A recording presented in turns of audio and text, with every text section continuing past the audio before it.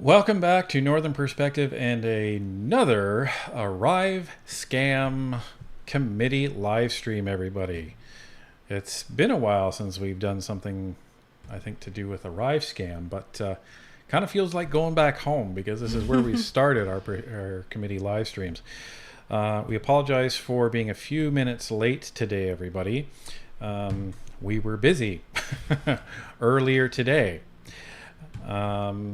We had something very excited going on, and I will tell you right after I go over the rules for the live stream. Same 3 rules as always. Please respect each other and the platform. And that includes the people we're talking about on screen. We don't care about their sexuality, what they look like, etc. Keep it about what they're doing, please. No selling, soliciting, or spamming in the chat, and please don't use profanity. The moderators are here to help enforce those 3 rules. They're not on a witch hunt. They're just trying to keep the chat friendly for everybody. So please keep that in mind. Tonight's also a committee live stream, which means unfortunately we will not be able to answer general questions from the chat. Jester and Barnaby are both with us tonight. So if you do have questions about something, you can always ask them. They are very knowledgeable about politics and procedure, or you can save it for us for this coming Sunday for our Sunday live streams where we usually do Q&A. The running video of committee, from what I saw, is around 2.5 hours of footage. I did catch a little bit of what Williamson was saying at the beginning. I guess there's a break that they took in the middle. So we might be able to fast forward through some of that. And a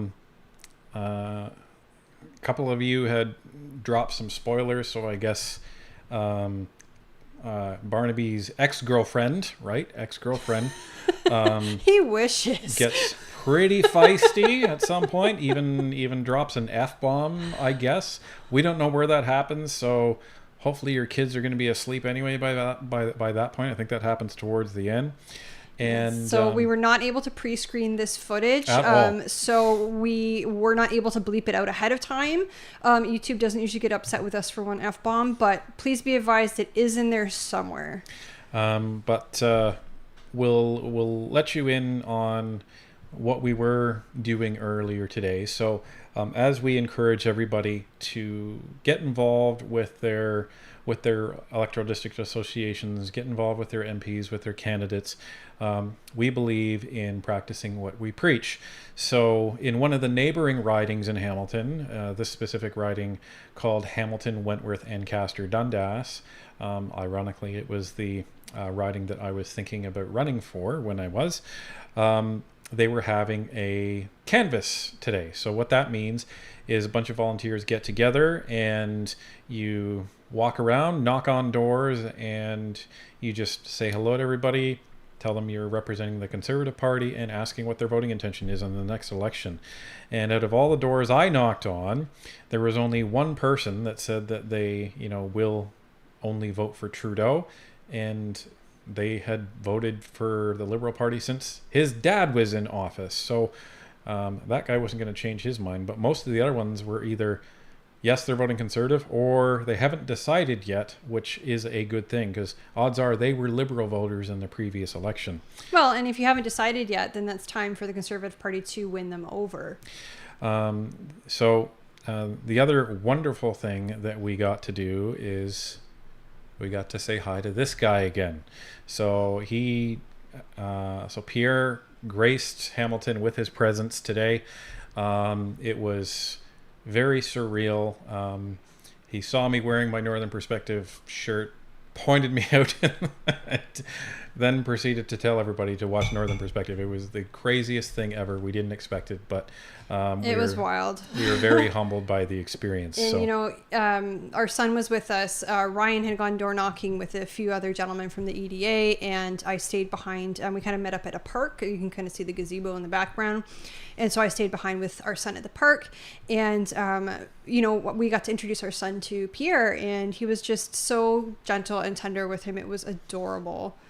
But it's part of the message. If you want to feel like you're contributing, contact your local electoral district or association.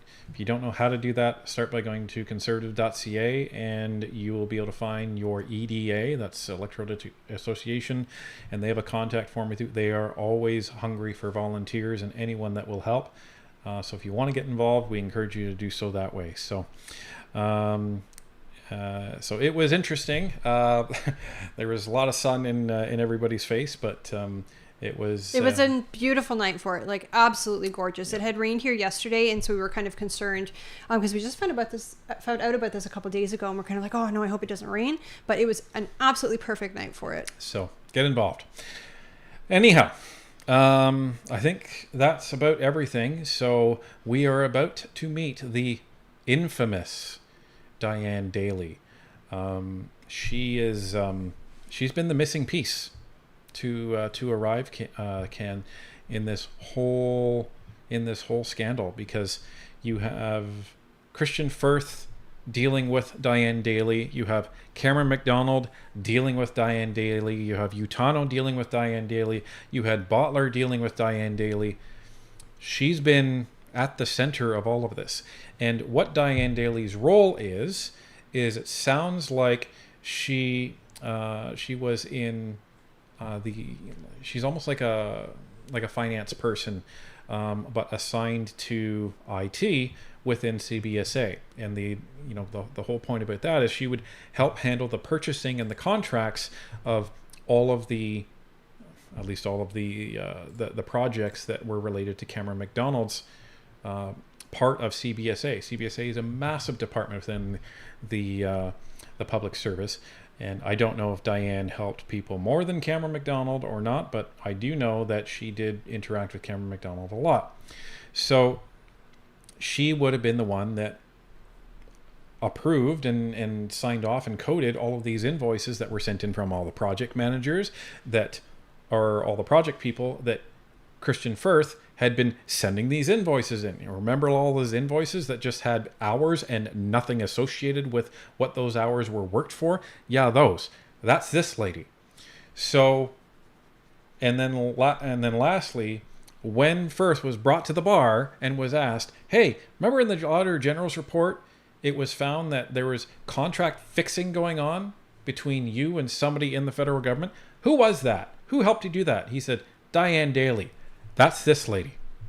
So this is going to be very interesting. And from what we've heard, we heard about this about a week or two ago, that Diane Daly's opening statement was going to be interesting, to say the least. So from the spoilers that we've kind of heard, it seems like that was correct.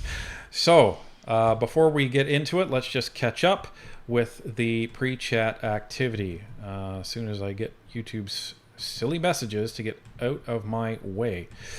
So we have Kim Day with a $10 super chat. This is going to be good. I did watch it today, but way looking forward to getting some clarity and opinions from all of you. Thank you, Ryan and Tanya. I have you on our big screen. Excellent. Awesome. Excellent. I'm sorry to hear that.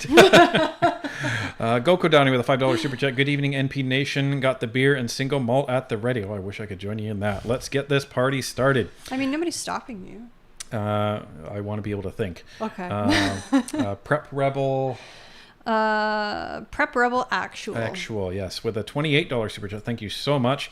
Go NP, go. DV Stoney with a $5 super chat. Was watching earlier. Going to be fun tonight. They threw the wrong middle manager under the bus. Uh-oh. This is going to be interesting because, you know, I had kind of heard that through the grapevine that Diane Daly was being blamed for things that she shouldn't have been blamed for, and that she was not too happy about that. So I guess we'll find out. And I'm going to see if I can keep track of this. Goko Donnie with, I think he's up to 100 gifted. 100 by my count. Holy moly. So if you received a gift of membership tonight, it was probably from Goko Donnie. So please make sure you say thank you. Goko Donnie, thank you so much. He's a phenomenal supporter of Northern Perspective. We cannot say thank you enough. Thank you. Tamara Wilton, welcome to NP supporter. Rob Robillard. See, now you can't talk Name smack check. to me. Sounds like you did it. Oh, there you go. Name check. Just kidding. Keep up the great work. Remember to smash that like button, everybody. Yes, please. We are 800 likes behind. Everybody needs to know that this is probably one of the most important live streams we've done since the bar. since Christian Since Firth was Firth brought got to the dragged bar. to the bar, yeah. So let's hit that like button and make sure that YouTube pushes this out. Mike St. John with a member comment, going to be a doozy. Love you, Tanya and Ryan. Thank you very Thank much. you. We love all of you too. Rocco Martino with a $5 super chat. Diane Daly going to get some serious emotional damage tonight. Women hauling oversize with a 279 super chat. Good to see you again. Hey everyone at Cypher and Fox. Love you guys. Awesome. Thank you. Rob Robillard again with a $5 super chat. If I am not mistaken, you don't actually hear her say it. Oh, that's even better. Oh, good. And Ethereal Fox Productions with a $14 super chat. Ryan, did you once vote for Justin Trudeau? Yes, I did. What were your reasons for that at the time? I was an uninformed voter. That was the reason. I was an uninformed voter. Not afraid to admit it, because a lot of people have made that mistake. But I learned from my mistakes, and I'm trying to help everybody learn from theirs. Also, would you and Tanya ever consider opening a P.O. box, sending you both and your son lots of love and support? We're thinking about it. It may be necessary as we kind of continue the channel. Heartsinger member comment: there were many laugh out loud moments. Excellent. And Erlen Dirk with a member comment: Diane Daly deserves your attention, in my opinion. Hint, hint. Okay. Guess we'll see what that means. All right, everybody. And Canadian Commando watched this earlier. Oh boy, let's take a look. Yes, indeed. Let's take a look. Our son is being a little rowdy, so if you may hear him, or I may have to exit the room to try to convince him to go to sleep. So if you do see me leave, that's why. There you go. So, ladies and gentlemen, I've queued this up right before Miss Daly starts. So, without further ado, let's take a look. Before I begin, Chair, as you can see, I hit my head on a door this morning. I'm here to tell the truth, but I'm very concerned that if I tell the truth here, I'm going to lose my job.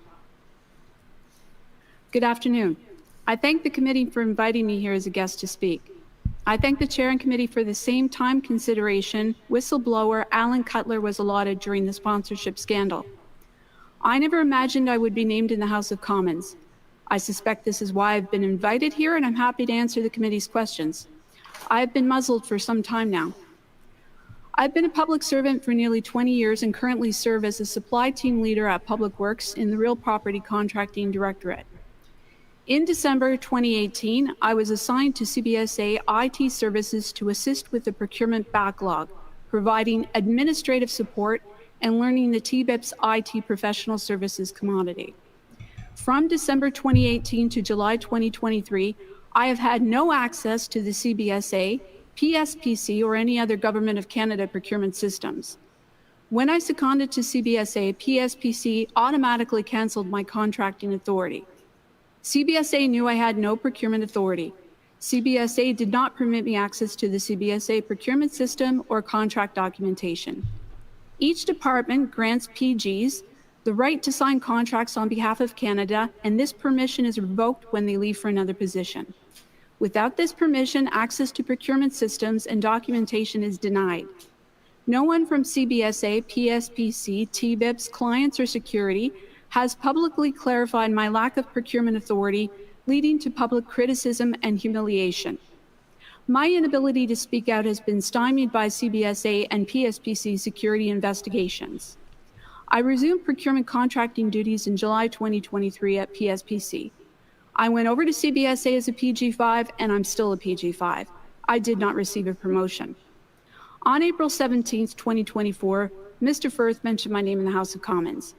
My great-grandfather was one of the men who cleared the land to build the Parliament of Canada. I did not meet with Mr. Firth in person and communicated virtually due to the pandemic. My role was administrative, coordinating information for various stakeholders. I do not recall discussing IT requirements with Mr. Firth. From 2020 to 2022, the issues of GC strategies, very poor documentation, errors with submissions, and slow responses to resolution for the errors have been raised with TBIP's PSPC managers and the contractor by me and other CBSA staff. I did not provide advice on RFPs or technical requirements. Only CBSA IT experts could do that. If Mr. Firth sent me any information, I would have forwarded it to the CBSA IT experts. I had no access to draft RFPs, and I'm not an IT expert. Mr. Firth should look at the contracts he was awarded for the signature of the contracting authority who signed it. I did not sign any contracts. On December 7, 2023, I received an email from Michelle Lafleur, CBSA Security, to interview as an ArriveCan investigation witness. I was seeking medical support for a cancer diagnosis, so I declined the optional interview. On December 13th and 14th, my Director General insisted on meeting me and told me in an MS Teams meeting to give false testimony against my former bosses for CBSA's security interview. Oh, snap. Wow. That's a bomb. So I guess what we heard was right, that she's here to clear her name. She's here to throw down. I was told to lie by my Director General. Who's the Director General again? Director General is like a director level, so it's like a director of a department. Yeah, I know, but do we know who that is? I think she was saying my Director General. I think she was saying it's CBSA.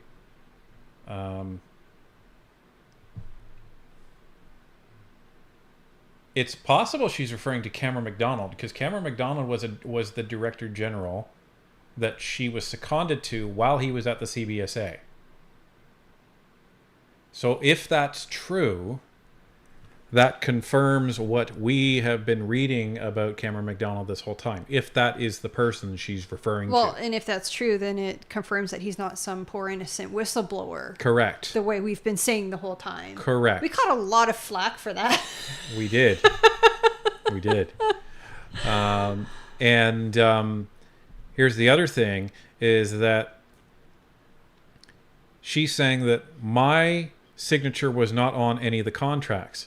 That means that it would have been most likely Cameron McDonald's signature that was on these contracts. So I've seen in the chat from Drew Hartland, it says she tells us exactly who it is and it's not Cameron McDonald.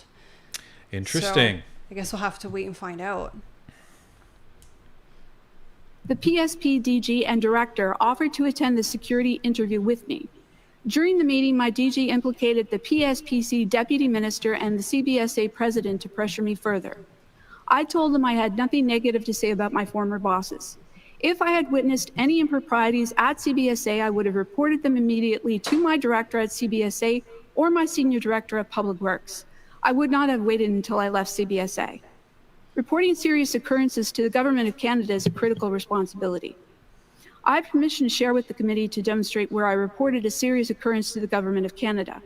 In April 2016, a non-security cleared person from Ottawa Carleton Association for Persons with Developmental Disabilities, or OCAPDD, Tom Gillespie, went through the back door near the loading dock at the National Archives to strong-arm a signature from Charlene Cooney, a non-verbally developmentally disabled woman, to remove her community support services. This action caused the revocation of her provincial transfer funding from Rita Regional Centre and is against DSO policy. He did not sign in at the security desk at Tunney's Pasture. Tom and other archive staff asked Charlene to a separate room for an unscheduled meeting. In March 2016, Tom tried to have Charlene sign a letter to remove herself as an OCAPDD client due to her reaction to a dental infection.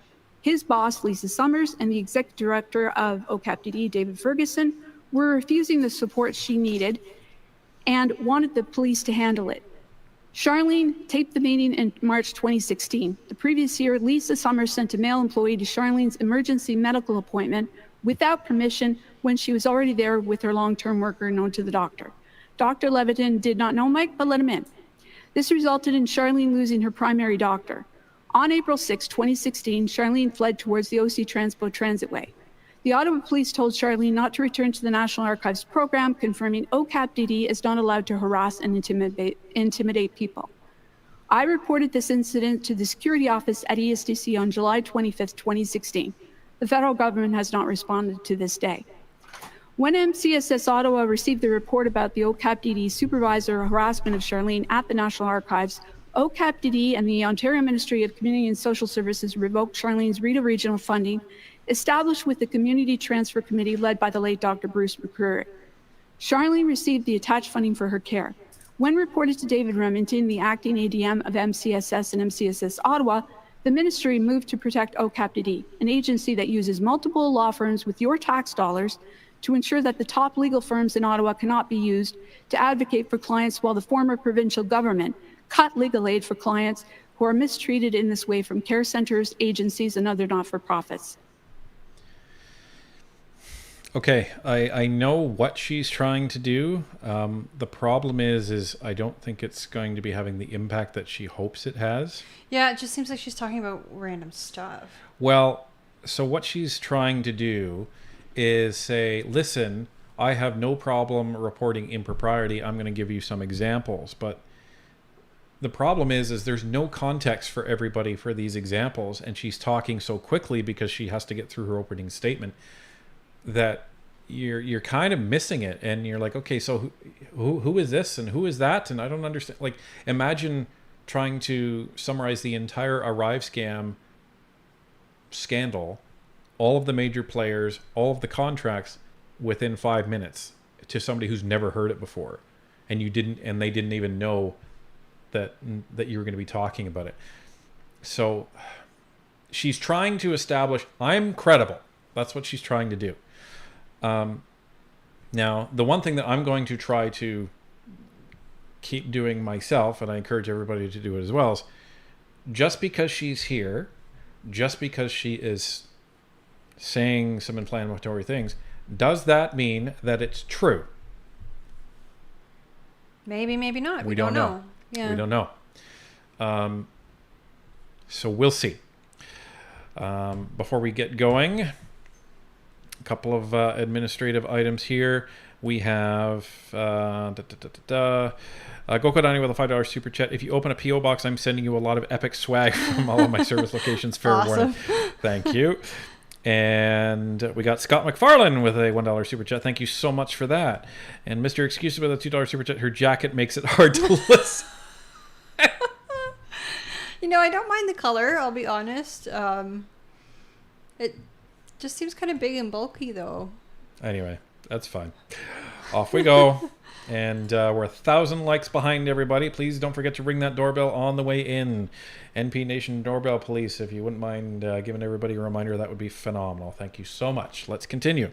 This legal aid cut occurred at the same time the province of Ontario closed the last institution for special needs persons. In Ontario, developmentally disabled persons can only access legal aid for matrimonial dissolution, adoption issues, tenant disputes, and criminal charges. These types of abuses toward this population by provincially funded not-for-profits are no longer covered by legal aid support in Ontario. Registered letters were sent to the current Premier of Ontario's office and the current Prime Minister's office.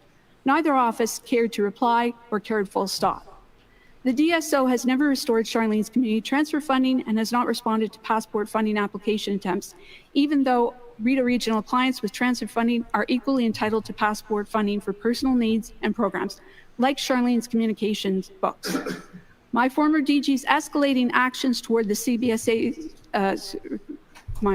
regarding the CBSA's security interview raised red flags. Like Charlene, I felt intimidated and needed a record of the conversation to protect myself.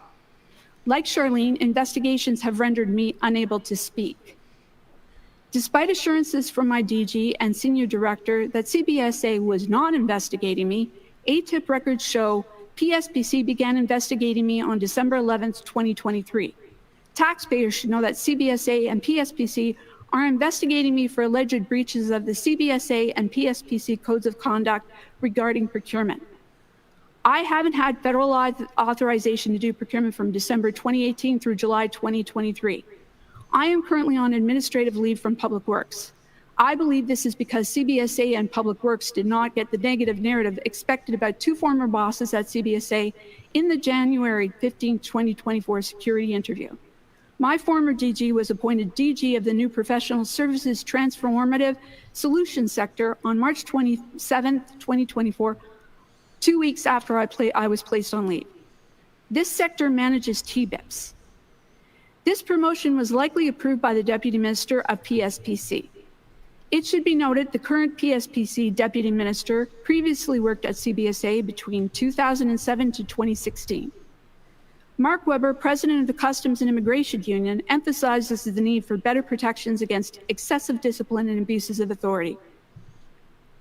Okay, Diane is using mad amounts of acronyms here, and she's not doing it maliciously. This is how government people talk. Well, and it's to be quick. She's only got 5 minutes to give her opening statement. Well, but even if she had an hour, she'd still be using these acronyms. And most government people, depending on the acronym, they don't even know what the acronym means. Well, it's kind of like the way we all say OGO instead of the Government Estimates and Operations Committee, you know? Or Government Operations and Estimates, I think is the proper one. See, I don't even know because we all call it OGO. Right, but it becomes problematic because you have people that are using acronyms that are really only used within their sphere, and then when they talk to other people, like when I would talk to them and they would use these acronyms, I'm like, what the hell are you talking about? Please use the full, the full non-acronym. And it becomes really embarrassing for them, almost to my glee, when they're like, I actually don't know what it means. I'm like, so how am I supposed to know what it means? So anyway, one thing that she has said a few times, and I don't know if she's going to continue to use this acronym throughout the committee, and Firth has used this a couple times. She keeps saying TBIPs. So that's not a word. That's an acronym. It's TBIP. That's Task-Based Informatics Professional Services. What does that mean? So that's basically a task requirement. So it's a deliverable that's related to a particular activity required to address a specific issue, right? So basically a TBIP would be we need a user interface for the ArriveCan software. That would be an example of a TBIPs. It's a requirement. So the requirement is we need the screen. The activity is we need somebody to build that screen, and then a resource is then attached to that. So hopefully that kind of clears that up. I hate all of the language that the government invents for itself. Private organizations, they have almost the same things, but they use regular language. But if a private person, like I've come from private organizations, and then I go into the government and they start speaking Greek. So that's just how they do it. Making sure that there's nothing behind. No, we got a couple of things to deal with. Hey, click the wrong thing. And YouTube keeps wanting to tell me, automated experiment, don't care. Don't be experimenting with my live stream. Prep Rebel Actual upgrading to NP Supporter Plus. Thank you very much for that. Erlen Dirk with a $5 super chat. Just keep listening, please. You might change your mind. Well, Fair enough. I haven't really changed my mind at all. I'm just saying I don't know what's true and what's not true. We'll see. And Chanterelle Bourgeois, I think, if I said that right. Bourgeois with the $10 super chat. Thank you so much for that, Chanterelle. Rob K, welcome to NP Supporter. Mixed your excuses with a $5 super chat. That jacket is actually smart. Can be used as a turtle shell to retreat when pressed on questions. I did see somebody say in the chat it could be oversized because she may have lost a lot of weight during cancer, and that's totally fair. And I was sitting here kind of thinking, like, ladies' fashion is so awful lately. I don't know if you ladies in the chat have the same problem, but I'll go in if I want to buy like a new shirt or something, and everything's just like 10 sizes too big, even when it's the right size. You know what I mean? Everything's just baggy and I hate it. So that could be it too. And Trish Pro with a $2 super chat. Good thing we have an interpreter in right. You're welcome. And Canadian Commando with a $2 super chat. Okay, ring the bell, like stretch goal 2,000 equals 10 NP memberships. Okay. There you go. There you go. That was good. I like that with the emojis. And CC77 member for 6 months. 6 months. Cheers all. Keep up the good work. All right, off we go. According to the policy on investigations, Allegations must be filed by a manager from the employee's department. If an employee is called for a security interview, their direct manager should inform them, not a higher level official, as my former DG did. My senior union representative has stated twice they've never seen anything like this.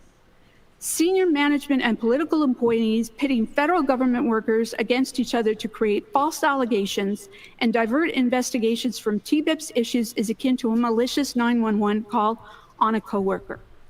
My job is under threat for what I saw, not what I did. No one wants me to speak about TBIPS. Ongoing Auditor General OGO investigations and reports of double dipping, contracting improprieties, and the political pressure on December 15, 2023 have made me realize why PWGSC is trying to keep the focus on CBSA's software application issue and away from PSPC TBIPS. PG6s and PG5s at PSPC signed or orchestrated the contracting processes for GC strategies which CBSA procurement staff were instructed to follow precisely. TBIPS is a PSPC mandatory tool for federal departments to purchase IT professional services like an online shopping catalog, Eaton's, where TBIPS team members pre-qualify contractors and companies like GC Strategies and place them into the government-wide purchasing catalog. No manager, DG, or minister in the federal government is permitted to buy IT pro services from any other source but this TBIPS designed catalog. There may be exceptions unknown to me. On October 1st, 2020, I attended a meeting with the senior director of TBIPS, the manager of TBIPS, and my CBSA executive director. I questioned the RFP and SAL processes as they were more complex than usual government procedures. The senior director of TBIPS stated it was common for TBIPS to advise clients to ask TBIPS suppliers for IT requirement suggestions. I'd never encountered this in the private sector or federal public service. Asking for policy or legal teams about the senior director's instructions would have been seen as insubordination. The PG6 of TBIPS trained me on the formatting of documents. She was the primary manager responsible for overseeing and approving these documents. Although I am not part of the CBSA IT department, I acted as a liaison, facilitating the flow of IT requests between CBSA IT, CBSA procurement, and PSPC TBIPS according to TBIPS instructions. My role involved filling out the necessary forms, but I did not have the authority to generate purchase requisitions, create contract documentation, spend money, or sign contracts. Taxpayers should know I was unaware TBIPS buying unit was housed where the TBIPS catalog is produced. I found this out in February 2024 through a Google search by several IT consultants. I believe the ArriveCan app investigation has uncovered a more damning issue outside of ArriveCan. It's called TBIPS at PSPC. I do not work at TBIPS. The PG6 manager of TBIPS oversaw my work at every stage. She trained me. If there were issues with my work, she would have informed me and my director, and she should have corrected me. Okay, so I'm just seeing Ryan Poplinsky's comment. If the Wingdings font was a language, this is it. Yeah. Okay, so what it sounds like she's saying is there's a major problem in PSPC, and I think this has been reflected in some of the other scandals that we've seen. Not least of which is the recent arrest of Clara Visser for $200,000 and defrauding the Canadian government. So what it sounds like she's saying is that you have external companies coming to the government saying, hey, I'll give you the requirements for you to do your RFP. And they will enter that into TBIPS as the requirements and everything like that. Or they will give them that to the government people, and the government people will enter that into TBIPS to kind of set up what their RFP is going to be. And then the company that gave them the requirements wins the contract. This may also contribute to the 80% sole source justification, meaning there's virtually no competition that goes on in a lot of cases, especially during the pandemic, when it came to a lot of these IT contracts. And what it sounds like Diane is saying is that, the larger issue is not $60 million in ArriveCan. It's probably hundreds of millions of dollars in government contracts that are, I would say, handed out in a completely inappropriate manner. Now, my next question is okay, if that's happening, what do the government employees benefit by doing that? Maybe she's going to answer that later. I don't know. So it sounds like she's saying, PSPC, Public Service Procurement Canada, that's where all purchases go through. Sounds like they don't want anyone to look at what they're doing. And I recall when they were in ArriveCan before, they were saying, oh, well, all of our processes were followed. It's fine. Yet you had the ombudsman come in and present his report and say, there's problems everywhere. And nobody has taken my previous recommendations on the previous audit that I did. So no wonder they're still having problems. So very interesting.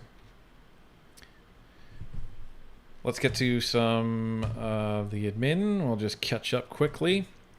We have David Lazowski with a $5 super chat. It says, I work in oil and gas. We use acronyms as well. We'll be in a meeting and one person actually knows what any of them mean. Right. And Selby with a 279 super chat. Mr. Speaker. That's all. And John Smith with a $5 super chat. The door hit her on the way out. Actually, on her way in, by the sounds like. A door hit her on the way in. Rob Robillard, he's also upgrading to MTV Supporter Plus. Thank you so much for that. Ryan Poplinski, member for 7 months. I already got that one. And Scarlett McFarlane with a 279 super chat. Scott McFarlane. Does she have legal counsel? I don't know if it's in the room. I assume if it's in the room, Mr. Brock's going to be asking her about it. So we'll probably know that shortly. And Ansel Sukai, welcome to NP supporters. Thank you very much. I hope I pronounced your name correctly. Dana Wick with a $2 super chat. I like Timbits, and it shows. Oh, T-Bits. And it's T-Bips. T-B-I-P-S. That's even weirder. Evan Hartman, member for 3 months, using all the abbreviations so people can get lost, like me. Thank God for the Ryan translations, yeah. And even I don't know all of them, so. CBSA procurement was also being guided by TBIPs who were often signatures on the GC Strategies contracts. To quote my sister who currently works in compliance, this TBIPs issue will escalate CBSA into a procurement pox affecting many more departments, ministers, and DGs throughout the government. It's a financial nightmare. The TBIPs tent should be dismantled and separated with catalog vetting done independently. No PGs, especially active designated PGs, should be housed in the same vicinity, similar to how contract security operates separately from buyers. The appearance of direct conflict of interest is akin to having a mergers and acquisitions group in the same area as stockbrokers. There is a reason for the division of duties in an investment house. It's called insider training. CBSA and I had been reaching out to the manager and the team of TBIPs regarding ongoing problems with extremely poor documentation from GC Strategies since 2020. In spring 2022, the manager of the BTID DGO, the manager's administration... I got nothing on that one, folks. And PG It's means... not parental guidance? Supply manager. Why is it PG? Great question. What the heck? That's for another live stream. Officer, and I met with the supply team leader responsible for the $25 million TBIPS RFP contract and her manager to discuss various issues regarding reoccurring poor documentation from GC Strategies, noting there had been no improvement in this matter over several years. Instead, the situation became worse. The manager of CBSA, BTID, DGO, and I asked if the RFP could be canceled and retendered, given the reporting of this information and the lack of resolution to the ongoing problems with paperwork from GC Strategies. TBIP stated they could not delay awarding the contract to GC Strategies despite the information provided by our team.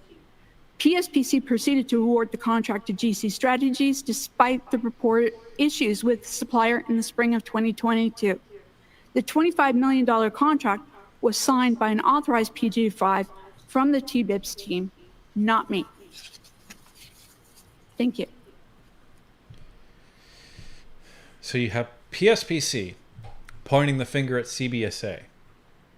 Now you have CBSA, aka Diane Daly, pointing the finger at PSPC. Now, PSPC said, well, we're just going on the recommendation of people at CBSA. Go ask them. This is a cluster. A fustercluck, as I like saying. Is that parliamentary? Yes, it is. Fustercluck. It's a bunch of chickens that are getting ornery. Yeah. Chris Sakonowicz, member for 3 months. Ryan, Tanya, Jester, and Barnaby, please keep up the great work. These live streams are the best, and the live chat is like a block party. Awesome. Thank you. And we're still 800 likes behind, everybody. Please ring that doorbell. Nilak, welcome to NP supporter. And Keith with a $2 super chat. Are you sure it's not Public Service Pension Center? Well, that's probably the alternate acronym for that. That seems to make more sense. And Brian Pask with a $14 super chat. Thank you very, very much. Thank you, Brian. If you meant to type something, just tag Barnaby and let him know what it is, and we can read it out for you next round. Thank you very much, Ms. Daly. Before I proceed, je veux vérifier. I just want to make sure that interpretation French into English is functioning. No, I'm being told that it's not working. So can we please correct that issue?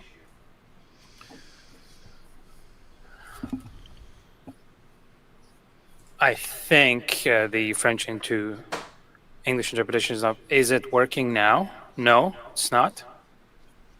It's working here. While you suspend, Chair, perhaps I realize that the witness is reading from some notes, and I'm wondering if we can get a copy. Ms. Khalid, one thing at a time. I'm trying to get the translation fixed. I'm not suspending. I'm just turning to the clerk right now. You just said that you were gonna suspend. Just 1 second, please. She's already starting. I was going to say, pipe down. She's on Zoom. Come on, they're trying to fix the translation. Mute her ass. Just actually, that's a good point. I wonder who the translation is not working for and if they are on the wrong channel. When you go to Parliament, when you're in committee, when you're on Zoom in one of their meetings, or if you're like in the House of Commons, they have the translation devices. Like when we went to watch Question Period, they've got translation devices at every seat. And you have to set it to either English, French, or the floor setting, which is pretty much you hear the person talking in English or French. There's no translation. So I wonder if somebody has it set to floor, and that's why they're not hearing the French to English translation. Well, they evidently get it quote unquote fixed quickly, so that might be the issue. Carl Puris with a $2 super chat. Insert Spider-Man pointing meme here. And Jason Barrett with a $2 super chat. You make listening to this so much easier. Thanks. Well, thank you very much for that feedback. And John Smith with a $5 super chat. Feeling rather flustered. There you go. There we go. That's a new verb right there. What would you like? I'm hearing translation into French. Okay, so is this a question? This might be a problem with people who are online. So, je vais parler en français. So I will speak in French again. Those who are online on Zoom, can you hear me in English? Yes? Okay, Mr. Desjardins, okay. Okay, great. Okay, it's working. I believe Ms. Daly is done now. I'm going to begin the first round. Sorry, Chair. Is this point of order, Ms. Yes, Daly? Chair, it is a point of order. Yes. If that's okay, Chair, I was just wondering, I know that Ms. Daly read off of notes, and I'm wondering if we can perhaps have copies distributed to the committee, as is the regular practice for every witness that comes before us to provide us their notes beforehand. Thank you. As far as I know, Ms. Daly did not provide notes. If they had been provided, they would have been, as is customary, translated and sent out by the clerk. So while she might have been reading her notes, they were not provided to the committee beforehand. So turning now to Mr. Brock, you have the floor for 6 minutes, please. Well, that was short for a no, Khalid. You're not getting them. Oh my goodness. So she started before even questions even began. And it seems like Liberals aren't really happy with what Miss Daly had to say. So no wonder that they want her notes, everybody. Nilik with a $2 super chat directed towards Khalid. Oh, okay. Oh, come on! And Mr. Excuses with a $2 super chat. Khalid is the one MP I'll pay to send on vacation. Right? Because I don't think there's any reason for her to stick around. Scott McFarlane with a $2.79 super chat again. Thank you so much for that. And Erlen Dirk with a $5 super chat. Again, please keep listening.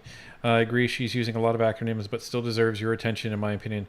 I'm listening very intently to what Ms. Daly is saying. Don't misunderstand Erlen Dirk.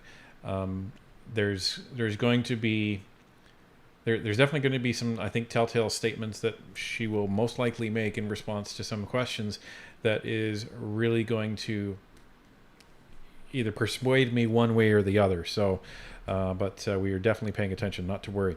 Humble Track with a $50 super chat. Thank you so much. Thank you, Ryan, for using the ring the doorbell quote. Happy that this little phrase is still part of the Northern perspective. Cheers and best wishes, as always, to you, Tanya, and your son and loved ones. Cheers and best wishes to all in chat as well. Thank you so much for that, Humble Tracker. Very, very much. And ringing the doorbell will always be, I think, a staple here. So the Excalibur 45 of the 279 Super Chat, PG's purchasing group. There you go. So PG01 would be, I guess, a supply manager for purchasing group 01, or the level, I'm guessing, is PG01 of that supply manager. Isn't government fun? Brian Pask with a 279 super chat. There should be a paper trail of her claims. Yeah, there should be. And Scott McFarlane with a 279 super chat. FUBAR or snafu is parliamentary. Yes, they are. Situation normal. And I won't say the rest of it. Drew Hartland with a $5 super chat. I am pretty sure she mentions who authorized, who paid GC Strategies, and NDP immediately start treating her as a hostile witness. I guess we'll see. And Preparable Actual with a $100 super chat. Holy moly, thank you so much for that, Preparable Actual. You two are rocking the house tonight. Love this live, my friends. Thank you very much. And Tanya is being very careful to crawl back to her seat, not to disrupt the rest of the stream. Yeah, I have to crawl under the cameras. So. And Jason Barrett with a $2 super chat. I give Khalid's performance a C+. Give her a can of C+. Off we go. Thank you, Chair. Oh. And good afternoon, Ms. Daly. Thank you for your attendance. Very disturbing evidence. I would use that term numerous times to describe what you just shared with committee. You use terms such as speaking out, you were stymied, you were prevented from doing so, you were muzzled by senior management, political appointees, you were intimidated, you're frightened, you're scared, you're concerned about your job. This is the making of a Hollywood movie, but this is reality. This is Canada's professional public service and the government of Canada conducting themselves in a fashion to intimidate other public employees who do not toe the narrative. And I think that narrative that they're trying to describe is they're trying to distance themselves from GC Strategies, trying to distance themselves from Christian Firth. We've had numerous meetings for the past year. We've heard from cabinet ministers who deny any and all responsibility. We've heard from the president of the CBSA, likewise, as well as the deputy minister for PSPC and other senior managers, all distancing themselves and laying all the blame on two individuals, Mr. McDonald and Mr. Utano. Is that your impression as well? I never saw Mr. McDonald or Mr. Utano do anything nefarious. The question is it your impression from being within the CBSA and the PSPC? No, it's not my impression. That these officials are trying to distance themselves? I would say that's accurate. You would say that's accurate. Who are these people, in your opinion? Okay, Diane needs to wait before answering the question. Well, and Brock isn't even being, he's not in attack mode right now. He's not being Brock. Yeah. He's being nice Brock. But this is interesting. We'll keep going. Joshua with a $2 super chat. Snafu, situation normal, all fuddle-duddled up. That is the official acronym Definition, meaning. yeah. And pendulum pit. Oh, sorry. Pendulum Pit Patrick. Very clever name. Excellent. With a $5 super chat. Thank you so much for being the frontline soldiers. We all don't have the time or the funds. You do rock. We do what we can. Yeah. WTF. We're still looking. Did you mean to do that? Yes, I did. Okay, as long as it wasn't a phantom one again. No, that wasn't Phantom Pierre. Okay. That was real Ryan. Who are these officials? Who are the senior managers and the political appointees? Name them, please. I'm going to these are the people that are likely going to get me fired, right? Yes, but you're compelled to answer, Ms. Daly, as difficult as it is. Okay. I have proof, evidence, both email and audio, to demonstrate that I've been intimidated by my former Director General. Who's that? Lisanne Bolduc. Lisanne Bolduc. Bolduc. What was her position? Director General. For what? Real property contracting. Which department? Which ministry? Public Works. Public Works. Okay. Who else? She and my senior director made me come to a meeting. Who's your senior director? My apologies. Tom von Schoenberg. Okay. At that meeting, and I've got a transcript of the audio, if you would like me to quote one of the lines she stated. Was it recorded on consent? It was recorded because I felt I was being harassed and intimidated. Do you still have that recording? I do. And you'll supply that recording to this committee? I will. Thank you. Go on. Would it be okay if I cite one of the quotes from that meeting? Certainly. Okay, well, CBSA did contact us at the highest level of the department because their investigation is legitimate. And so it came down to us in terms of what we need to do as the procurement department in response to that. But I'm talking about you personally receiving threats of any nature, not in the context of normal business, which, like the CBSA did in reaching out to CBSA to PSPC, is normal, and it's expected in the context of their normal business.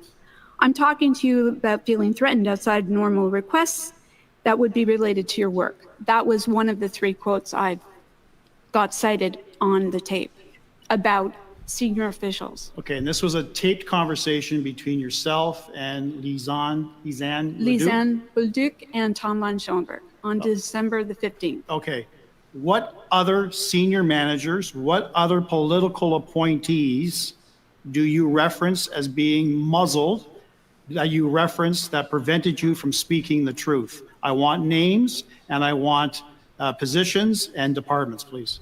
Okay, so let me just ask the question. You're asking me to say who is preventing me from speaking the truth? Yes. Well, as far as Lisanne Bolduc, it was my deputy minister. And who was that? Ariane Riza. Ariane? Riza. Riza. Can you give me an example? I just can tell you what my Director General said to me. So you know, Diane, the matter is up to our deputy minister and their deputy minister. And the direction that I'm getting as a civil servant, and as you know, this is how it goes down, this is not an option. This is what we have to do.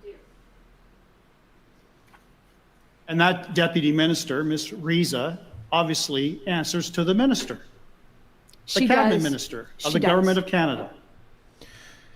Okay. There's your connection to cabinet, right? Yes. All right. Yes. This is what the Conservatives have been looking for this whole time. So deputy ministers are not ministers. Okay, they're not elected officials. Deputy ministers are typically referred to as the heads of an agency. So like Erin O'Gorman, as president of the CBSA, she would be a deputy minister in the role. So because that's typically what they refer to as the head of an agency. So that's very interesting. It's very interesting, and it's out of left field, and that makes this more concerning. Yeah, we've never heard any of these names before. Well, because they're in Public Works, a completely different agency than PSPC, than CBSA. So it's like, okay, why do you care? And I think the answer to that has to be in regard to the fact that it's that relation to the minister.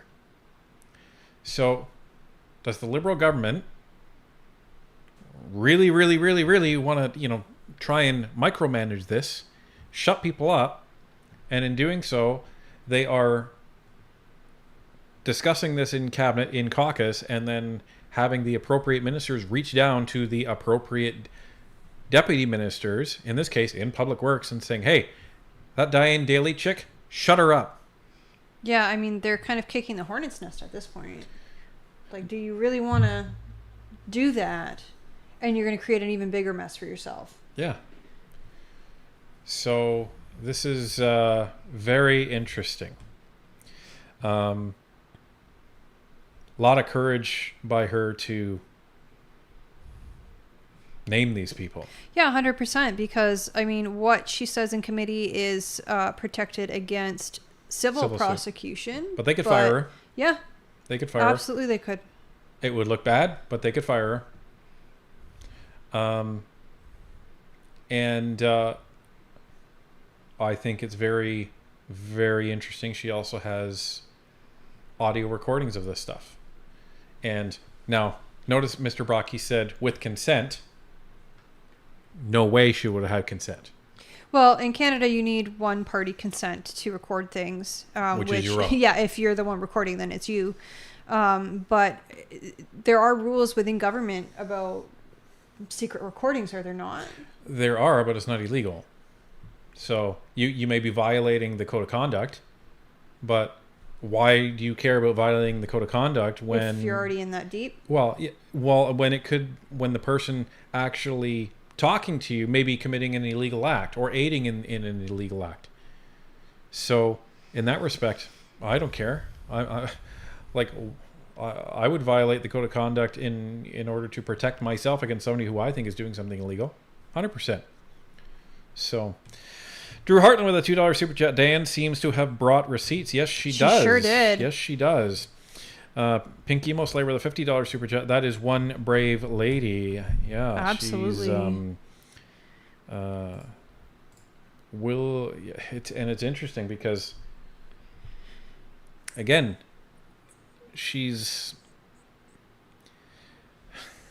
we've thought about her in a certain light because we haven't had any evidence to the contrary, and evidently, assuming everything she says is true, we're seeing why, because they're scapegoating. That's the Liberal way. They're scapegoating people. So it's interesting that she's bringing receipts, bringing audio recordings. She's establishing herself as so far credible. So we'll see. Bubble Avenue with a $7 super chat. Brock's mouth is just watering. This is the witness he's been waiting for. Well, Yeah. Look at the look in his eye, right? And Ellen Dirk with a $2 super chat. Now you got it. See, I told you. We're fairly objective. I don't But think we ever said anything against Diane Daly, did we? Well, not recently. Well, here's the thing. We also have an email between Diane Daly and Bottler, where Bottler is asking to get away from GC Strategies and have and Daly and have a contract with them, and they laid it all out, and Diane's response was, "You're fired." So that doesn't look too good. No. And we have that email. We've had that since November, I think. Yeah. So we don't have much of Diane, but what we had wasn't very good. Which is interesting. What are you thinking? Well, she said earlier that she does not have the authority. She has no contracting authority. But in that email, she terminated the Butler contract. Is it possible she had contracting authority at the time and no longer does? She said allegedly she had no contract. This was in her opening statement. She had no contracting authority between 2018 and I think it was like July of 2023. And Butler was in 2019. No, 2021? 2019 and 2020 was Butler. Oh, okay. So how could you terminate that contract unless somebody else made that decision and Diane's just relaying the message? Possible. Do you think it's possible somebody was pretending to be Diane? Unlikely. Anyway, very, very interesting. I'm going to be going back and looking at that email again later. Rob Robillard with a $5 super chat. Point of order, this lady is spilling all the beans. Leave some beans for the rest of us. I'm pretty sure what they're not showing is all of the Liberal cams on Zoom. They're all having paper bags going... trying to prevent from hyperventilating. Hopefully I didn't bust everybody's ears there. Sorry about that. Drew Hartland with a $2 super chat. Diane Daly GoFundMe may be in order. Well, yeah, we'll see how this plays out. Hold on, yeah. Scott McFarlane with a $2.79 super chat. Example, Jody Wilson-Raybould. Yep. Yeah. And Justin Brown with a $7 super chat. There is more truth in her testimony already than all the other actions combined. Guys, well done. And the Colonel with a $5 super chat. Hello, everyone. Let's bring it home with Pierre for PM. Cypher and Fox, much love as always. Can't get enough of your vids. Usually fall asleep up to them. Oh, that's awesome. Doesn't that mean they're not very entertaining? No, it means that they're soothing and they've got like a nice quality. I could always start my Anthony Hopkins voice if you really want. So, all right, we're 900 likes behind, which in a way is a good thing because we've gone up by 300 and our viewers have gone up by 400. So make sure you hit that like button, please. And please ring that doorbell. Yeah, it tells YouTube to push the stream out to more Canadians who need to watch this. And see, it's working. So please continue. Sure is. Kevin Spielman with a $28 super chat. The Conservatives should have hired her as a department head after this testimony if she loses her job. Well, let's listen to the whole thing. Off we go. She does? Right. Okay. Is it your impression that cabinet ministers were aware of the intense pressure and intimidation that you felt to participate in this process? I am going to refer back to one of the committee hearings that I've reviewed from the deputy minister, and she clearly states in that she didn't inform the minister until November. And I know the minister on November 28th took responsibility, well, what he knew of responsibility in the press. Minister. Minister Duclos, and I believe he has tried to do the right thing, but he wouldn't have known what was going on until at least the fall of 2023, because that's what Ms. Riza made comments to in her appearance before either OGO or public accounts. And your opinion, thank you very do much, anything to rectify Thank you very much, Mr. Brock. That is your time. We will, I'm sure, come back to you. Ms. Shanahan, you have the floor for 6 minutes, please. Oh, Shanahan. Oh, man. And you didn't pre-screen this. We didn't have time, so we don't know if we can skip it. Yeah. So Brock doesn't get his silver bullet because she did not implicate Duclos. She said that she thinks that he tried to do the right thing, whatever that means. So we'll see how this goes. But I find this testimony interesting. Brian Letwinek with a $5 super chat. She has seen the Conservatives in action and wants no part of it. Yes, sir. No, sir. How do you do, sir? There you go. And people are saying, don't skip. Okay. All right. We'll suffer through it. Well, thank you very much, Chair. And I want to thank Ms. Daly for making herself available to answer questions here today. Ms. Daly, you'll have to forgive me your opening remarks being very detailed. I'm not sure that I caught all of it, and I do hope that we will have the benefit of a printout of your remarks, and just in case, Chair, that not all of it was captured. Let me translate that. I go to the same school of attention, attention span as Pam Damoff, in that we don't really pay attention to what people are saying or what really is going on in committee. So I would like you to provide your statement in written form so we can then take that and then formally fire you. That sounds like what that means. Lady Loves Cats with a $50 super chat. Thank you so much, and thank you everybody for your generosity tonight. Very much appreciated. Hello, wonderful world, wonderful NP Nation. Been listening into the audio since the start, but just sat down. Wow, you two look awesome on big screen. Tanya, that shade of blue looks good on you. Keep up the good, awesome work. To get back to good old ArriveCan. This is my conservative blue. I don't have like a PR or conservative t-shirt. A lot of the volunteers were wearing their conservative or their PR t-shirts. I unfortunately didn't have one, but I had this, which was conservative blue, so that's what I wore. In the translation either. Ms. Daly, we have never met. Is that correct? No. Have you appeared before committee? Never appeared before any committee. Okay. Have you met any members of parliament on this topic? No. Okay. I did read some testimony from OGO from one of the meetings in 2023 where your name was mentioned. Maybe it was the first time. I'm not sure if it was. Been Ms. Ritika Dutt on October 26th at OGO. Okay. Can I ask you what your relationship was with those two people? With Ritika Dutt? With yes. There was no relationship. Okay. Sorry, I do have to take water because of my medical condition. Okay, I appreciate that. I want to be clear, they were names on a resume that was forwarded to one of the project managers. Excuse me. And that project manager at CBSA did the evaluation, sent it back, and in my administrative role, I forwarded that on. Okay. So did you have any conversation with this person? No, I don't recall. And are you familiar at all with, because she works for Bottler, or she has a company called Bottler? She's a co-owner of Bottler AI. And what I do know is she was seeking payment for some of her 2 deliverables, I think it was, is what she said.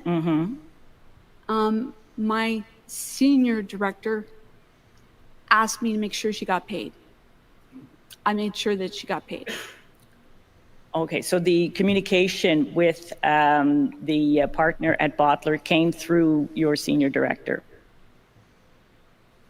The communication was submitted through email, and like any other director, they would ask their admin staff to look into it. Okay. So that was what I did. So you never spoke to her directly? I don't believe I did. Okay. I think I'm going to circle back to that, and maybe we'll just start. Does Diane seem awfully comfortable to you? I mean, if you're not doing anything wrong, then you shouldn't be uncomfortable, right? So maybe that's why? Maybe. It's just, she's just very... Matter of fact. Yeah, maybe that's just the way she is. Could be. It's just... Because, I mean, she seemed very uncomfortable when she had to give those names because she's concerned about being fired, right? So maybe now she's not concerned about this particular area of testimony? Well, and...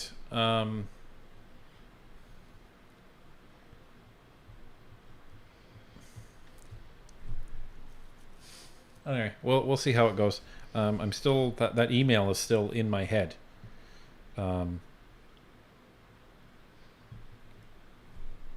What she didn't say is Bottler was trying to get out from under Dalian and GC Strategies. All she said is she was trying to get paid. Yeah. So she didn't include the second half of that, which was that they were trying to create a new contract. Right, because they were uncomfortable with the Dalian and GC Strategies relationship. So that's interesting. But, you know, this... See where it long goes. way to go. Yeah. Long way to go.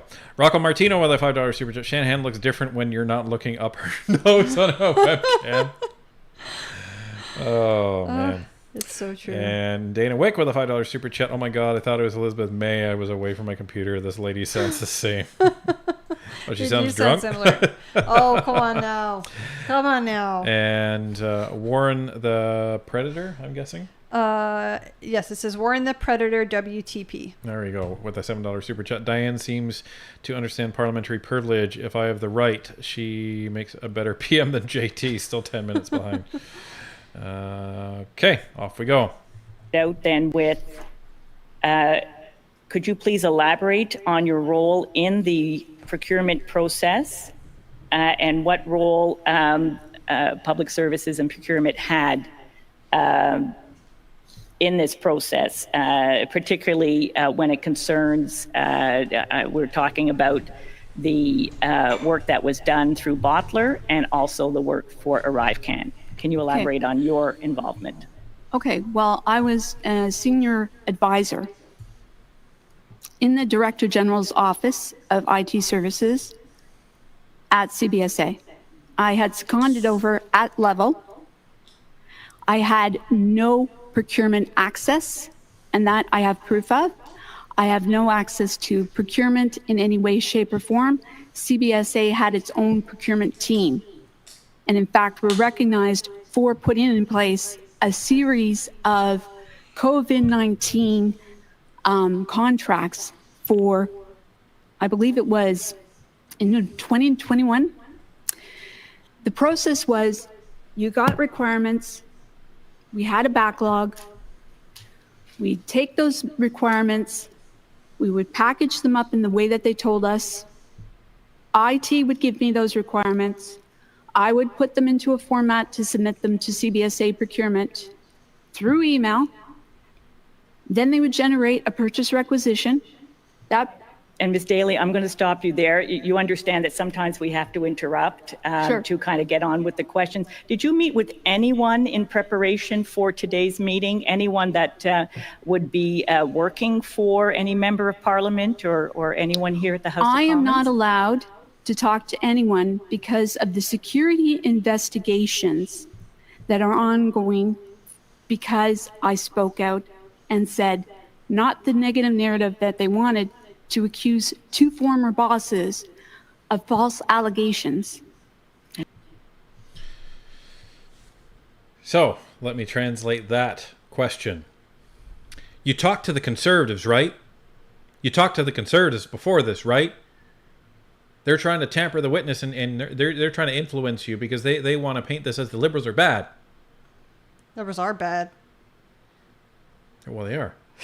That's what I'm saying. You don't have to paint anything as the truth. But she's because that one time where Brock had a chat with Cameron McDonald and Anthony Tano. And Brock was like, nobody else reached out to them. Well, there's no rules saying that they can't, correct? Right. Yeah. So after that, they just decided, fine, we're not going to talk to anybody. So since then, every single ArriveCan witness, all the Liberals have been like, so has anybody talked to you? Has any member of Parliament talked to you? And then, Shanahan's going down further in the chain. Has anyone who's worked for a member of Parliament talked to you before? Give it up, Shanahan. Give it up. How about you just focus on the fact that some serious crap is going on in your government that you are elected to manage? But no, let's not talk about that. Let's try and implicate the Conservatives in some way, shape, or form. Sooner or later, it's going to be Harper's fault. We know. It's always Harper's fault, isn't it? Usually. Yeah, that's what they say. Anyway, Erlen Dirk with a $1 super chat. Thank you so much for that. Kevin Kingshot with a $2 super chat. Where can I buy a Northern Perspective shirt? So if you go to northernperspective.ca, there is a tab right at the top that says NP Gear, and you can purchase there. Barnaby, if you wouldn't mind putting that link in the chat, that would be great. Yeah, and also we are coming out with a new shirt very soon, probably before the end of the week. It's the old avatars, not the old ones, but the ones before we revealed, and they're going to be against this background that's behind us, and it says Cypher and Fox on it. Mr. Roscoe Pico with a $5 super chat. Imagine being so incompetent you have to read off a page of highlighted questions. All Liberals are just reading what is written for them. Yes, that is true. And Shine On with a $5.50 super coffee. Thank you very much for Awesome. that. Thank you very much. And Barnaby just let me know that we hit 2,000 likes. So I'm going to drop a few memberships in the chat here. Excellent. Excellent. There you go. Off we go. There we go. Okay. And can you just tell me, you've read the Auditor General's report, number 1 on ArriveCan? Yes, You have read that. What was your takeaway from that report? I would say that there are 2 things that the committee should know. In 2021, OPO did a report on CBSA's procurement. In that report, OPO, Office of Procurement Ombudsman. Okay, so that was the gentleman that came before, and the Conservatives really liked that guy because he was speaking straight facts, no BS, and straight answers. Here's my recommendations. report in October 2020, the CBSA created something called the Contract Review Board to highlight a review of any and all impactful procurements. So what that should have flagged them was all of the steps necessary that the Auditor General identified, including project management, setting up more than one cost center for reporting, etc., that should have been easily done and should have followed that process, because that was what Was the second thing? the second thing was the way that Mr. Moore in the finance group made a statement that it was IT services that actually did the procurement. That was physically impossible. Thank you. That is the time for Ms. Shanahan. Maintenant, c'est Madame Sinclair Desgagnés. Now, Ms. Sinclair Degania, you have 6 minutes. Barnaby's new girlfriend's coming up. So, that's interesting. So what she's saying is that there was a finance manager in CBSA, she's basically saying, and named him, he lied to the Auditor General. Not the Auditor General That's not directly. a good idea. Not the Auditor General directly, but the Auditor General's office. Assistant or, yeah, okay. Because what she's saying is that guy said, oh, we didn't handle any of the procurement. That was all done by IT, a.k.a. Diane Daly. And Diane is saying, I didn't have access to the procurement system. I couldn't do anything. All I could do is put together requirements and send them on. So that's interesting. Maybe it's semantics. I don't know. But that's what Diane Daly is saying happened there. Now, it's possible Mr. Moore is saying that, well, Diane, put together all the purchasing packages and everything like that, and that's what he means. And then maybe somebody else just processed it. Who knows? But I'm kind of confused, though. Why would you pull somebody like Diane and put her in that position if she could literally do no purchasing and all she was doing was putting together requirements? Why would you pull her and not just hire a temporary gopher person to do that? Because the government likes wasting money? Yeah, but isn't it wasting more money to have her and then pay somebody else as well? Like I said, they like wasting money. It's just it's very strange. This gets kind of weirder and weirder as this goes along. Daniel T with a 279 super chat. The Liberal paint dried 9 years ago. And My Lady Loves Cats with 20 gifted Northern Perspective memberships. Thank you Rob very Robillard much. with 5. And Canadian Commando with 10 gifted Northern Perspective memberships. Making good on his commitment before. Thank you very much, everybody. Thank you for all those memberships, You guys everyone. are awesome. It's like a ArriveCan party tonight. This is amazing. And Brian DeJam with a $5 super chat. Is disappointing that this is not being covered more by the media. Or, let me reword that, at all. At all. But here, we do what we can. Yep. Thank you, Chair. I'd like to thank Ms. Daly for her testimony, which was very interesting. So I will have many questions. I will try to go quickly. First, you talked at multiple occasions about your former bosses who have silenced you, did not allow you to speak. And can you please provide the names once again? Understand, I don't have the translation working on my ear, please. On va arrêter So quelques... we're going to suspend briefly. Puis, Madame Sinclair Desgagnés, on va recommencer au début. Ms. Sinclair Degania, we will take it from the top. Non. I apologize, Miss.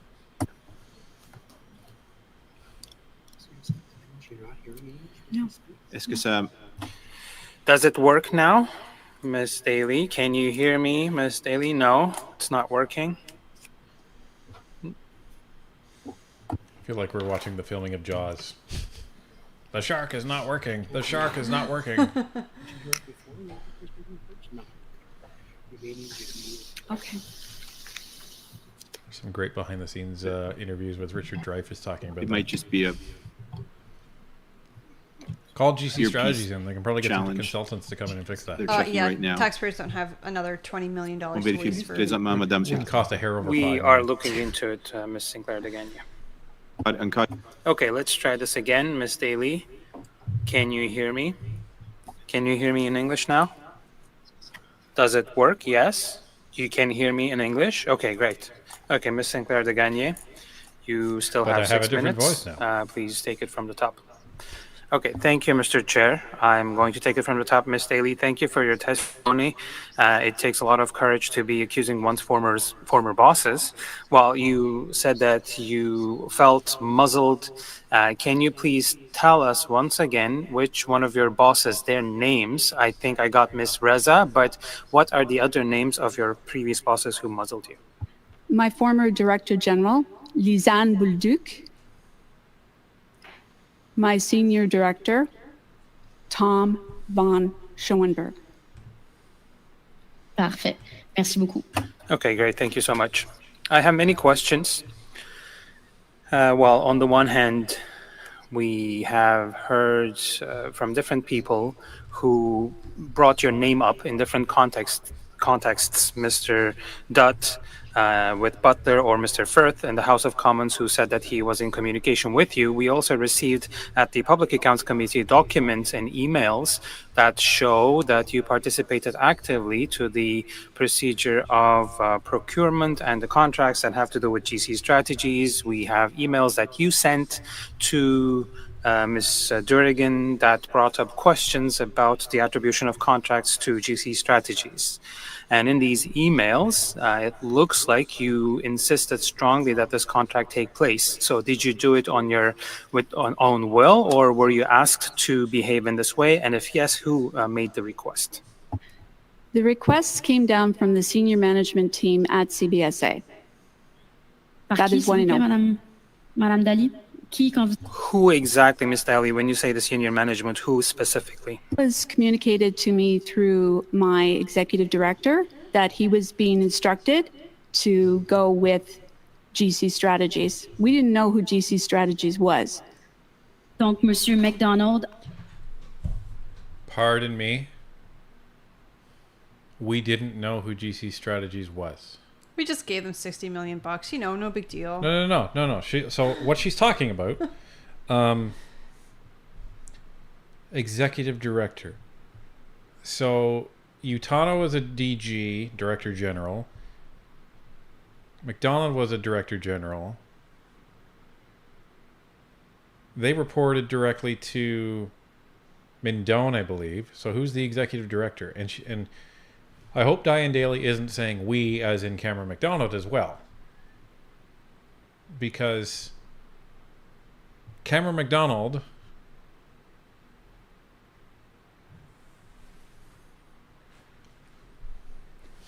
Dagon just said, you know, basically who was giving you the direction on ArriveCan, right? I think so. Diane just perjured herself. She completely just perjured herself. Did she? She's saying she just said, if that's what I heard, she just said we received the information from the executive director to make the decision to go with GC Strategies. We didn't know who GC Strategies was. That's a lie. Because you knew who GC Strategies was because you were dealing with them with Butler. You did know who they were.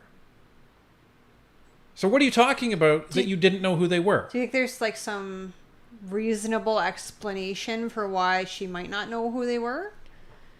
Because no, I thought Butler went through Dalian. Butler went through GC Strategies, which went through Dalian. Okay. Diane Daly is aware of the contract between Dalian and GC Strategies. So I don't know what she's talking about when she says we didn't even know who GC Strategies was. Unless I'm missing something, which is possible, or maybe there's something weird in the timeline. I don't know, but that doesn't make sense to me because the bottler engagement started months before ArriveCan hit. Almost 5 to 6 months. So we're being led to believe that in that 6 months, even though Cameron McDonald, it was proven, reached out to GC Strategies to go and get Bottler, that Diane Daly had no idea who GC Strategies was. That doesn't make sense to me. Well, I guess we'll have to continue and see what she says. Yep. So Mr. McDonald was informed by someone else that he had to give it to GC Strategies. So is it Mr. McDonald who was asked to behave in this way? Et vous pensez que Monsieur McDonald... And do you think that Mr. McDonald received this instruction from someone else? What I was informed of, I wasn't in the C-suite, so I don't know who would have instructed him. I was just a PG5 at mid-level, low-level employee doing what I was told to do. Parfait. Okay, great. But Mr. McDonald and Mr. Utano, as well as your colleague, Mr. Laparouan, knew about GC Strategies, and there would have been personal reasons maybe of wanting to give a contract to GC Strategies. They took part in whiskey tastings, they played golf, they were receiving gifts from GC Strategies, so they themselves might have wanted to give the contract to GC Strategies. Why do you think that this is an instruction that came from someone else and it wasn't themselves that wanted to give the contract to GC Strategies? Well, I have a copy of what I found on the internet, which was an ATIP on Reddit. It's a 2022 ATIP. It clearly identifies that the decision for GC Strategies, which was made at the highest level, and I'm happy to provide that to the committee, it was made through one of the offices of the acting CFO, who said it came out of her office. So I'm not sure where this was generated from or how GC Strategies, which is a two-person company, was involved. But again, just a low-level employee doing her job. Quand vous insistez... When you were insistent in your emails on the fact that the contract should be given to GC Strategies, when you were insisting strongly and bringing forward arguments, did you at any point in time tell yourself, well, I'm doing something that is not correct? And was that the time when you decided to blow the whistle?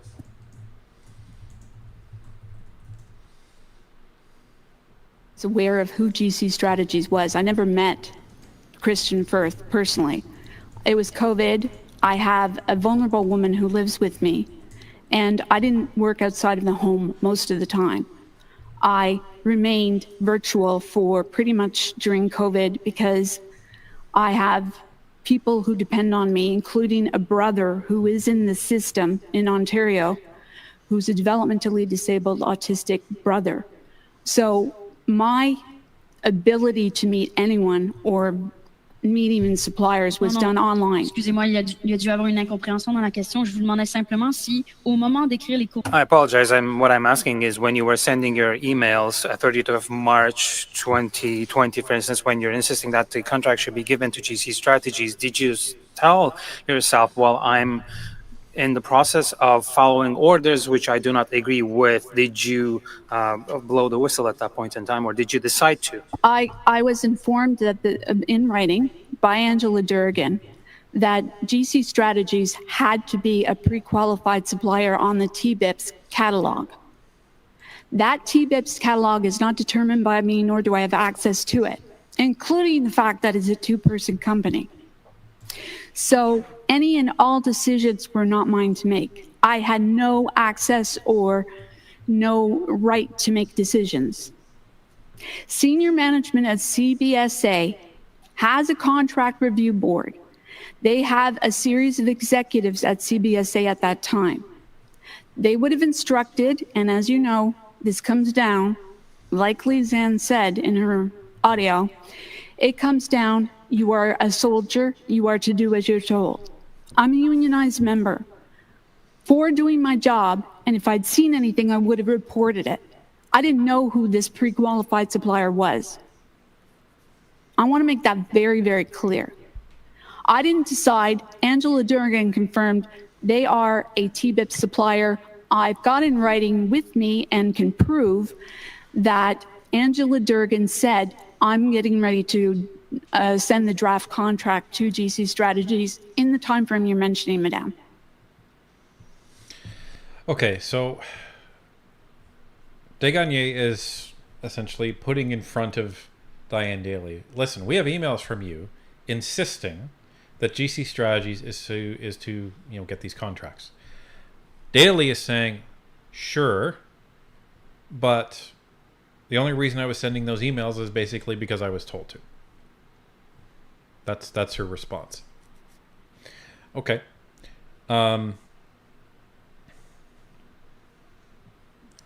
Timeline still doesn't, really make sense to me, but hopefully that will be clarified later.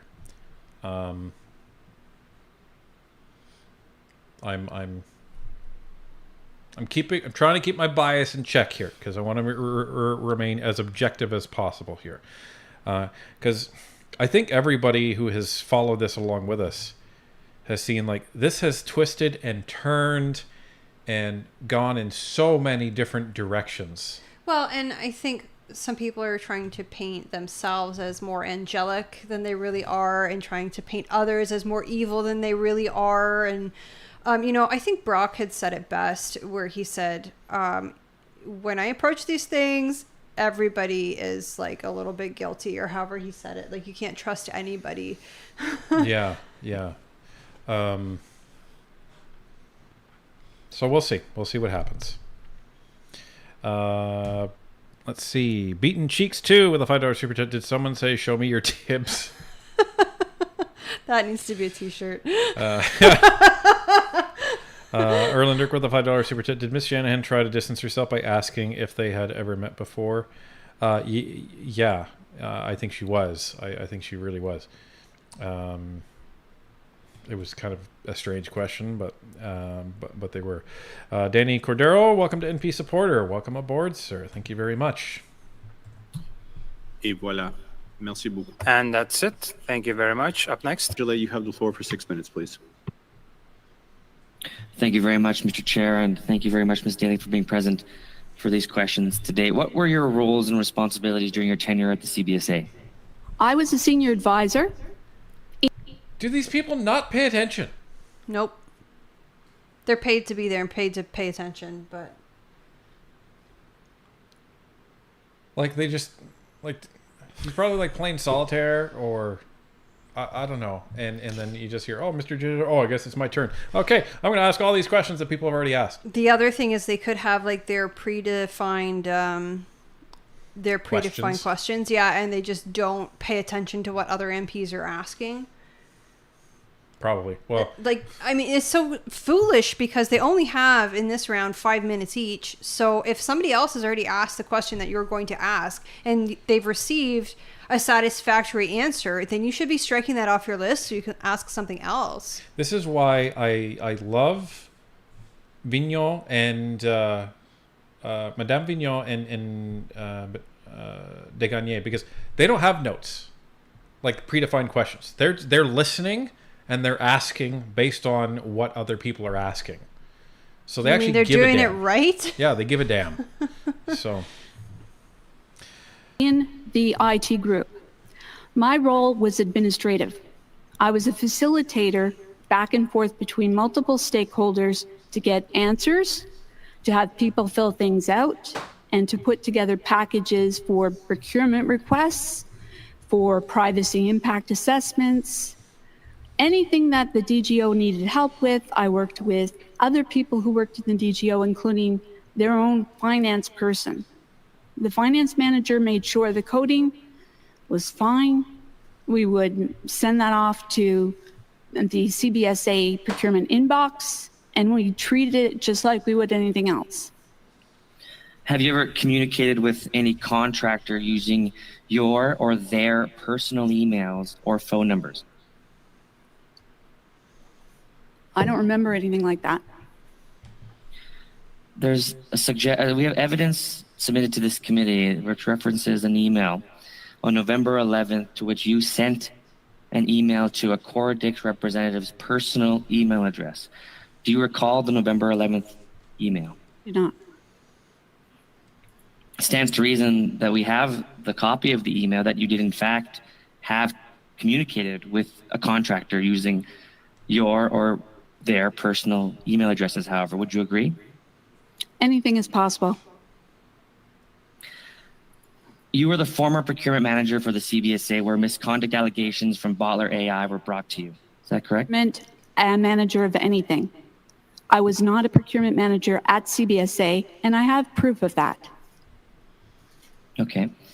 You said, however, that your only role then, besides being a manager or not being a manager, is to pay Bottler. Is that correct? I just made sure, as any administration, as any unionized employee is instructed to follow management's requests, this email came in to my direct report. I was the direct report to the executive director.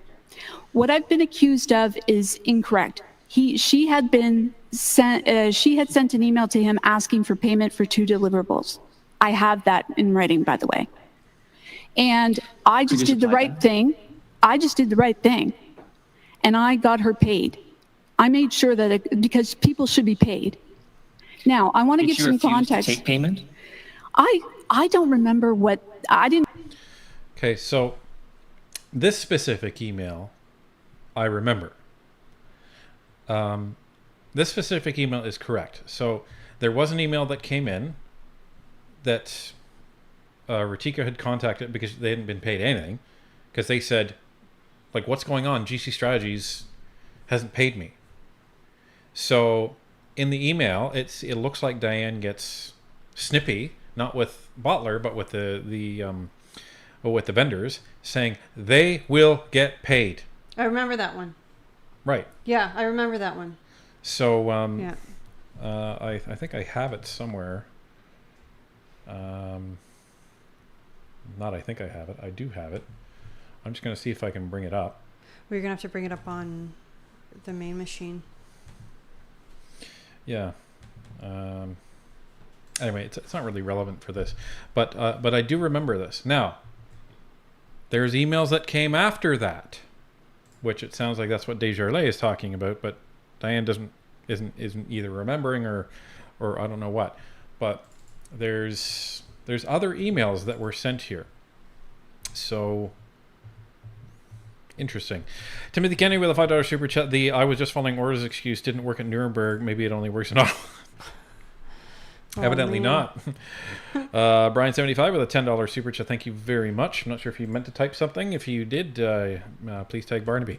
Al Boutilier, welcome back to NP Supporter. Thank you very much. And Kripta Maria, same thing. Welcome back to NP Supporter. Drew Hartland with a $5 super chat. Blake really tries to trip her up, and she does a great job holding her own. I guess we'll see. Know about Ratika Dutt until she got to the October 26th Ogle meeting, to be honest with you. What? To be very honest with you. Does she say that she didn't know about Ratika until she got to Ogo? That's a lie.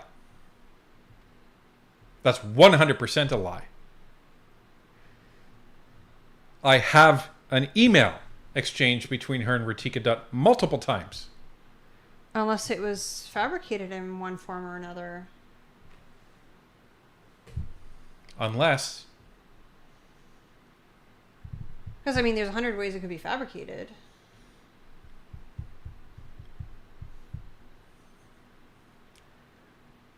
This is interesting.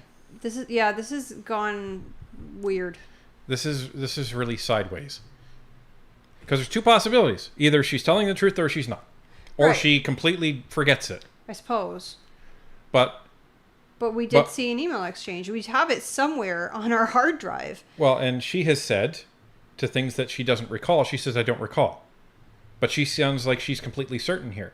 And she says she didn't know about Ratika Dutt until that. But that's incorrect, because even that email exchange about Butler getting paid, that is her corresponding with Diane Daly.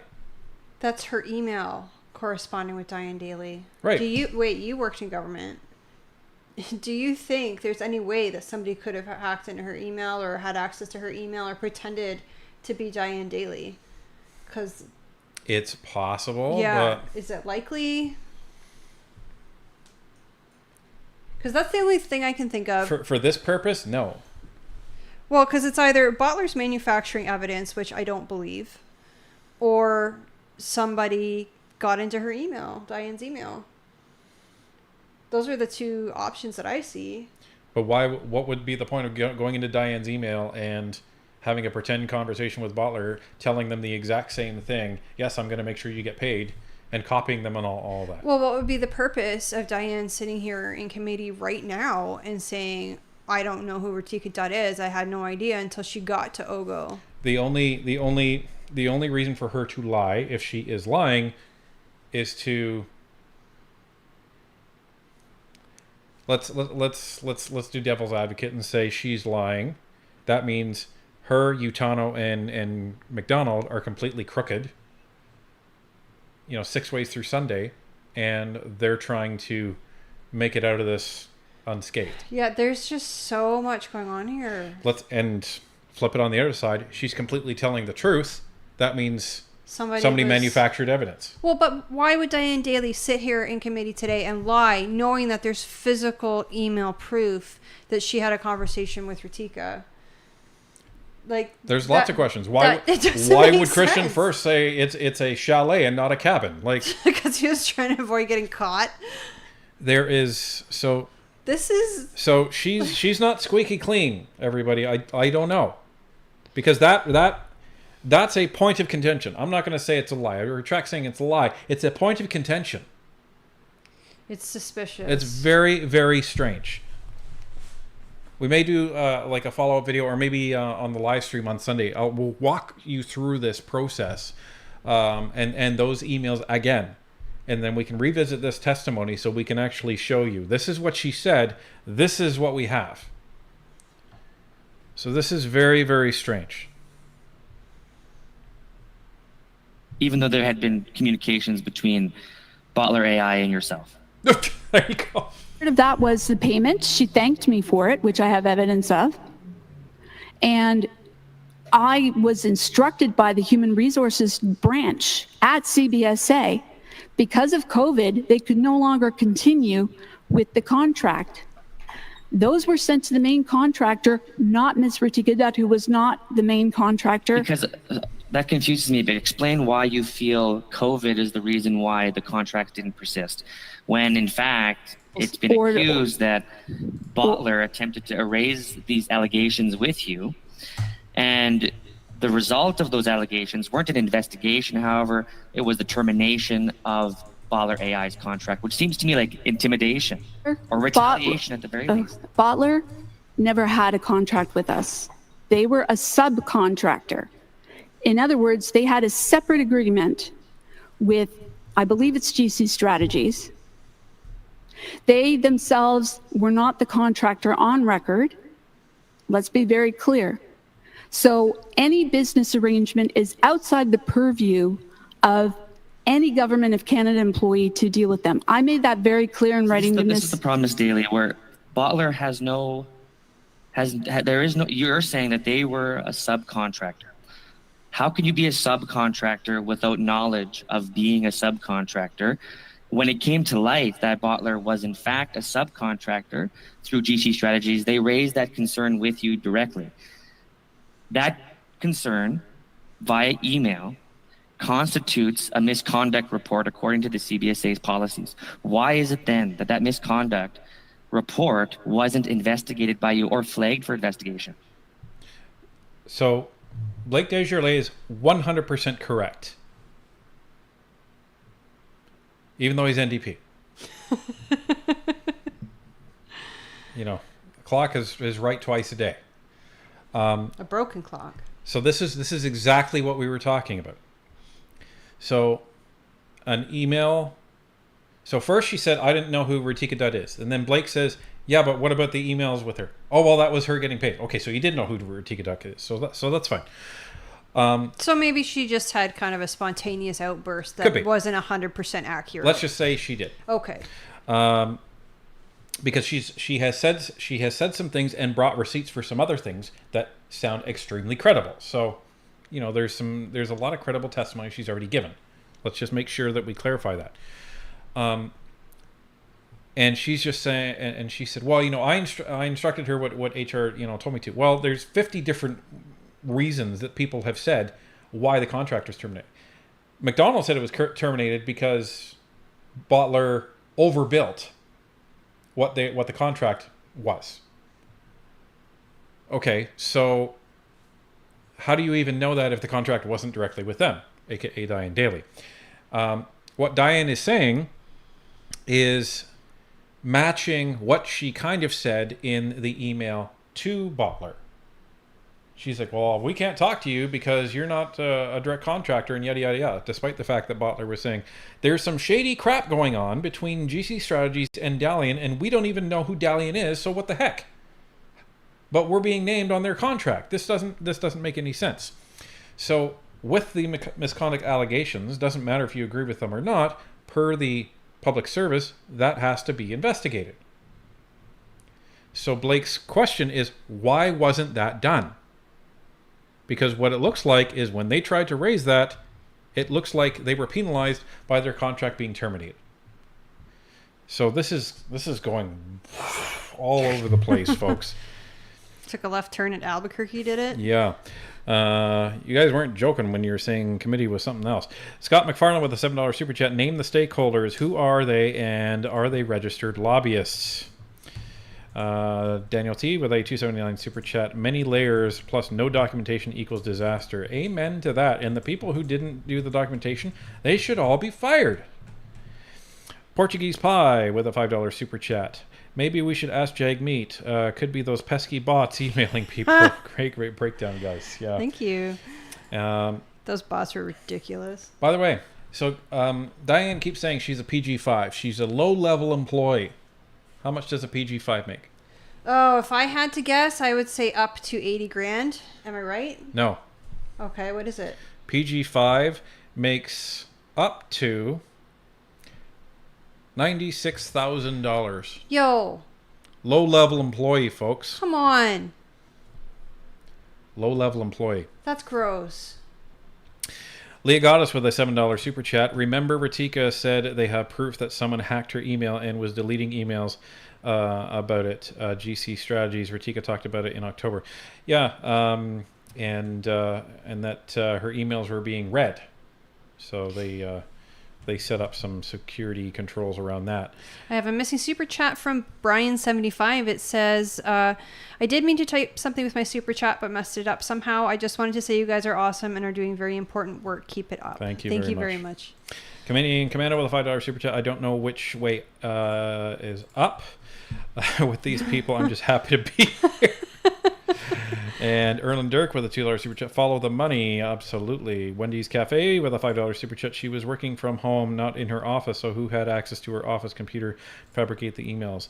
She would have had her laptop that she took home. So what happened in a lot of cases during COVID is government employees were all switched over to laptops. There was a mass purchase and laptops were bought for everybody and they were deployed and people were sent home for COVID. But it's still possible, even though she's remote, for someone somewhere to get into her email. Yeah, you don't need access to the physical computer.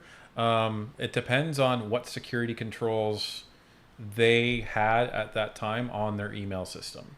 I would say that theory is probably like far out there, but still possible. I'd say it's unlikely because if somebody's going to hack her email, why would they just be like, "Oh, well, it's going to be your contract's It's going to be a third world country hacker.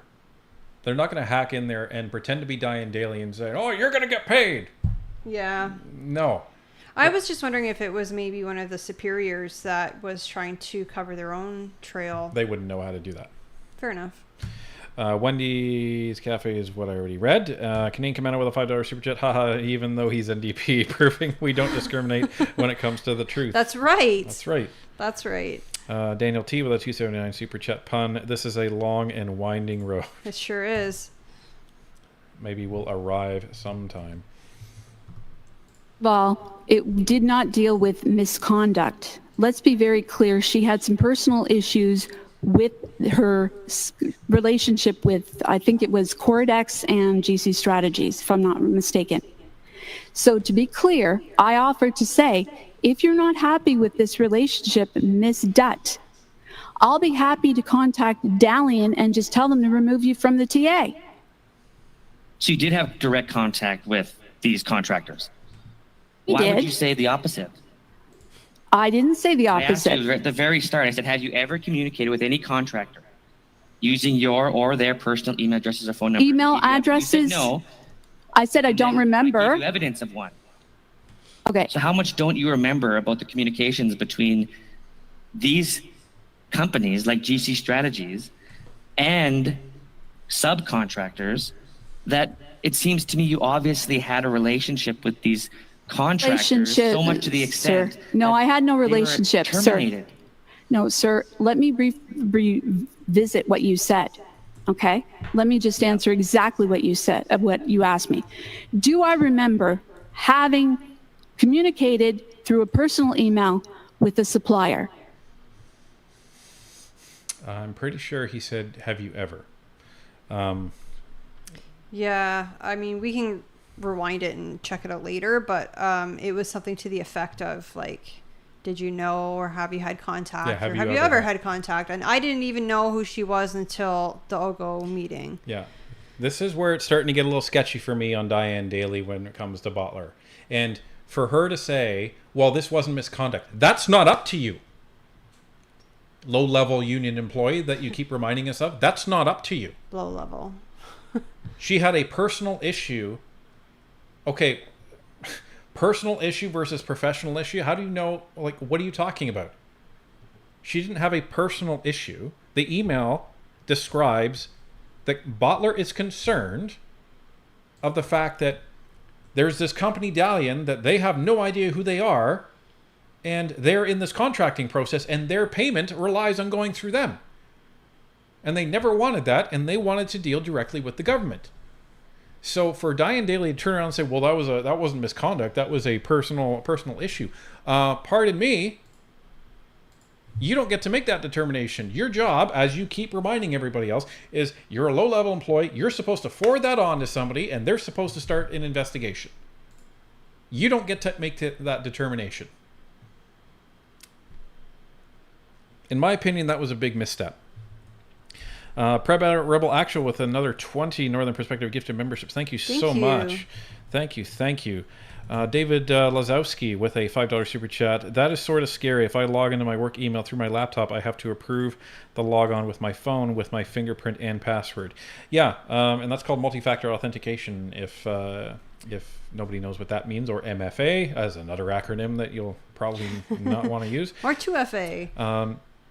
But when it comes to everything in the cloud now, so there's a lot of companies that use Office 365. Most companies out there, are using that now, and it is strongly recommended that you have multi-factor authentication, meaning you log in and then that sends a signal to a device that is typically in your hand, whether it's an authenticator or your phone or something like that, so that way you can actually confirm that is you. So this is why I say it's unlikely that that's what happened. Paul Emelix with a $50 super chat. Thank you so much. Ryan, you should be together with Larry Brock and several other talented Conservative MPs. I'm in the 21st century's version of the Untouchables Task Force to investigate and prosecute all the rot of this Trudeau's Liberal government. Wouldn't that be like sweet justice after what happened with your job? Yeah, that would be phenomenal. And Penny D with a $2 super chat. Hi, Portuguese Pie. I love your show. There you go. Give me a sec. I plug my laptop in. It's not being hacked. It's just losing power. So at least it's not being hacked to my knowledge. That's not an invitation to hack his laptop, folks. Anyway. Off we go. Is that not correct? Like, that's correct. And you said no. And I gave you Don't evidence. remember any is what I said. Okay, you don't remember. Fair enough. Let's go on now to a different issue, though. The fact that you did in fact speak to Christian Firth in an email regarding, you literally said in the email, I spoke with GST Strategies. This is on September 28th.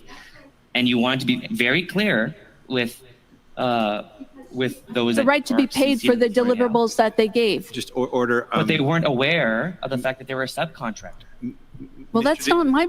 That's a separate. The time. That's the misconduct we're talking about. Mr. Desjardins, the time is more than expired. We'll have to come back to this. Thank you, Chair. You will have another opportunity. I'm going to begin the start of the second round. Mr. Genuis, you have the floor for 5 minutes, please. Kudos to Desjardins because he's asking the hard questions, and I'm assuming. I think I'm assuming that the opposition parties have talked behind the scenes. I don't know this for sure. I'm just guessing because they seem to be really compartmentalizing their questions. So it seems to me that they kind of know the direction that each other is going, and that way they're not overlapping. Because I find it interesting that Desjardins is only asking about Butler. And I find it interesting that Brock has been completely focused on her opening statement and her being silenced. And then the block has been completely focused on basically the whole process of ArriveCan and GC strategy. So I find it interesting. But kudos to Desjardins. He's asking essentially the questions that were popping up in our minds. Like, okay, so you're saying these things, but it doesn't add up if all things are equal. So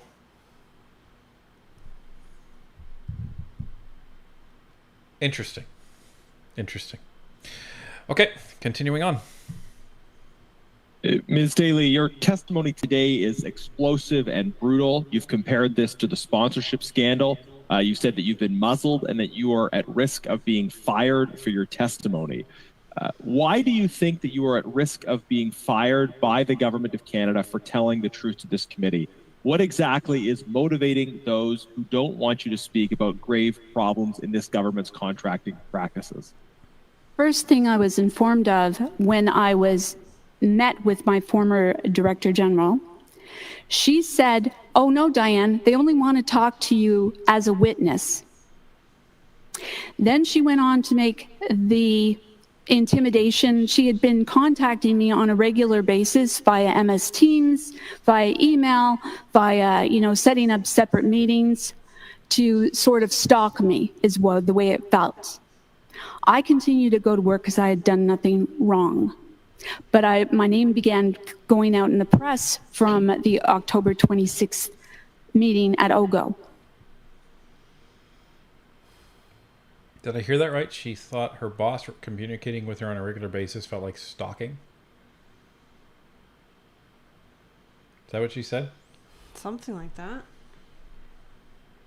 But she also said that her boss said that she was a witness, and now it seems like she wasn't a part of the investigation. Yeah. So her boss, if she was part of the investigation, her boss absolutely was supposed to inform her that she was part of an investigation, 100%.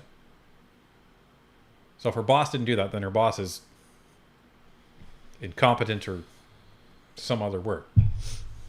But unless it's the manner in which her boss was communicating with her, then yeah, I can see how that would be. But just by saying, well, my boss was talking to me regularly on MS Teams and having meetings with me and sending me emails, that's a boss. Maybe she doesn't think she needs a lot of oversight from her boss, or maybe she had it in the past. Doesn't really matter. Yeah. But unless her boss, was making, messages that seemed like they were harassing or stalking her, like, what are you doing, Diane? What are you doing, Diane? Who knows? Diane was saying she's working remote a lot. There's a lot of managers that have a lot of problems with employees that work from remote a lot when they're not paying attention or doing work when they're supposed to be. Not saying Diane is one of those, but who knows? Who knows? Or she is completely correct and her boss was completely stalking her and trying to intimidate the hell out of her. We don't have the messages to confirm or refute either claim. So if she was being stalked, that would be incredibly unfortunate and very stressful. The local baron... Oh, sorry, just 1 second. That's it, the local baron. Okay, there's a ... after. With a $5 super chat. Without your efforts, we'd all be stumbling around, blind to how deep the rot in this country runs. From the Acadian community, we thank you very much. Oh, well, thank you very much. Those comments mean a lot to us. So thank you. So when she said that the Deputy Minister of PSPC and the President of the CBSA were asking that I attend this meeting, and she said she and my senior director could attend if I wanted, so I wouldn't feel like a fish in a crocodile's mouth or something to that effect. That they wanted to ask me if I was being intimidated, threatened in any way, etc., which I told her, no, there was no threatening going on by the two individuals she was talking about, which were my two former bosses. I'd say quite... That would be Cameron McDonald, the Director General, and Antonio Utano, my senior director. We're a bit... Oh, she kept calling him an executive director. Okay, so the executive director is Antonio Utano. Interesting, because they were both director generals. So maybe she's just mixing up his title. Okay.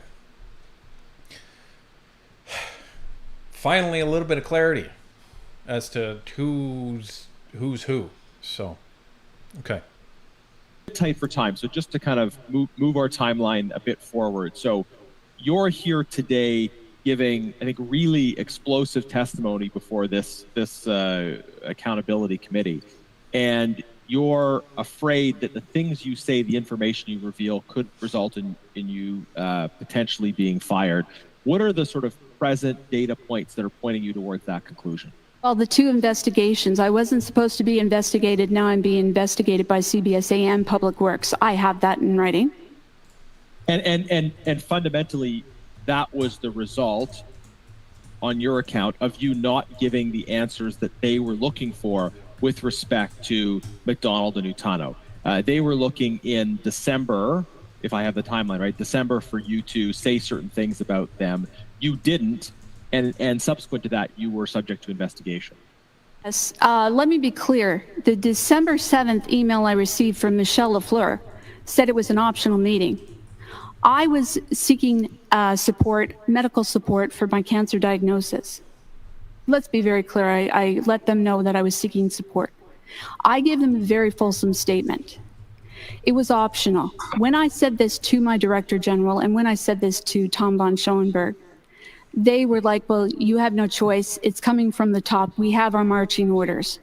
Right. So here's the timeline as I see it. November the 7th, Mr. McDonald and Utano appear before the Government Operations Committee. They give very critical testimony of the government. They do not support the line that this committee had been given by other senior officials. Later that month, they find out that they were being investigated. And in November, part of the testimony that we heard was that Minister Mendicino had been looking for someone's head on a plate. That's a direct quote. Minister Mendicino was looking for someone's head on a plate in relation to the ArriveCan issue. So November 7th, they don't give the testimony that maybe other senior officials wanted them to, and then they are subject to further investigation, which they find out about later that month. You're ordered to go to an interview. You don't give the answers that maybe they were expecting, and then you find yourself also suspended, also under investigation. Then moving forward, we have the Auditor General's report, and the Auditor General's report says, among other things, in paragraph 156, that there was a case of GC Strategies being involved in developing requirements with officials. Christian Firth comes to this committee on March the 13th, and refuses to say who that official was. But then on April 17th, he Point was of order? ready to offer four names. Chair? So Just 1 second, Mr. Chair. I have a point of order from Ms. Shanahan. Sorry to interrupt, Garnet, but you referred several times to this committee, people appearing before this committee, and I don't believe it was in front of this committee. Yeah, that's more of a correction. I suppose, Ms. Genuous, you can take that under advisement, but I'll turn it back to you. You've got about 30 seconds, Ms. Genuous. Thank you. I did misspeak that the March 13th testimony of Mr. Firth was before the Government Operations Committee. It wasn't before this committee. In any event, Ms. Daly, in this series of events, a number of people who have not supported the narrative that government officials and Minister Mendicino perhaps wanted are then subject to investigation. Why do you think Christian Firth specifically named you in the House on April 17th in relation to what the Auditor General said in paragraph 1.56? Why was the finger pointed at you? Very good question. I don't know why Mr. Firth made that statement. I do not recall, and Mr. Firth knows this, that any conversation about IT requirements, but Mr. Firth would know that any IT requirements that I received, if I had received any, would have been forwarded to people who actually worked in IT because, again, I'm a procurement person. I have Geek Squad at home for residential help desk issues. I'm not the go-to for IT. Mr. Firth worked directly with CBSA IT staff on, I don't even know what they were doing. So let's be very clear. I could not and would not put together a package that didn't come from CBSA IT staff. I wouldn't know what to put in there. Thank you very much. Thank you very much. Mr. Genuous, him. that is your time, Mr. Genuous. I'm sure we'll come back to you. Okay, so let's talk about that. Who's lying? Christian Firth or Diane Daly? I was going to say, that's the $1 million question, isn't it? Or it's the $60 million question. It's the $60 million ArriveCan question. Now, Christian Firth lied a lot. Yes. Christian Firth had his house raided by the RCMP. And his office. That Well, I suppose day. his office is his house. It's his house. Yeah. Is the subject of an RCMP investigation. Has legal counsel. Is it likely that he stood in the house at the bar and lied? That's the question. It's possible, but I think he was pretty scared knowing what just happened the day before, i.e. they raided his house. Well, that's the thing. Are you really going to go to the house and then lie more? Doesn't seem like a good idea. Now it's possible, Mr. Chalet. Yeah, it's not outside the realm of possibility, but is it probable? I don't know. Now, let's talk about what Diane was saying to refute that. She's saying, I'm just a procurement person. I couldn't possibly have worked with Mr. Firth to put together the requirements in order to structure this bid that they were going to do. Well, if you were given the requirements by one of your buddies, Cameron McDonald, why not? She's the one who said she puts together all these packages. So she was given the requirements. Why couldn't she? Don't know. Somebody's lying here, and I don't know that it's Christian Firth. I don't know that it's Diane Daly, but you have to look. You have to look at that. Does it make sense that Christian Firth would lie, being neck deep, having his house raided? It's a tough one, because if he's in this deep already, why not lie some more, right? Like, that's the logic, or that's the possible logic. Like, the problem with this is somebody's lying. We know that somebody's lying. That's the problem. In every committee, single committee, somebody's lying about something. But we don't know who. I don't know if we'll know until they get to an actual court of law. Even the people that you want to like, everybody is lying about something. Like, Daly was just tripping up about the whole Ratika correspondence. So, I believe her when she says she has recordings of people, potentially intimidating her. I believe her. But there's other things that I don't. Well, then why lie about that? Like, it just... This whole thing is about as transparent as mud.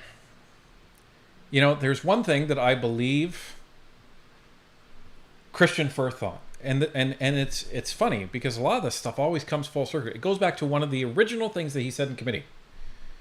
It was actually back to when Ratika and Amir were testifying before committee, and there was an email where they say, Christian Firth, quoting,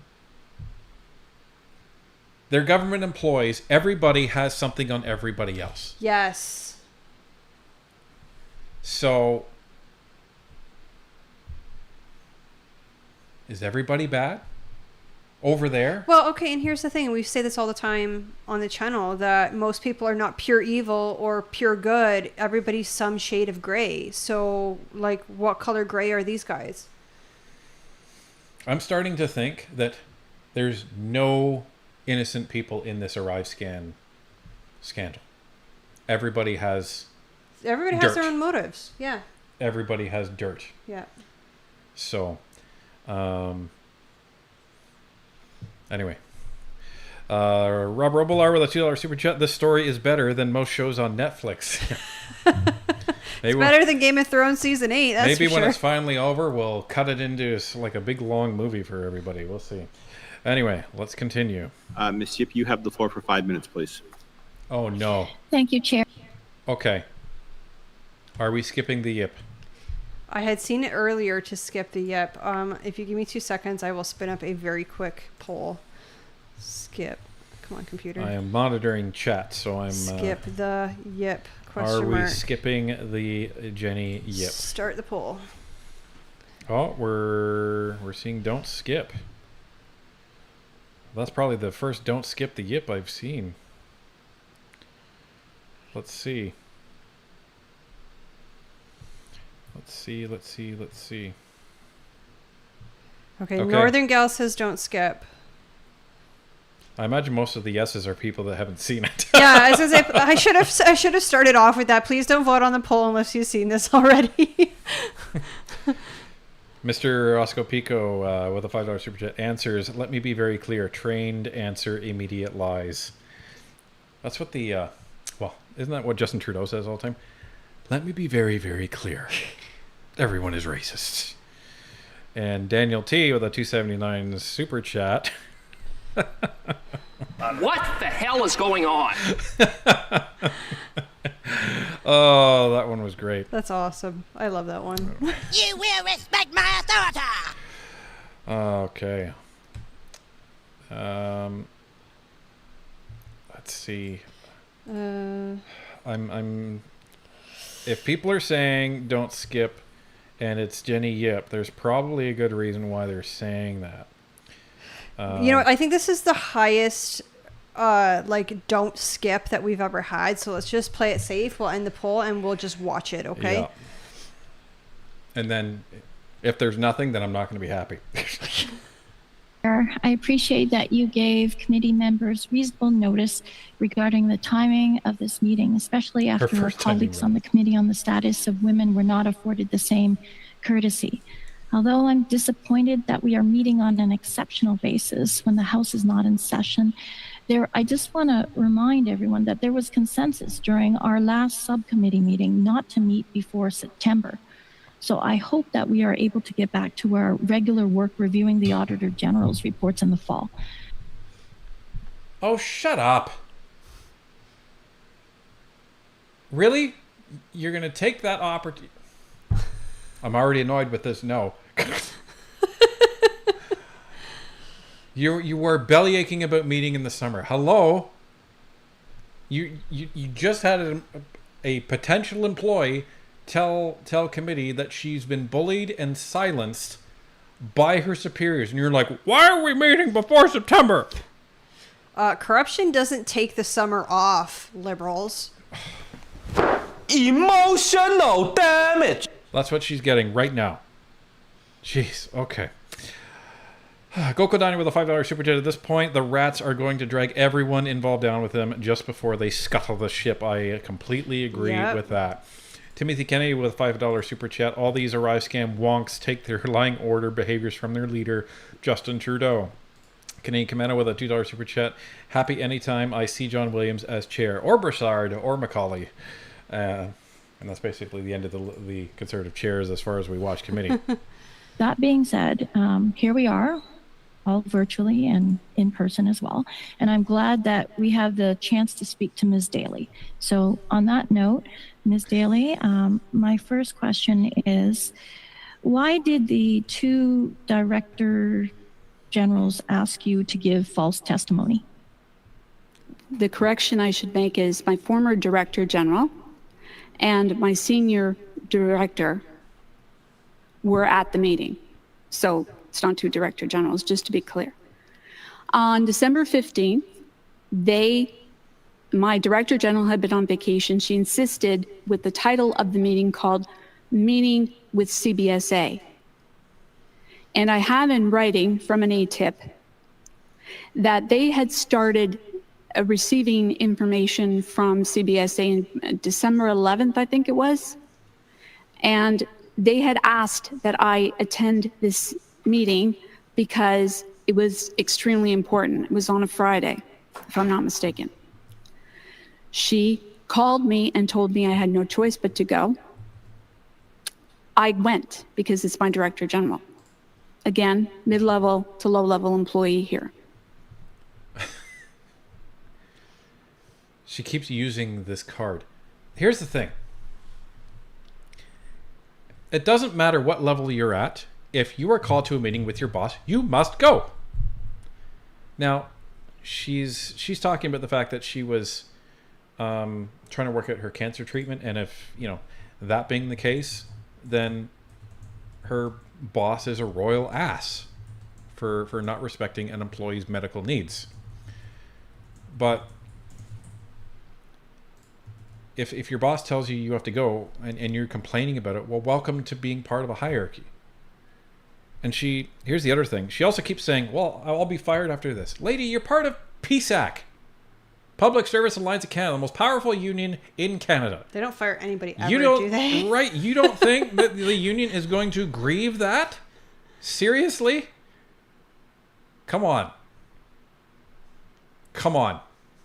They will automatically grieve that, especially if it's for telling the truth. You are fine. So let's just be real here. Wendy's Cafe with a $5 super chat. Ha ha ha ha ha. This is exactly why I voted no, don't skip. I wanted to see you yell, Ryan. You are evil, Wendy's Cafe. You are very, very evil. I love it. You can come back anytime. Julie Beans with a $5 super chat. The Liberals should be playing that I don't want to work. I don't want to work. I just want to play in the sun all day. Canadian Commando with a $2 super chat. Nobody in government really works in a Friday. You think they work every other day too? And if you listen to the tape, which I'm going to provide a copy of because Mr. Brock asked for it, you will hear yourself that she says, oh, Diane, are you being threatened? Oh, do you feel intimidated? So she said, well, we can attend that meeting with you, but you have to go. It's not an option. So you have to go, but it's not the same as asking you to give false testimony. Is that right? What he said is they have created, and I can actually quote from the tape if you'd like. That would be great. Thank you. Yeah, let me find that. And as I find that, you'll have to bear with me because it's several pages long.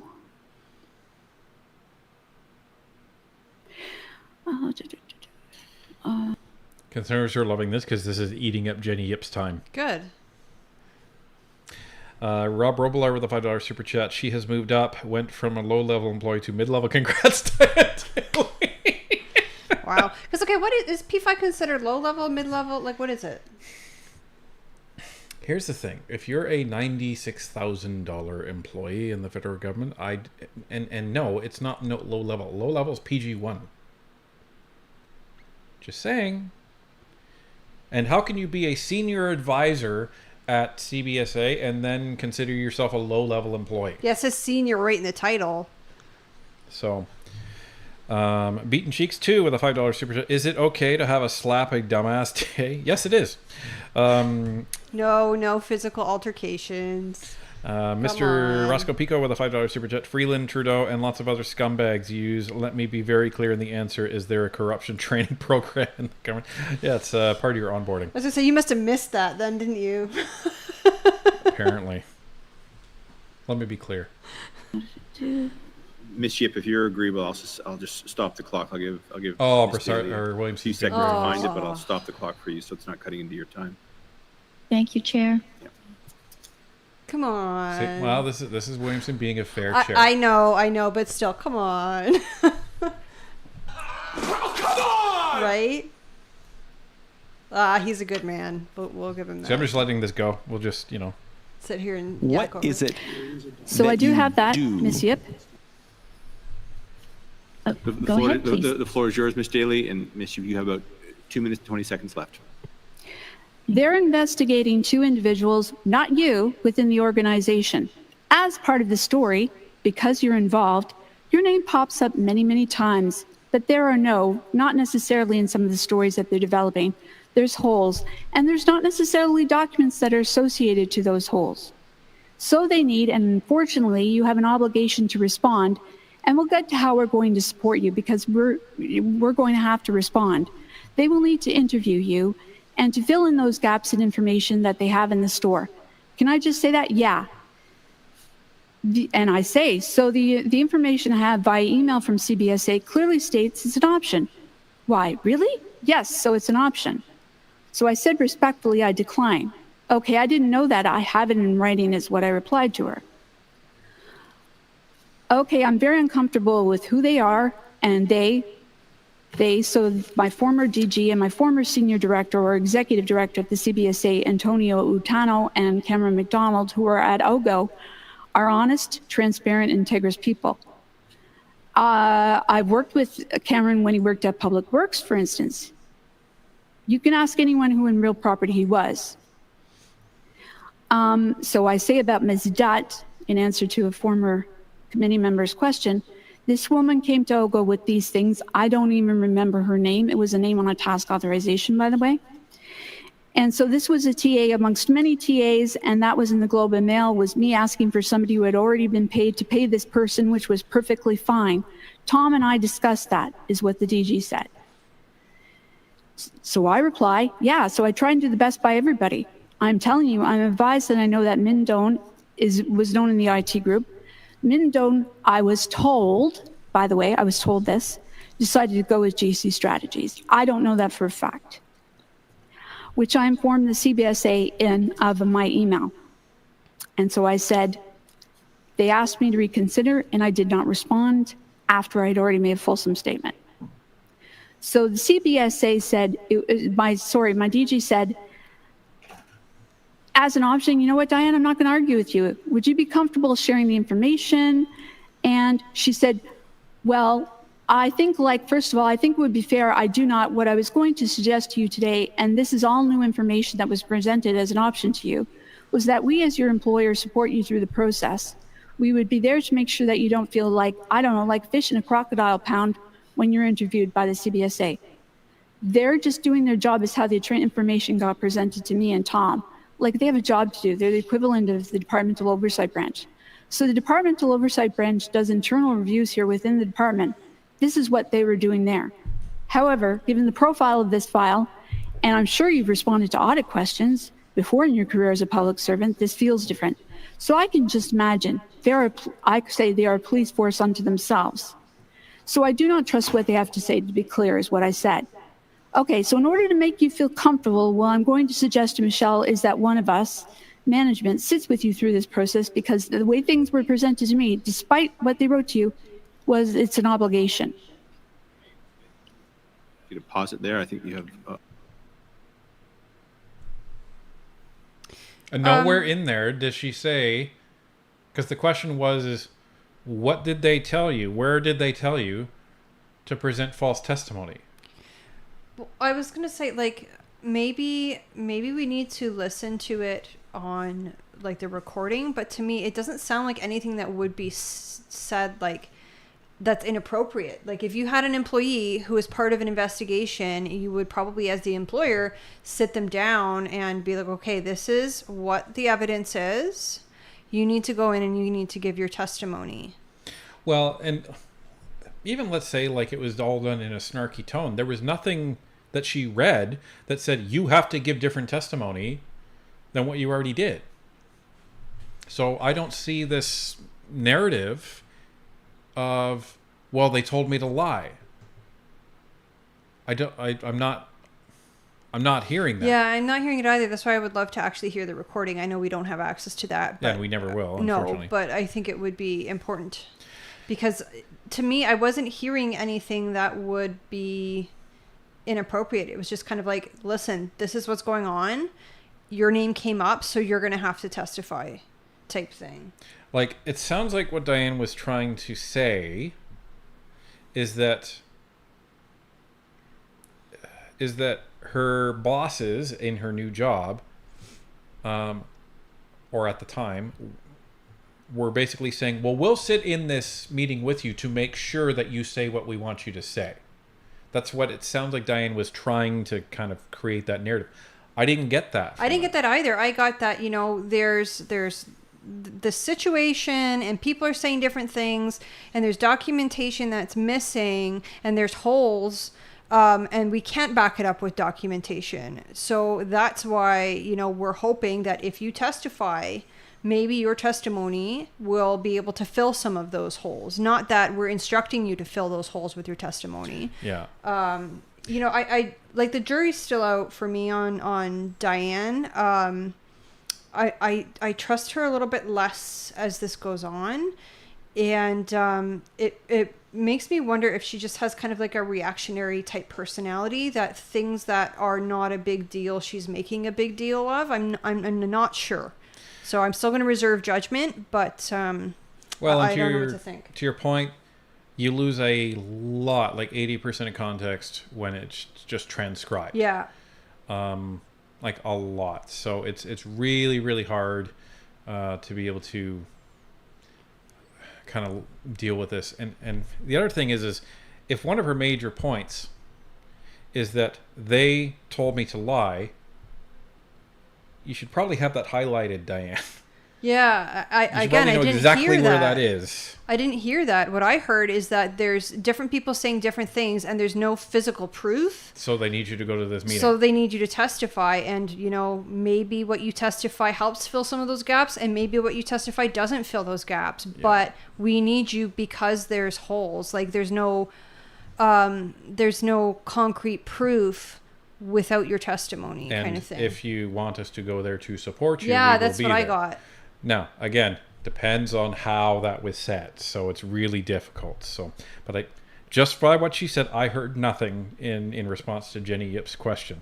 To Stephen C with a $5 super chat. Yip talks and I count my brain cells as they commit Harry one by one. Canadian Commander with a $2 super chat. As PG5, it's interesting she didn't have spending authority. Yeah, that's what I thought. And Julie Beans with a $5 super chat. Diane Daly reminds me of Bellwether, the sheep from Utopia. That's a really good analogy. Our son loves that movie. And Vesper Digital with a $5 super chat. When did criminals get so sloppy? The Joker was right. This country deserves a better class of criminals. What an insult to hardworking criminals.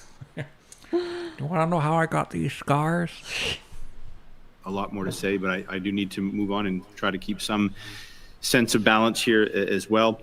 If Ms. Yip has questions, she will come back to you, I'm sure. Suivant, c'est Madame Sinclair Degagné pour 2 minutes 30 secondes. Up next is Ms. Sinclair Degagné for 2.5 minutes. Thank you, Chair. Ms. Daly, can you hear me? Okay, but I did not hear you back. Were you contacted by the RCMP? No, I have not been contacted by the RCMP.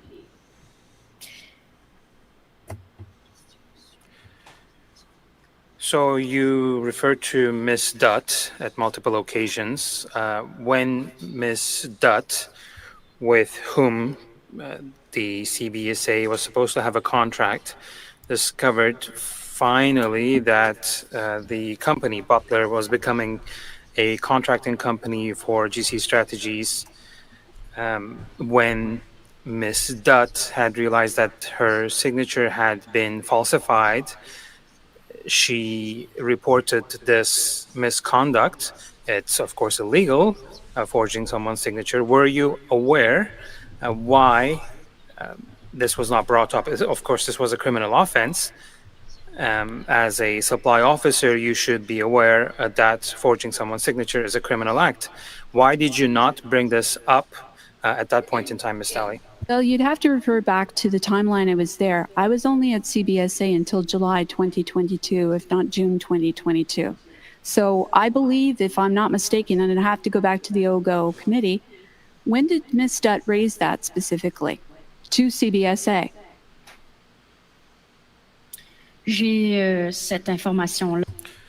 I have that information here in front of me, if I can find it. Just a sec.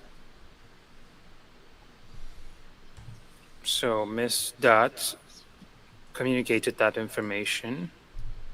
Just a second.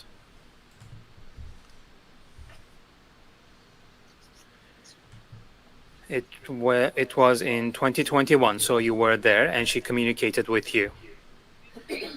Unless everything is just invented. That's a problem, Diane. So what Desgagnés is saying is that Ratika Dutt basically brought to your attention that she didn't put her name or sign her name to anything, and it looks like her name was misused without her knowledge, and Diane didn't report it. Diane didn't do anything. Diane's response was, well, I wasn't there. Diane's just a low-level employee. Low-level, mid-level, senior advisor. Non-manager, no procurement. And she was saying, well, I was only there until June 2022. And Desgagnés like, I have my receipts too. 2021. So therefore you were there, unless this has been fabricated. Gonna be interested to see this response. Rob says with a $2 super chat, I made it back home before the end of the stream. Oh, you had no worry about that. That's a long one tonight, guys, so strap in. We're just getting started. But it would seem bizarre. So the first time this was mentioned was 27th of September 2021 about this misconduct. So at that point in time, you were there, and she communicated with you, Ms. Dutt. Why did you not bring this up, this misconduct? Because you were saying that it's not your problem that someone becomes a subcontractor, but without them knowing that this is happening, a signature has to be falsified. So it's up to you at that point in time to bring that up. Why did you not do that? Well, first of all, I'd have to see the email that you're talking about. I don't recall receiving that specific email. Madame Dutt a fait son témoignage il y a longtemps. Ms. Dutt appeared before the AGOG community a long time ago, but all of this information is publicly available. So we have two contradicting testimonies. You are saying that you remember this problem about Butler AI becoming a subcontractor without them knowing, but you did not signal the problem. You did not bring it up. Well, that's not true. So let me just step back here, okay? Let me explain things as I recall them, okay? Because this seems to be confusing a lot of people. My role was senior administrator. I received an email from my executive director that Ms. Dutt had sent asking for payment of 2 deliverables for which had been delivered to CBSA Human Resources Branch. I called CBSA Finance to find out if Dalian, in joint venture with Cordex, which was the contractor on record, had actually been paid. They confirmed they had. I said, well, why aren't you paying the people on the task authorization? Oh, well, GC Strategies, I believe it was GC Strategies, I could be wrong, was, supposed to pay them. I contacted GC Strategies to make sure that they had the capacity and the fortitude to do the right thing and pay their subcontractor. Okay.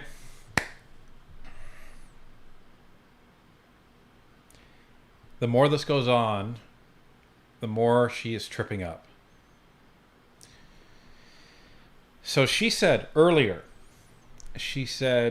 when presented by Desjardins with the scenario that, well, Bottler raised these issues with you. Why didn't you do anything?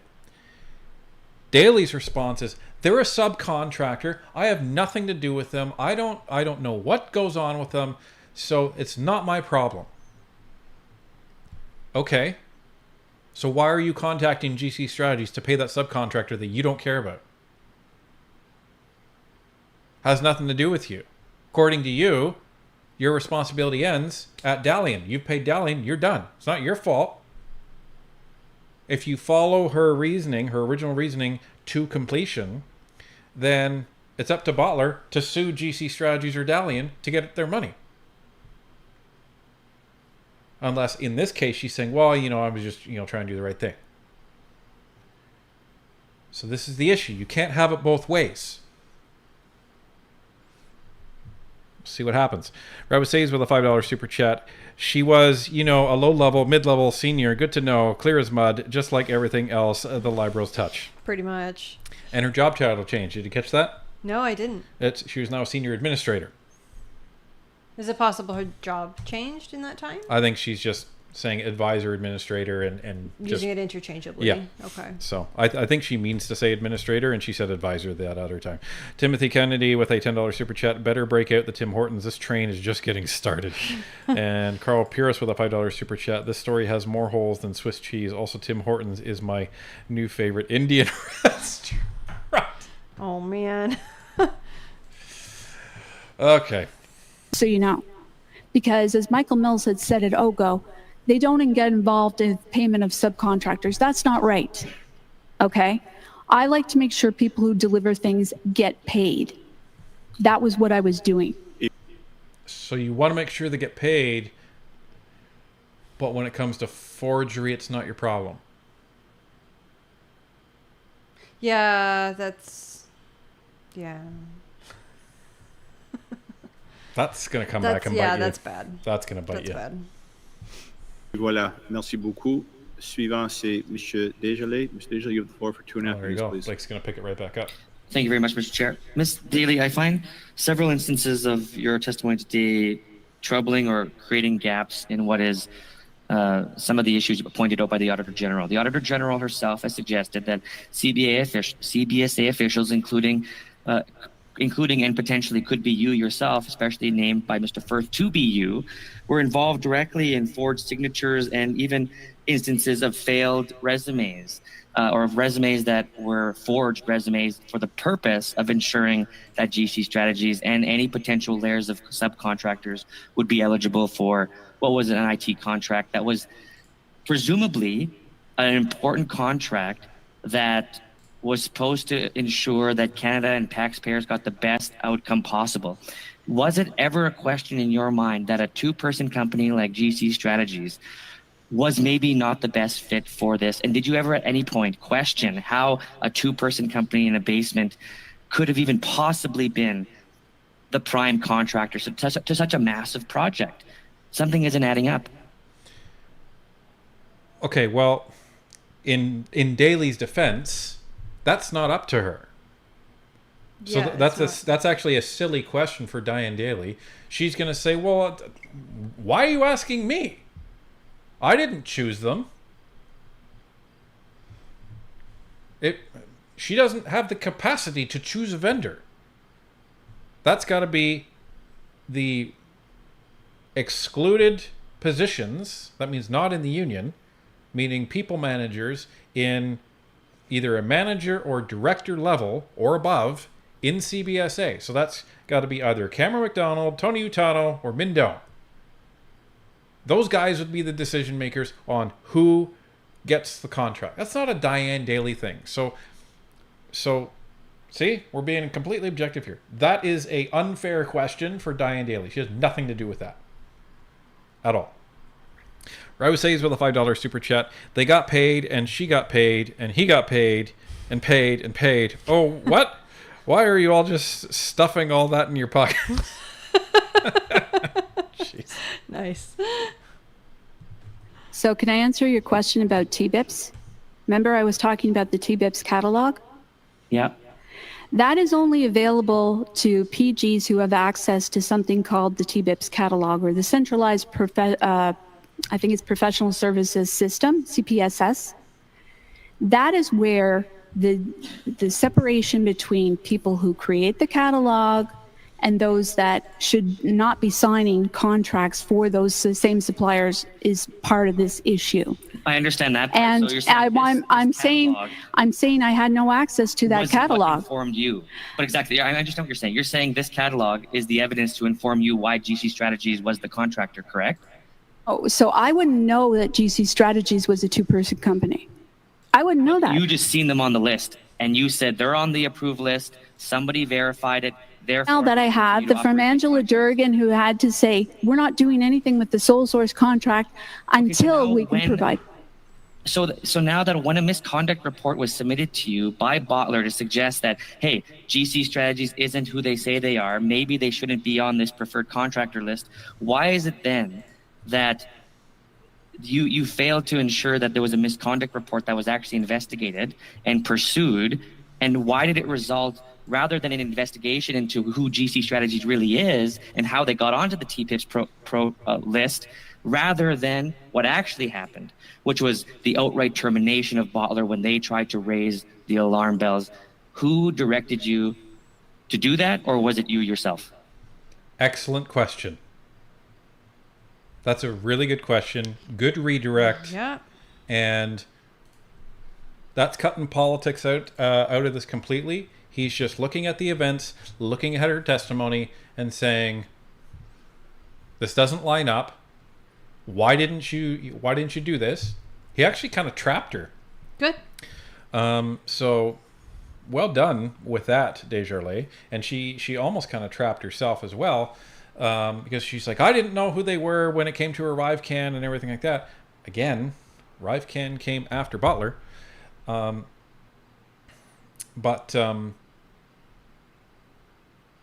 Like, why didn't this lead to an investigation of misconduct, but it led to terminating the Bottler contract?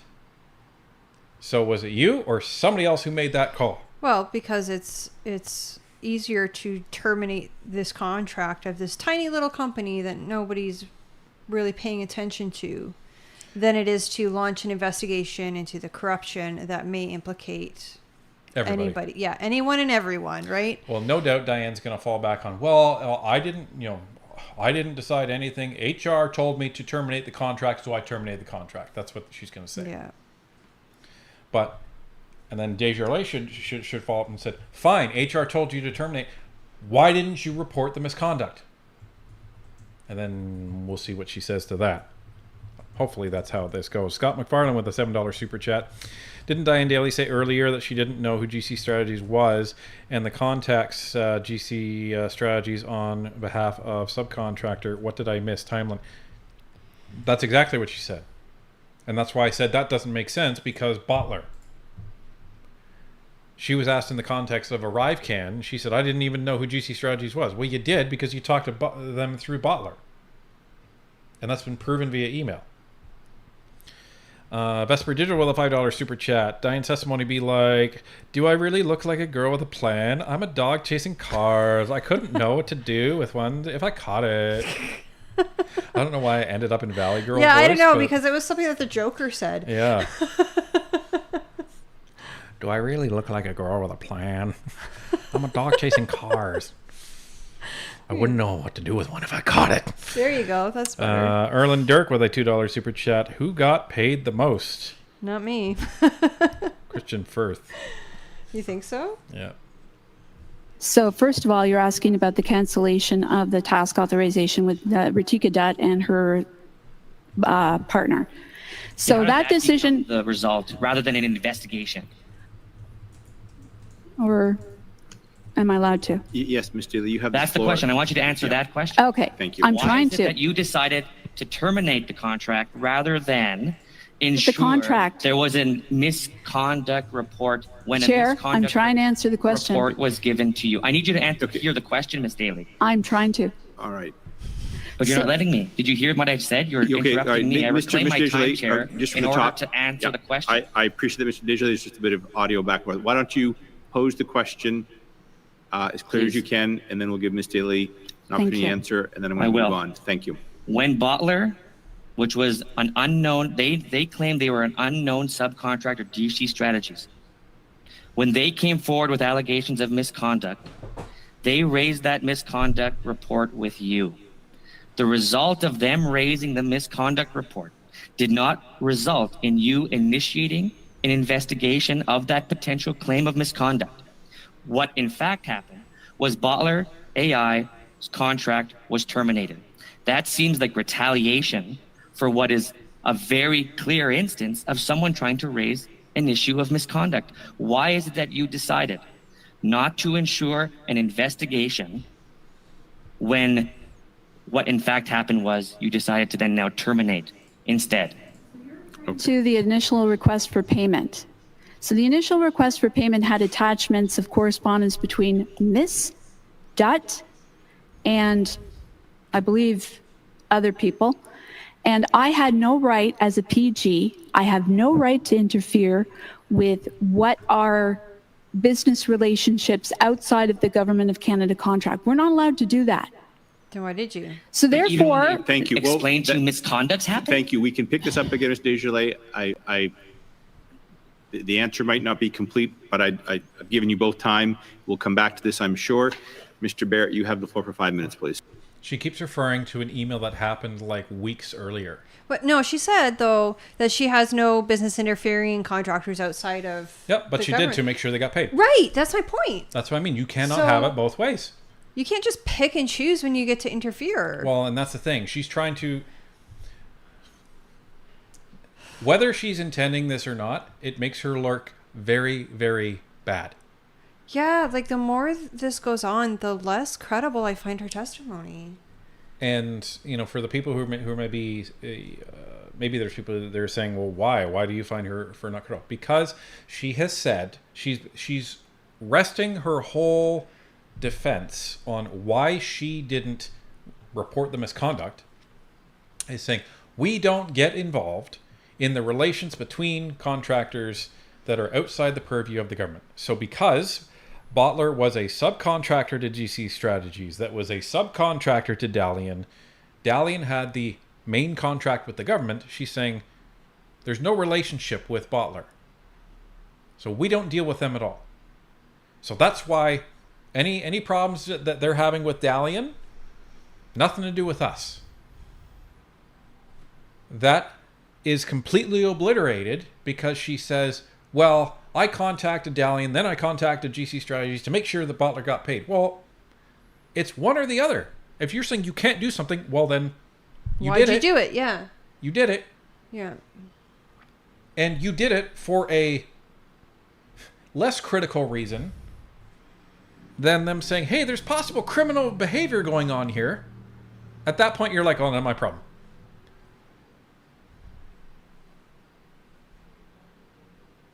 Doesn't look good.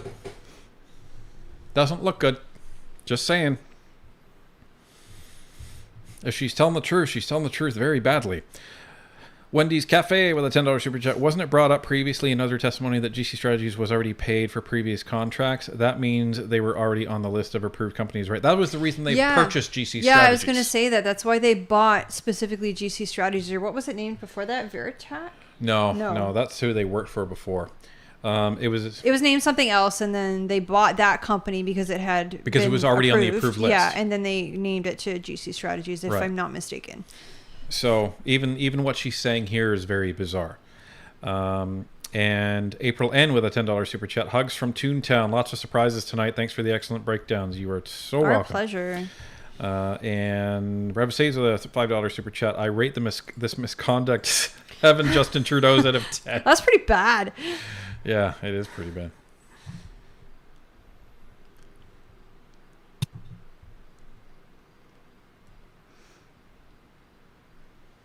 Communicate with Christian Firth of GC Strategies.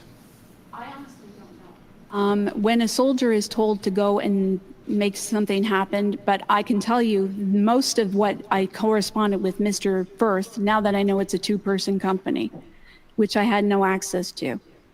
No, but it explains the level of ineptitude in the very poor documentation received at the CBSA Things like invoices, things like timesheets, things like, delays in responding to us. There's multiple things we had to coordinate for a package. And if I'm told this invoice came in, it's not right, I would have to reach out to whatever the supplier was to get it fixed. By phone or by email? If phone or email, never in person. Okay. So we've heard evidence about government officials receiving hospitality from Christian Firth. So not solicited, but him sending and arranging virtual whiskey tasting, sending whiskey to people's homes. Were you ever afforded any of that hospitality? No. And were you invited in your role to any dinners that were provided to any of your other colleagues in government? So we heard testimony that in some cases they met at bistros and coffee shops and steakhouses. Were you given any invitations to those events? No. And so you didn't partake in any of them? No. Did you know that any of these events were taking place? No, if I had, I would have said something. Are you aware now that your supervisors were taking part in that hospitality? From testimony, yes. When Mr. Firth appeared at the Government Operations Committee, he refused to name the individual that was helping him and GC Strategies to write their own contracts. That refusal to give the name was one of the reasons that he was found to be in contempt and saw the matter elevated to him being called to the bar of the House of Commons to answer questions. Why would he hide your name from Canadians in his testimony, knowing that he would be found in contempt? That's a good question. It's kind of like the question I have about why am I being investigated to try and, give false testimony about two former bosses? Why am I being investigated and put on administrative leave? I didn't do anything wrong. I continue to go to work. I would ask that question of those in the CBSA management team, those in the PSPC management team who decided to investigate me.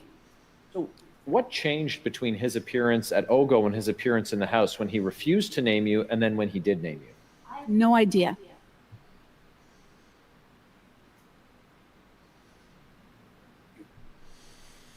Sounds like Barrett has the same question we do.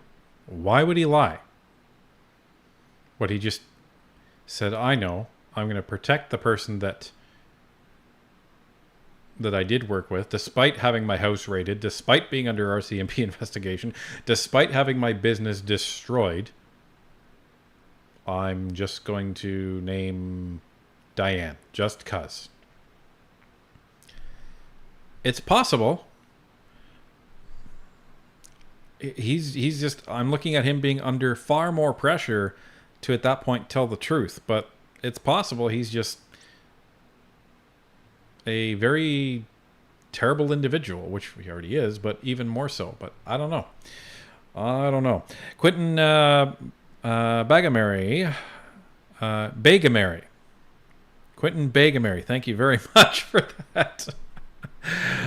Quentin with a $2.79 super chat. Corruption to the core with this government. Yes, absolutely. Do you agree that you are the correct person for him to have named in relation to them being assisted in creating that contract? I did not have the expertise to know what an IT anything was. So if Mr. Firth sent me anything, it would have been forwarded on to IT services. Who should, so the Auditor General made reference to GC Strategies having a government official write a contract, having assist GC Strategies in writing a contract that they were ultimately awarded. Who was it, if it wasn't you? And statement. We went, there was myself, the manager of BTID DGO, and her administrative officer. We're sick and tired of the very poor documentation from GC Strategies. I want to make it very, very clear that we said, can we cancel this request for proposal? We did. We booked an MS Teams meeting. And we asked that GC Strategies not be awarded that. Last question. Do you think that you were singled out by CBSA officials to take the fall for this, and that was communicated to Mr. Firth in between his appearance at OGO and his appearance in the House, and that's why your name was given to him. Ms. Daly, how would he even remember you if you'd only communicated one time, if your name wasn't given to him by your superiors in an attempt to clear their own names? I don't know what people are up to. I don't get into this political back and forth. All I know is I dealt with Christian Firth on multiple occasions for incorrect invoices, not just me, CBSA, DGO, admin staff. This shows why there were so many problems as they're a two-person company. And you'd have to go back to TBIPS and how they do their catalog and their vetting to really say, is this the tip of the iceberg? Thank you very much. So that's interesting. So it sounds like, so Barrett puts forward a plausible explanation. Because originally we said, well, someone's lying. Well, that is still true. But we would say, why would Christian Firth lie? Well, maybe Christian Firth is lying because someone in the government reached out to him and said, you'll be okay if you say Diane Daly and help us throw her under the bus. That's plausible. There's still other things that Diane has said which really don't align. But that's an interesting possibility that people from the government reached out to Christian Firth between his testimony and when he stepped in at the bar and said, you're going to say this name and you'll be okay. Otherwise, you won't be okay. Interesting possibility. Vesper Digital with a $2 super chat. Honestly, Ryan, I believe her, kidding aside. I believe her on some things. I just don't believe her on other things. Jelly Beans with a $5 super chat. You don't need IT expertise to order up somebody to make an app or whatever situation you require. You just need to know what kind of app you want. Well, and here's the thing. Just because she also said something.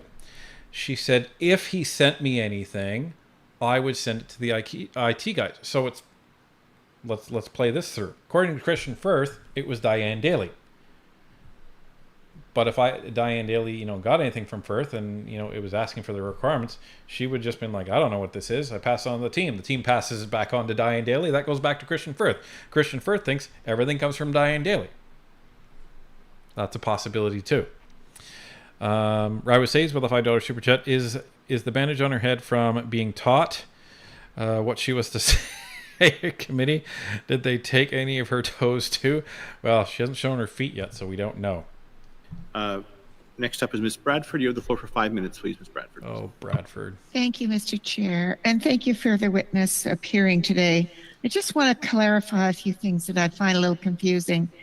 So, were you suspended, or you referred to that you were put on administrative leave? I just wonder, did you ask for administrative leave? Did they say you're going on? I received an email from the Special Investigations Unit of PSPC on March 12th, and I was told I was under administration leave. Sorry, March 13th by my former Director General, Lisanne Beauduc. Happy to provide the committee with a copy of that. Now, was Cameron McDonald supervising your work? No, he wasn't. Okay. All right. And looking now at your interactions with Christian Firth, do you recall when the first time you came into contact with him was? Durgan. And what was the first time you met, and what was the meeting pertaining to? Well, first of all, there would be, I'd never met the man personally that I can recall. I don't remember meeting him, but this was in the time period of COVID. We were given instructions, as I was told, to see whether or not it was possible to put a sole source contract to address some sort of software requirement at this time. And I remember, getting something from Mr. Firth regarding rates, a rate card. But as I said to him, it has to go through PSPC's appropriate commodity team called TBIPS in order to be able to do anything. So I advised the IT group, the CBSA IT group, that everything has to go through CBSA procurement and then PSPC TBIPS. Angela Durgan, and again, I have a copy of this email. Angela Durgan said she would have to check and see whether GC Strategies was on the pre-qualified list. They were. I have no access to that. So for me, that was the first I'd ever heard of GC Strategies was through Angela Durgan. Now, Mr. Firth has provided testimony that he met with you prior to the contract being awarded to GC Strategies. And during that meeting, he provided 3 suggestions for requirements for the contract, which ended up having 220 requirements. Do you agree with that statement? And I do not recall, and I'll keep going back to what I said, I do not recall any conversation of IT technical requirements from Mr. Firth. If Mr. Firth had given me anything, it would have been forwarded on to the IT department who sets the technical requirements. Okay. Does anyone else find it interesting that when she is confronted with testimony by somebody else, it's usually "I do not recall" versus "that never happened"? I find that interesting. I don't know if I'm reading into it, but I find it interesting. Because usually, if you watch a lot of political committee, "I do not recall" usually means I don't want to answer. And you can't prove that I can't remember, that I don't remember.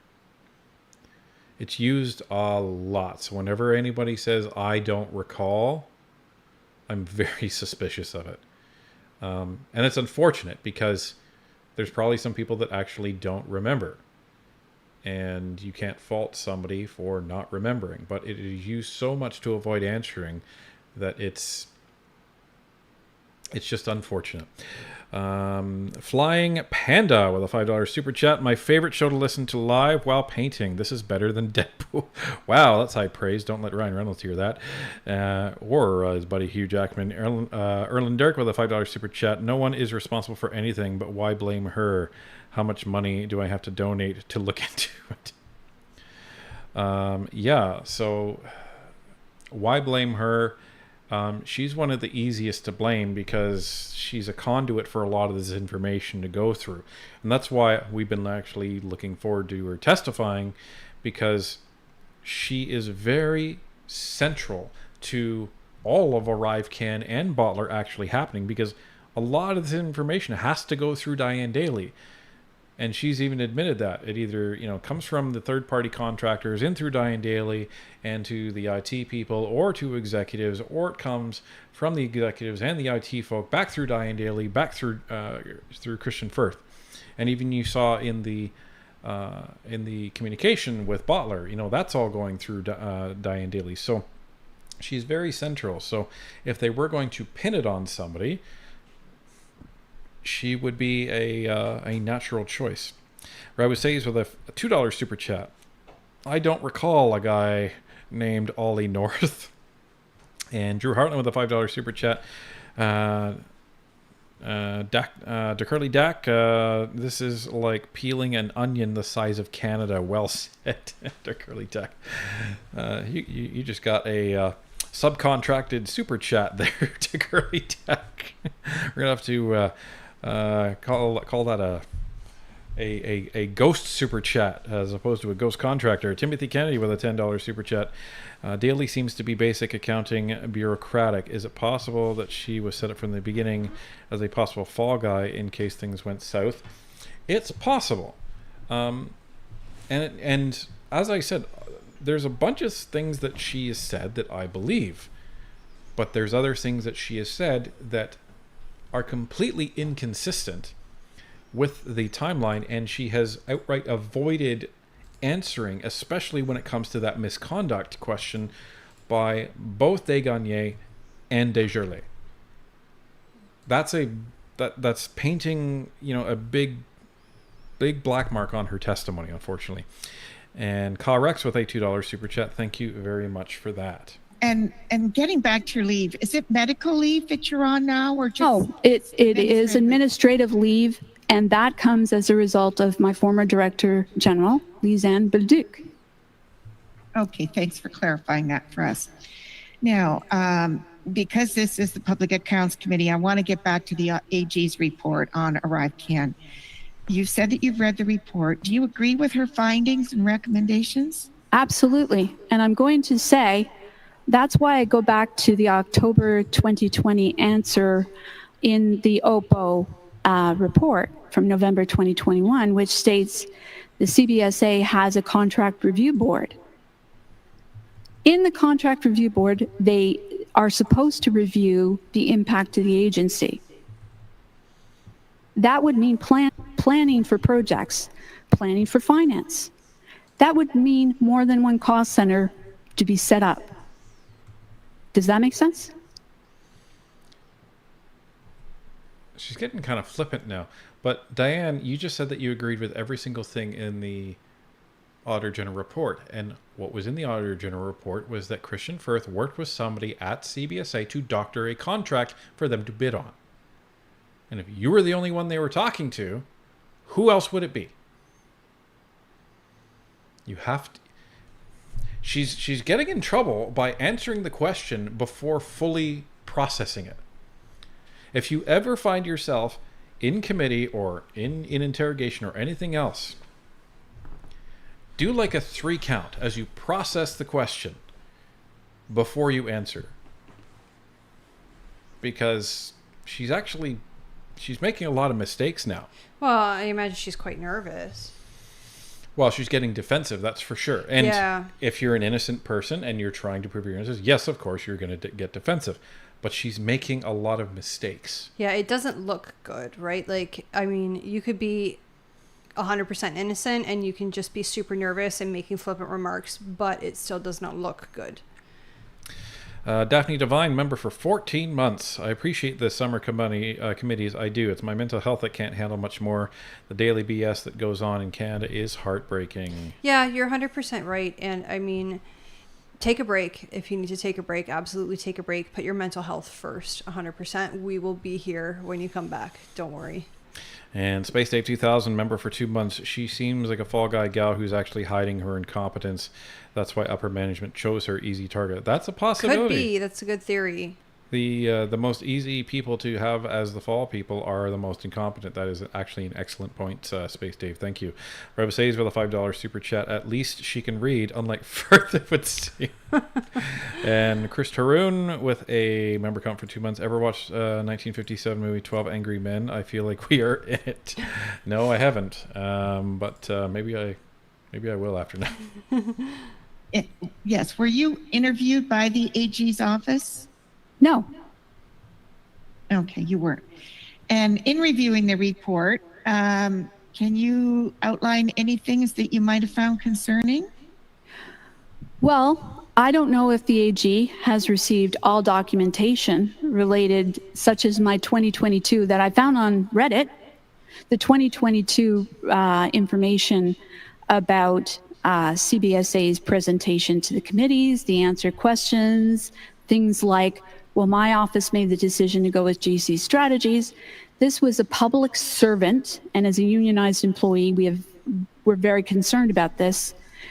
The public service should be very, very concerned that their management team who make decisions and try to blame unionized members at a lower level for decisions made at the highest level is a real threat.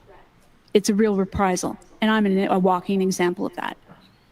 Thank you very much, Ms. Daly. That is the time that ends the second round. I'm just going to suspend for 10 minutes, and we'll come right back. Thank you. Okay, so you, as the union, you do have an option to file a grievance of reprisal. That's very interesting that she raised that exact term. And what that means is if you feel that your employer is retaliating against you for something that you've done, rightly so, that you something that you've done, then the union could grieve reprisal. My question to Diane Daly would be, have you started that process? Have you reached out to the union? Have you asked them for representation to file a grievance of reprisal? If you haven't, why not? That's my question. The other question I would have is, why hasn't anyone in the union reached out to her to advise her of that or to suggest that? And if they have, is that happening? Now, that may be happening behind the scenes. It could be. I was going to say the other thing is her union representative could just be completely useless at being a union representative. Unfortunately, they're not always good. So it's possible that they just didn't think of it, or... Well, we're talking about a union that fines their members $1,000 per day if you don't show up for a strike. I know, but not all unions are good unions, right? But that's my point. The PSAC is one of the unions that doesn't seem to give a damn about its members. It gives a damn about itself. All right, let's try and see how far...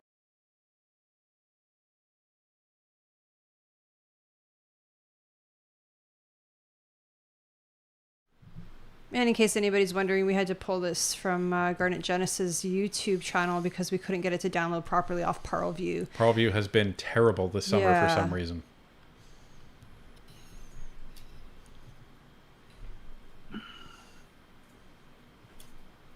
Yeah, I just see people popping on. I'll just wait another 10 seconds.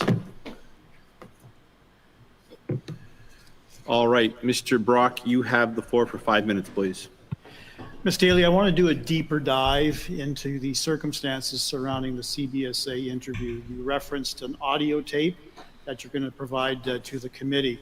I understand that there was a series of email exchanges as well that you've referenced. These email exchanges involve you and who else? Well, I have them here. Can I pull them out? And then I'd be more accurate. I want you to ultimately file all of those emails. Can you just identify the names of the people who are communicating with you? Okay, well, the people communicating with me were my Director General, Lisanne Bolduc, and Tom von Schoenberg. Sorry? Tom von Schoenberg, my Senior Director. Yes. So those were the people involved in communicating. Lafleur. Mr. Lafleur, you were correct, Mr. Brock. On December 7th, he sent me an invite for an optional as a witness to come. Initial piece of communication? Yes, December 7th. Okay. In addition to the audio phone call, in addition to the emails, were there other phone calls that took place to get you at that particular interview that you did not take? Yeah, I was shocked when I was like, I honestly don't know. Okay. I was, sorry. You referenced some important details in that audio tape conversation between you and the DG. Are there other damning, more significant pieces of that conversation you want to share with us right now? Certainly. My apologies, I just have to grab it. This is a conversation that Lisanne had with me. She said, I'll seek clarity on the mandatory versus non-mandatory. But before she says that, she says, and I think that you should feel comfortable having Tom or I present at that upcoming meeting. I think that would be a good idea for you as well. So I'll get back to Michelle. She's referring to Michelle Lafleur. I'll seek clarity on the mandatory versus non-mandatory, but like I said, I've received my own marching orders, and my feeling that he's probably received his own marching orders as well on his side as well. By inference, she's misleading you as to whether there's a confusion between optional and non-optional. Correct. She said I wasn't told it was optional on the tape. You clearly had no choice. I had no choice. You were compelled to attend. She told me I had no option. Okay, let's talk about the interview itself. How long was it? 13 minutes. The interview? Oh, the interview with CBSA, you mean, right? Yes. It was 3.5 hours. 3.5 hours. Where did it take place? Virtually. Virtually. Did you get a break? Yes, I did. What was the tone like in that particular 3.5-hour interview? It was hostile. Give me examples.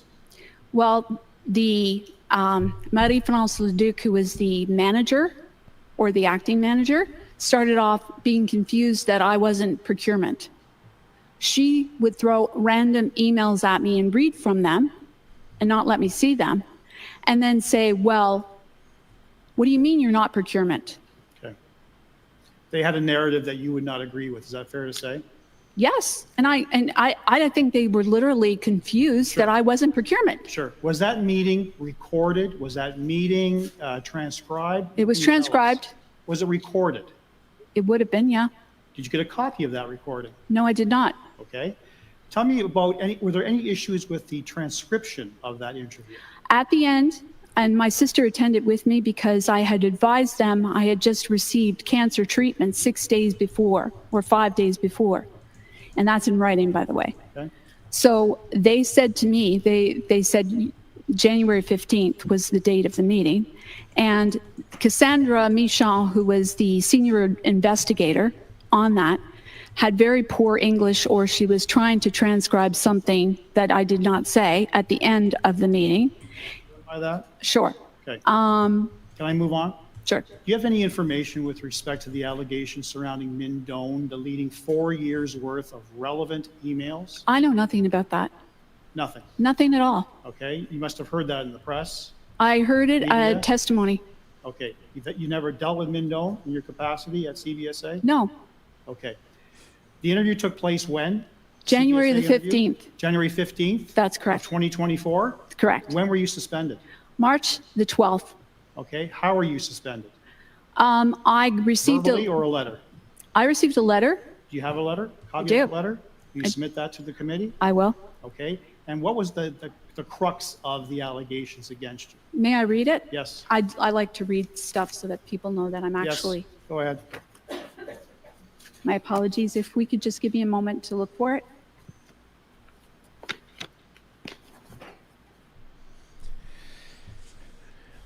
They're giving her a lot of time. So did I hear that right, that she was suspended and she received a letter as to why she was suspended? Yes. Okay. Well, she wasn't suspended. That's different.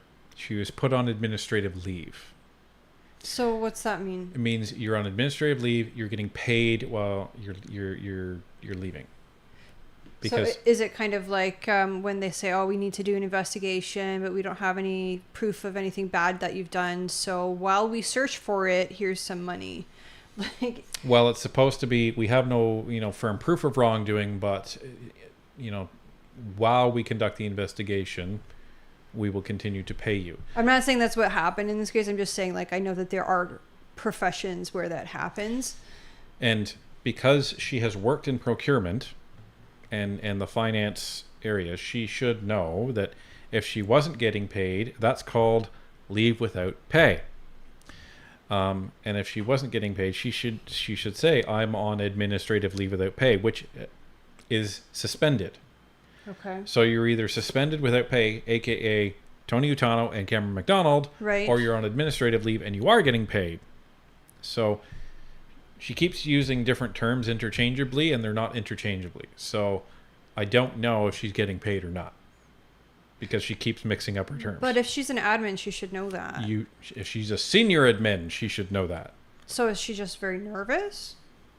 Maybe. Could be. That was a very quick exchange between her and Brock, though. Yeah. I found it interesting when Brock was like, "Do you have anything more damning that you would like to share with us?" "Yes, I absolutely would." Wix Farm with a $2 super chat. She's a scapegoat. Timothy Kennedy with a $5 super chat. Idea for a new t-shirt. The Diane Daly kick me with Firth doing the kicking. Oreb Says with a $2 super chat. If she has in the union has buried it. Filed agreements.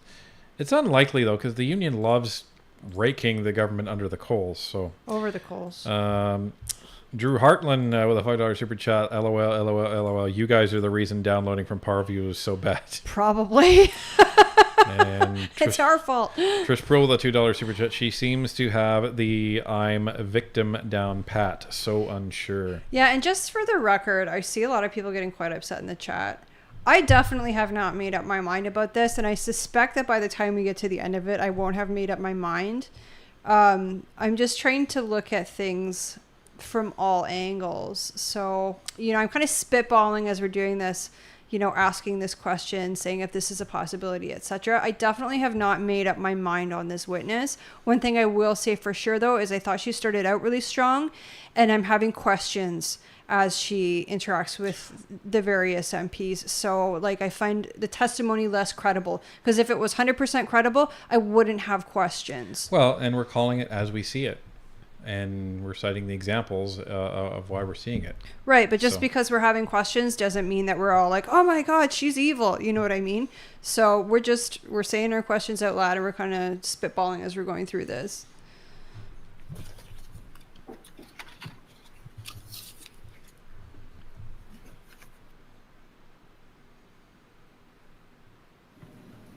Mr. Brock, I'll allow this, but this will conclude your questioning. I will just give Ms. Daly a few seconds to find that. Sorry, I'm looking for it. I've got a lot of paperwork here, so you'll have to bear with me. I apologize. My guess is they're giving her a lot of time because she's such. I will. an It integral essentially says that I did not adhere to the CBSA and PSPC codes of conduct for procurement.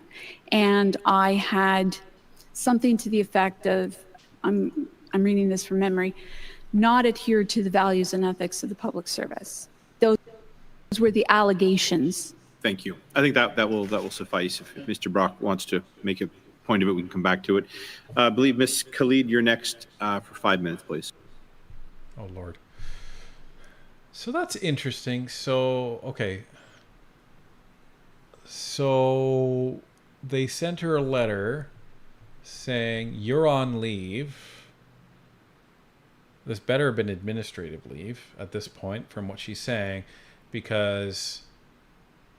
As opposed to what? Like medical leave, you mean? No, as opposed to suspended without pay. Okay. So you mean suspension with pay is what you're talking about? Probably. Administrative leave.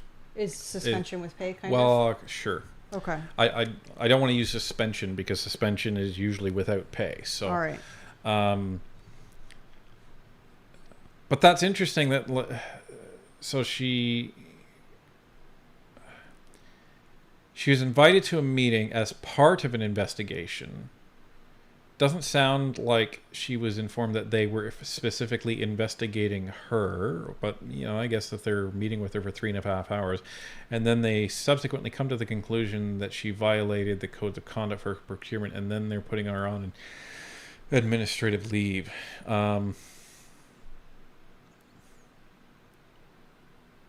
I wonder, because one of the things that she could have had, and she should have done this,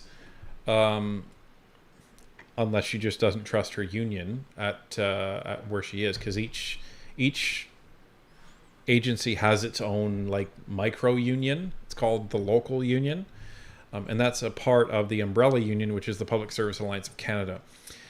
And each of them has its president and executive and that sort of thing. So one thing that union members have the right to do is when they're asked or forced to go to a meeting, especially when it sounds like it's going to be disciplinary or investigatory, they have the right to ask for union representation. So I know she said that she asked for her sister to...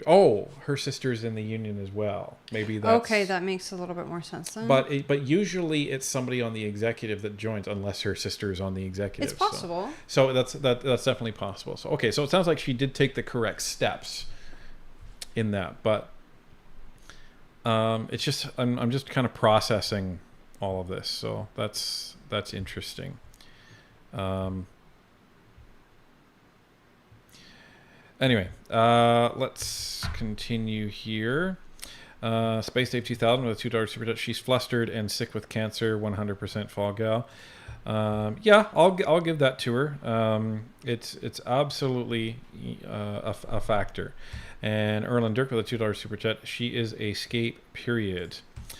Well, as I said, I have a feeling that even by the time we get to the end of this committee, we're still not going to have all the answers, and I'm still not really going to know how I feel about this. But you know, it's good to sit here and, you know, understand that all possibilities are valid right now.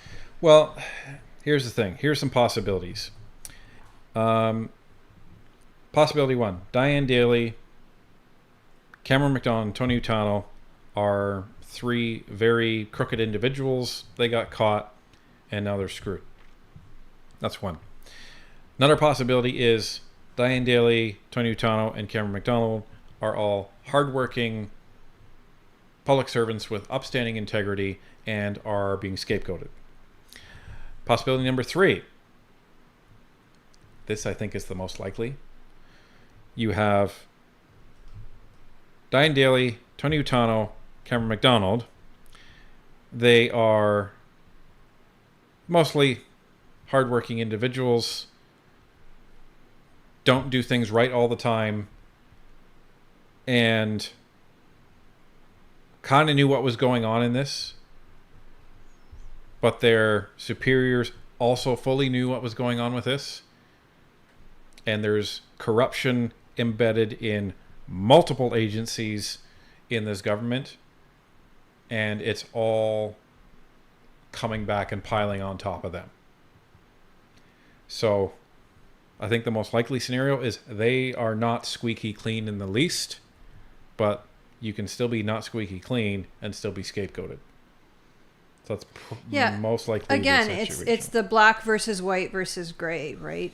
I think pretty much everybody involved in the scenario is some shade of gray. Like, they're not pure innocent and they're not, 100% at fault, but there's something in the middle. So, off we go.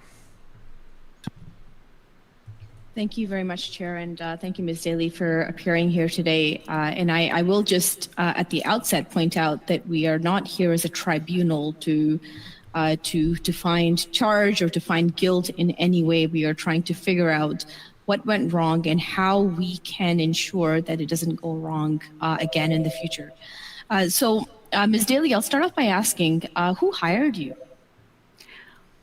My offer came from Tony Utano, but the CBSA... What was his position? He was an executive director. Okay. And who will fire you, as you had indicated in your opening statement? Who would fire me? Yeah. Well, that would probably be my deputy minister or my my former director general. You see, in the policy on investigations, it's actually, as I said in my statement, the at-level manager or director who actually needs to start an investigation. So at Public Works, that would have been Lisanne Bolduc at the time.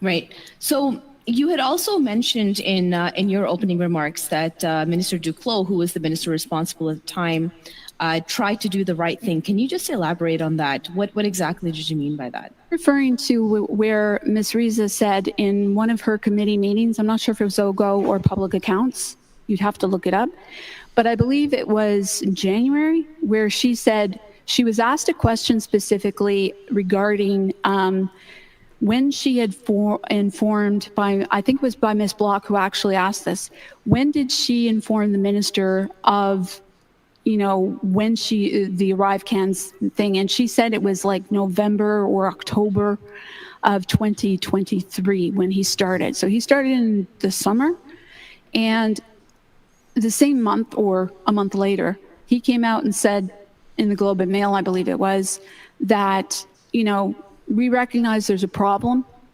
We're trying to do something about it in the House of Commons. So that's where I'm getting this information from.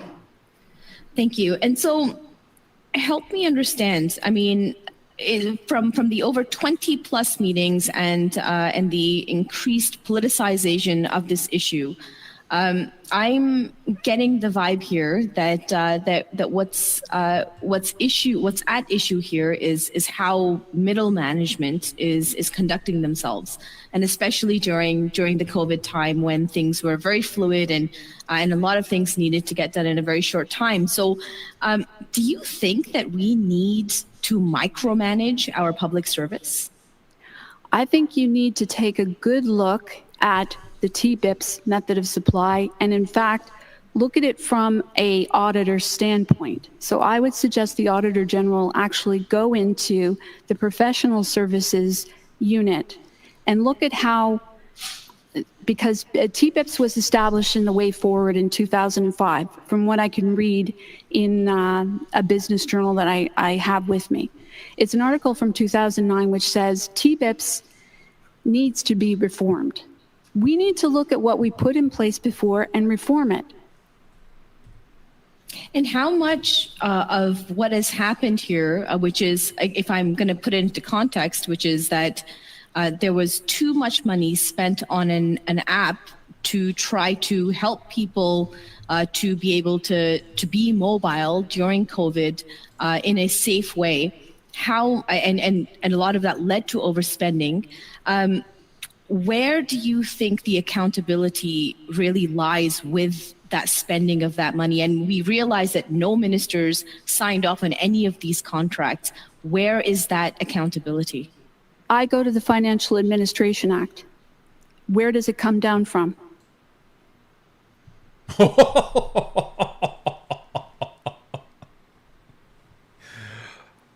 Okay.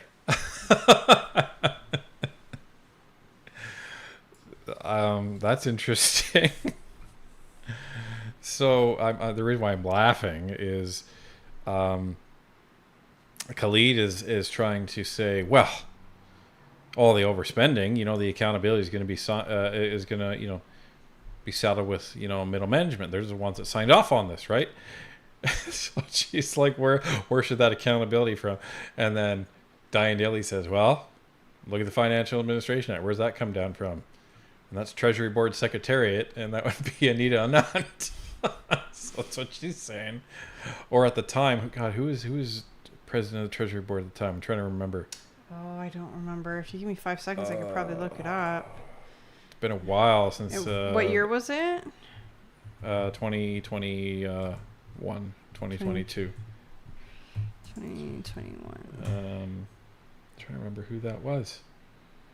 Doesn't really matter too much, but anyway, it's a cabinet minister, so that's what she's trying to say. It's giving me results for Ontario. So even Google doesn't want us to know. No. Miles with a 279 super chat. Did you see the new Mark Dental Care announcement? Yes, I did. When he basically didn't, he took the shackles off the dentists and aren't forcing them to use their system. All of a sudden they're okay. We may do a video about that. Jelly Beans with a $2 super chat. Was she sick when this all started? It doesn't sound like it. Sounds like her treatment was in 2023, at the end of 2023. Wendy's Cafe was a $5 super chat. The only thing I want to hear is at the end of this all that taxpayers are getting back the $60 million. Well, I don't think we won't get it all back, but I hope we get everything. At least a good chunk of it back. Like all of it would be ideal, but at least a good chunk. I agree. And to answer your question, it was Mona Fortier.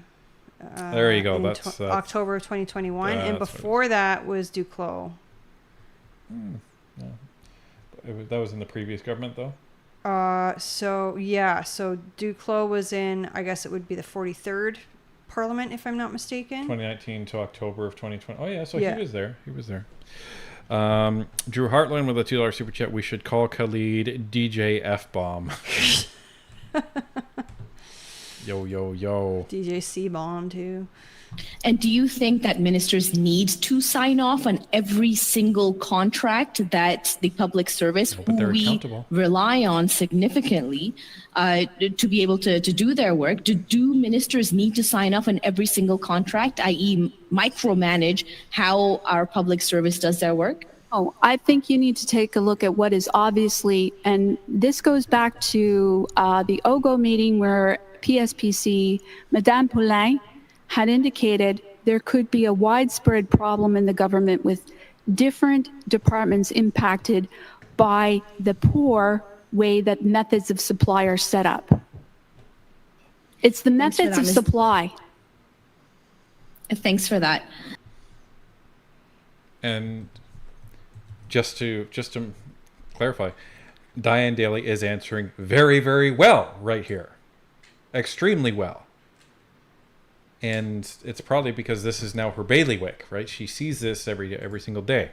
And she's completely correct in this. And she is trying to imply that because there is a widespread problem, you can't lay this at the feet of middle management. You have to lay this at the feet of the people that are elected and accountable for this. And if you don't want to be accountable for that, then don't run for MP and don't, accept a ministerial cabinet position. So these are really good answers that she's giving Khalid right now. And Khalid doesn't know what to do with them. Which is even more entertaining, which makes them even more good answers. So, I says with a $10 super chat, the idea of Khalid managing anything terrifies me, let alone micromanaging the bureaucracy, and I really doubt we will see any of it back. It's spent. Yeah, I know that's probably the reality, but part of me still hopes that they will at least try. I think the Conservatives will definitely try once they get into government. Whether or not they're going to be successful is going to be another question. So it seems to me, based on your testimony today, that everyone, in public service seems to be tripping over themselves to find out who is the person most responsible. The Conservatives are trying to tie this in some way to a minister or to some political operative here. In your point of view, do you think that the elected officials need to have more oversight on these contracts and procurement in general, so that we can prevent these kind of acts from happening in the future? Well, I'll tell you what I understood from Public Works. They, I believe, either have put in place a chief procurement officer. Maybe that should be considered as an independent office, not in finance, but working with finance as a separate entity. And so there should be, part of this is your financial management system and people knowing what goes in and how it's done. We in the government love red tape. We don't do the how-to guides or this is the process of what this means. We don't do enough of that. And yet we ask through Treasury Board as the employer for reports about what we're doing. We make it so hard on ourselves to do the simplest things when we could have oversight bodies watching what people are asking for. Thank you very much. Thank you. I have one more question, Chair, if you would oblige me. Your time is up, but there's more slots coming for you and your members. So we'll come back. And it did go well over, Ms. Khalid. Madame Sinclair-Degagne, encore une fois, 2 minutes 30 secondes. Ms. Sinclair-Degagne, 2.5 minutes. Thank you, Mr. Chair. Ms. Daly, a question, yes or no answer, please. Did you threaten on behalf of Canada Ms. Dutt from Butler to send all the information, all the documents, and all the proof of misconduct in her possession, to send everything to the CBSA or GC strategies? What we did was we asked for everything associated with the 2 deliverables because of the turnover in project representatives from the Human Resources branch. They kept part of the issue for for Butler was that they were complaining there weren't people there to get the deliverables done. So let me be very clear. You could find that with documentation, emails. But what we did was we did ask for everything associated as part of the terms and conditions laid out in 2035, part of the high complexity template and the supply acquisition clauses and conditions, where Canada has the right to audit and ask for those documents. Pourquoi avez-vous demandé tous les documents, dont les preuves d'inconduite. Why did you ask for all the documents, including evidence of misconduct? Because under normal circumstances, what needed to have been done was to sound the alarm and report the problem to your superiors, who would then take it to the relevant places. And why did you, instead of doing that, ask for all the documents? Why did you behave in this way? Did someone ask you to proceed in this manner, or did it come from yourself directly? First of all, I corresponded with Ms. Dutt through email. I had to do what she had requested, was she was looking for my support to find out when the Human Resources branch and the work to continue so she could deliver her deliverables.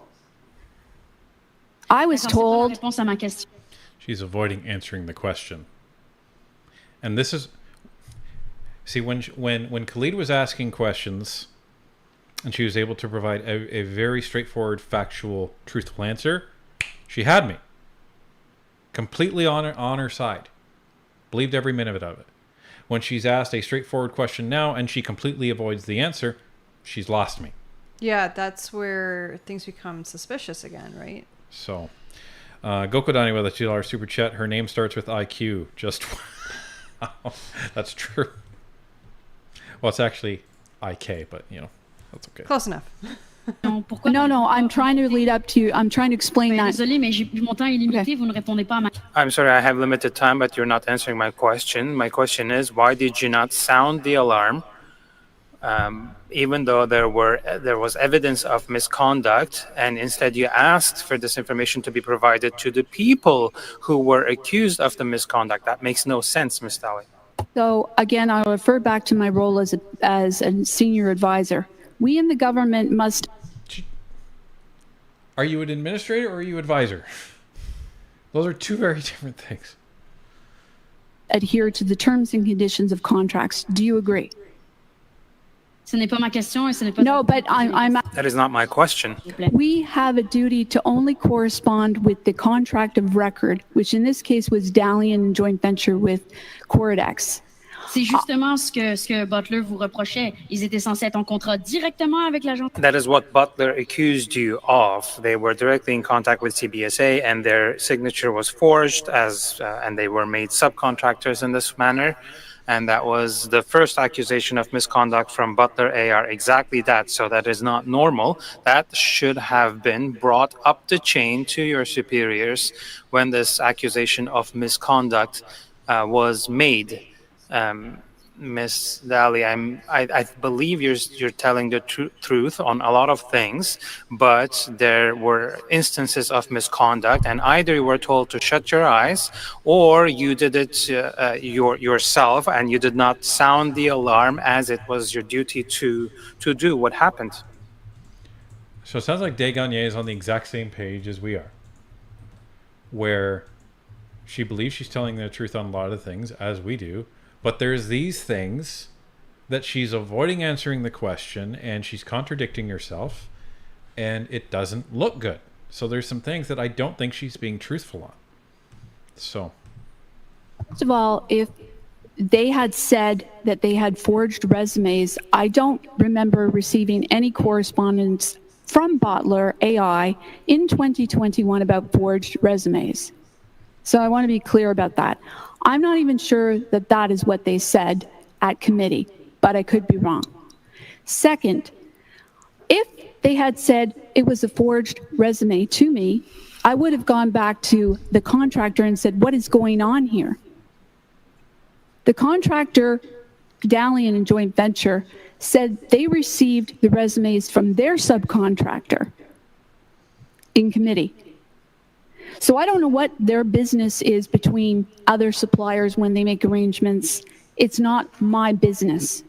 My business is to make sure... Voilà. Thank you, Ms. Daly. Just a note, Ms. Daly, if you could just lean back a little bit and sorry. Not it just creates a little bit of audio difficulty for the translators. Madame Sinclair-Degagné, vous aurez encore une autre chance. Ms. Sinclair-Degagné, you will once again have another round. And up next, we have Mr. Desjardins. You'll have another opportunity after this one as well. Over to you. There'll be more Butler questions. Thank you very much, Mr. Chair. I want to continue on the line of questioning from my previous round related to the misconduct. I agree with you, Ms. Daly, largely in your comments, but I don't agree with your summation of what qualifies a misconduct and what your responsibility is, whether you're, as you quoted yourself, as a low-level public servant, medium public servant, or even a deputy minister. The responsibilities under Section 5 of the CBSA policy requires that if any instance of a misconduct report is made to any persons under the policy, including you in your position, should be reported. You failed to report it.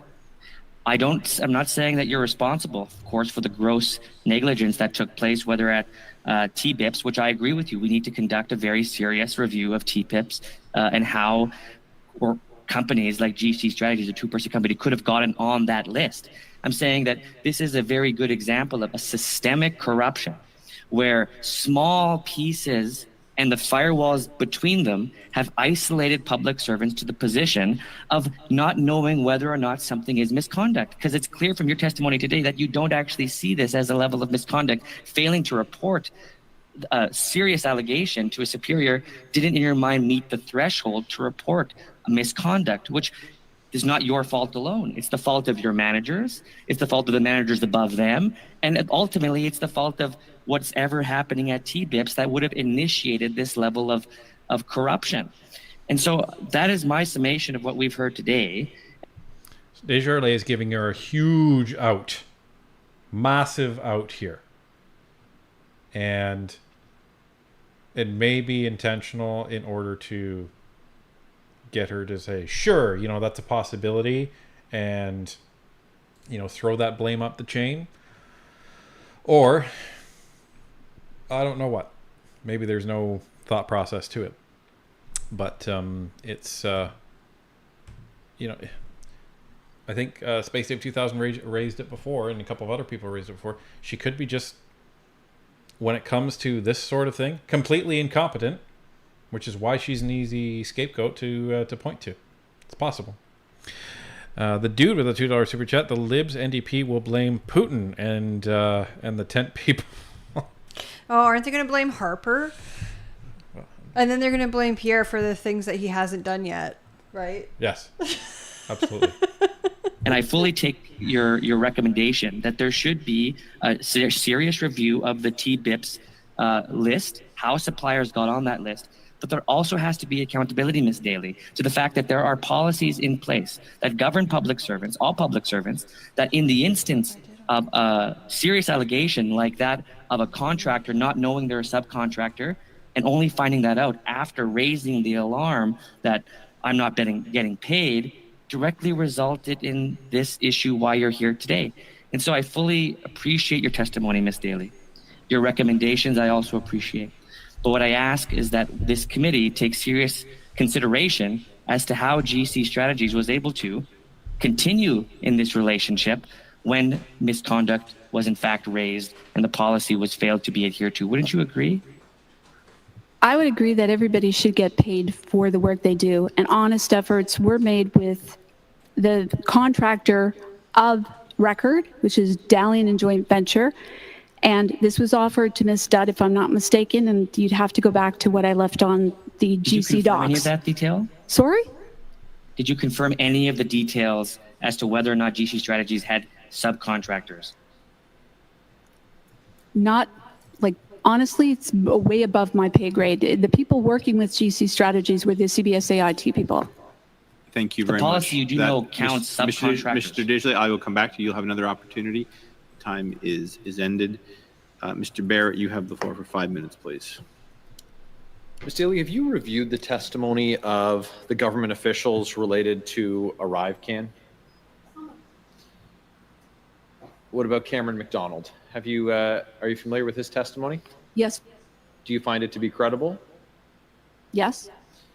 What about Anthony Utano? Yes. CBSA President Aaron O'Gorman?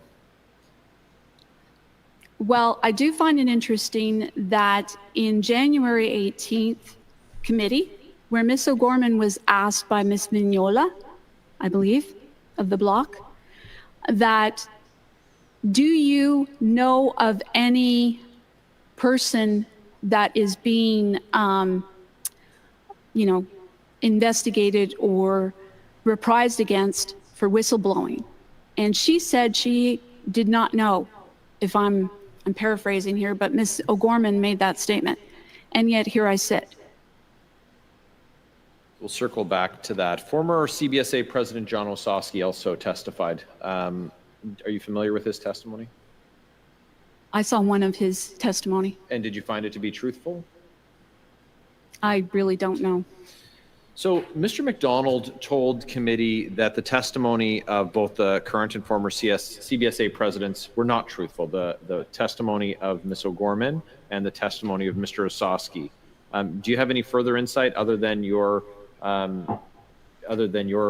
personal example of a whistleblower reprisal that's being exacted against you?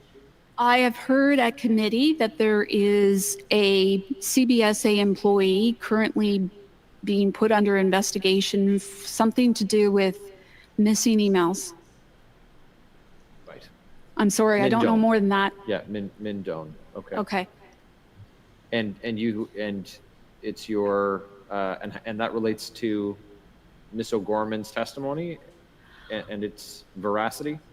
Well, if you're an auditor, and I'm just going to speak to what I am familiar with being audited, you have to separate duties and responsibilities. Like contracting security is not in the same group as buyers. If you mix the two, like mergers and acquisitions with stockbrokers, you get insider trading. If she wasn't a part of the investigation, my question, instead of assuming anything, because I don't know Ms. O'Gorman and I don't know what's going on, but if she isn't a part of the investigation, how would she know or not know if people are being reprised against? I'm just asking the question. So you mentioned earlier that you were just a soldier accepting your marching orders.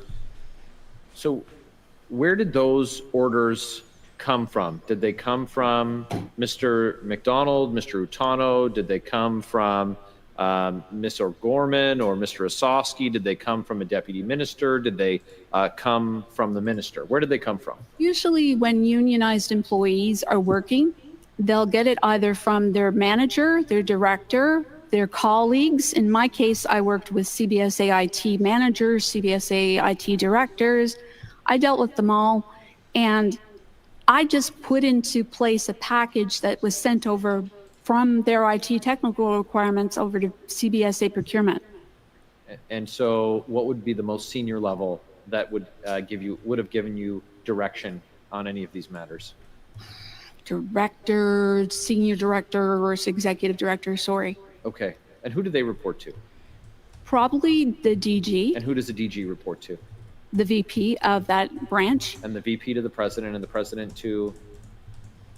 To a minister. To the minister. Oh, okay. So I found it so interesting that the Liberals have put forward this narrative that all of this $60 million fiasco is the fault of the public service, and that some would like to say that it's your fault. Point of order. Oh, here we go. I guess I got back right in time. Here we go. Here we go. Well, and the Liberals have. They basically said that the ministers bear no responsibility whatsoever. They just get paid, as Garnet Genos had said before, to be a potted plant, be presented with briefings, and just sit there and do nothing. And if everything goes wrong, well, that'll be in a briefing, and, they'll just collect their paycheck and be on their way. That's not what's supposed to happen. If you're taking on a position of a cabinet minister, you are then assigned agencies which you are accountable for, and you're to provide oversight, and your department provides leadership to. And if those agencies go bad, guess what? You're accountable. You're accountable. And if you don't want that accountability, that's fine. Don't be a cabinet minister. Well, I mean, they get paid 50% more than a regular MP. And that's why. They get paid hundreds of thousands of dollars. Yeah, so. $300,000. Ryan Poplinski with a $2 super chat. Send in the Night King. Rob stays with a $5 super chat. They're not missing. They're in the was his name's underwear drawer. Yes, Ms. Khalid. I can't wait. Point of order. I can't wait. Yes, Ms. Khalid.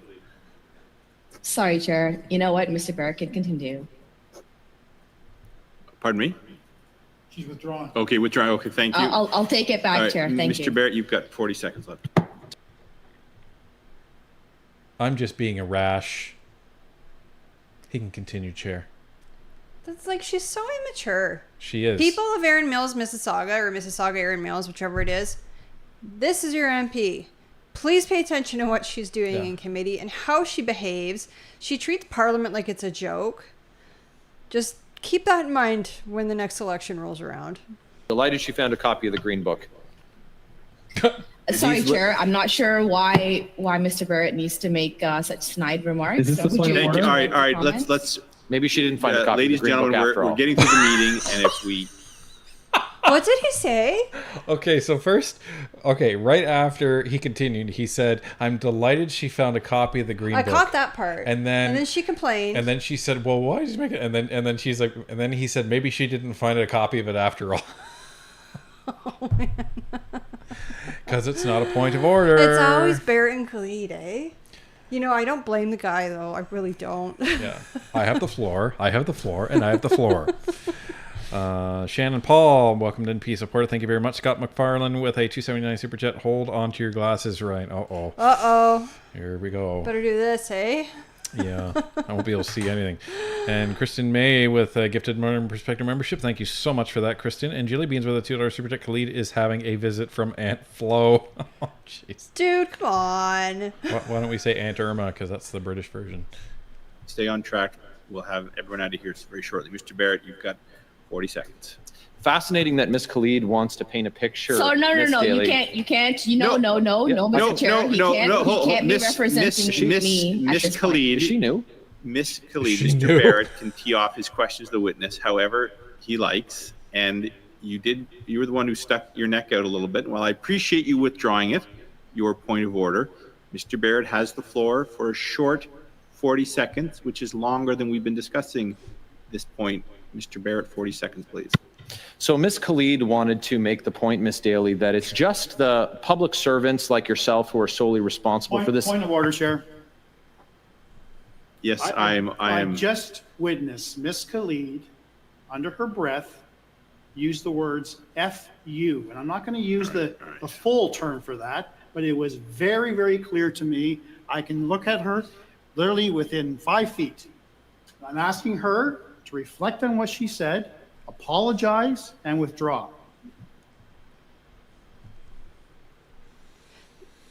What is her problem? You know, I'm just kind of looking at the chat. Kilo says it right. The unmitigated entitlement of Khalid is unbecoming of a Canadian. And it's especially unbecoming of a member of parliament.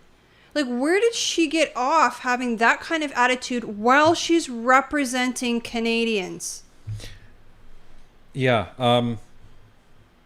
Nobody gets to act like they own the committee room. Nobody.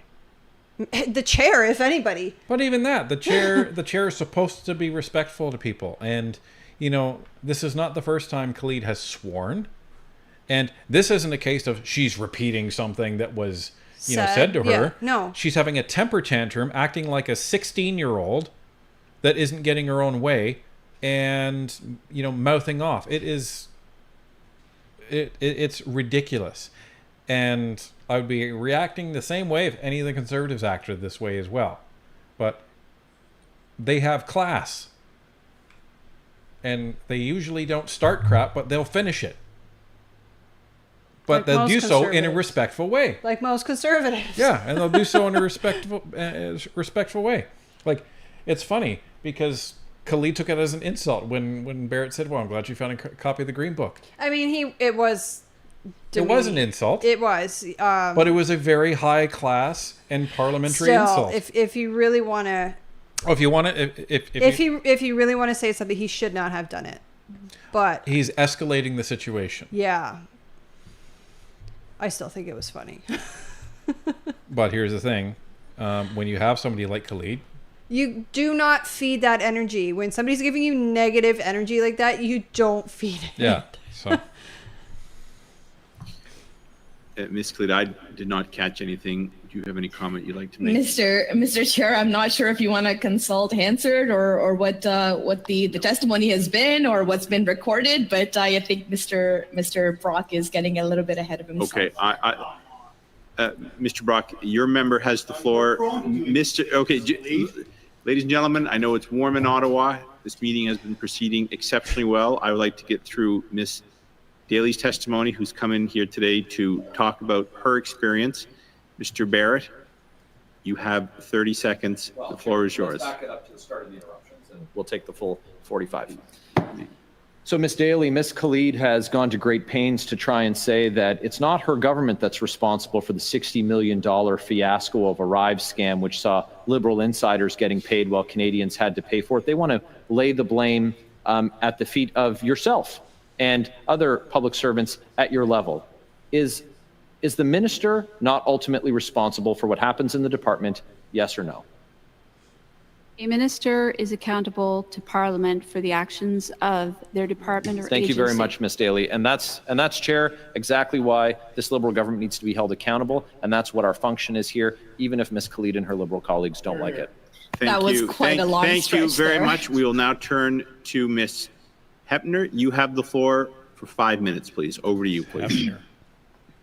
Thank you, Chair, and I want to thank our witness, Ms. Daly, for being here with us. I know this has been a bit of a difficult experience. I think I'm going to skip this one. I don't think we need to look at Ms. Hepner.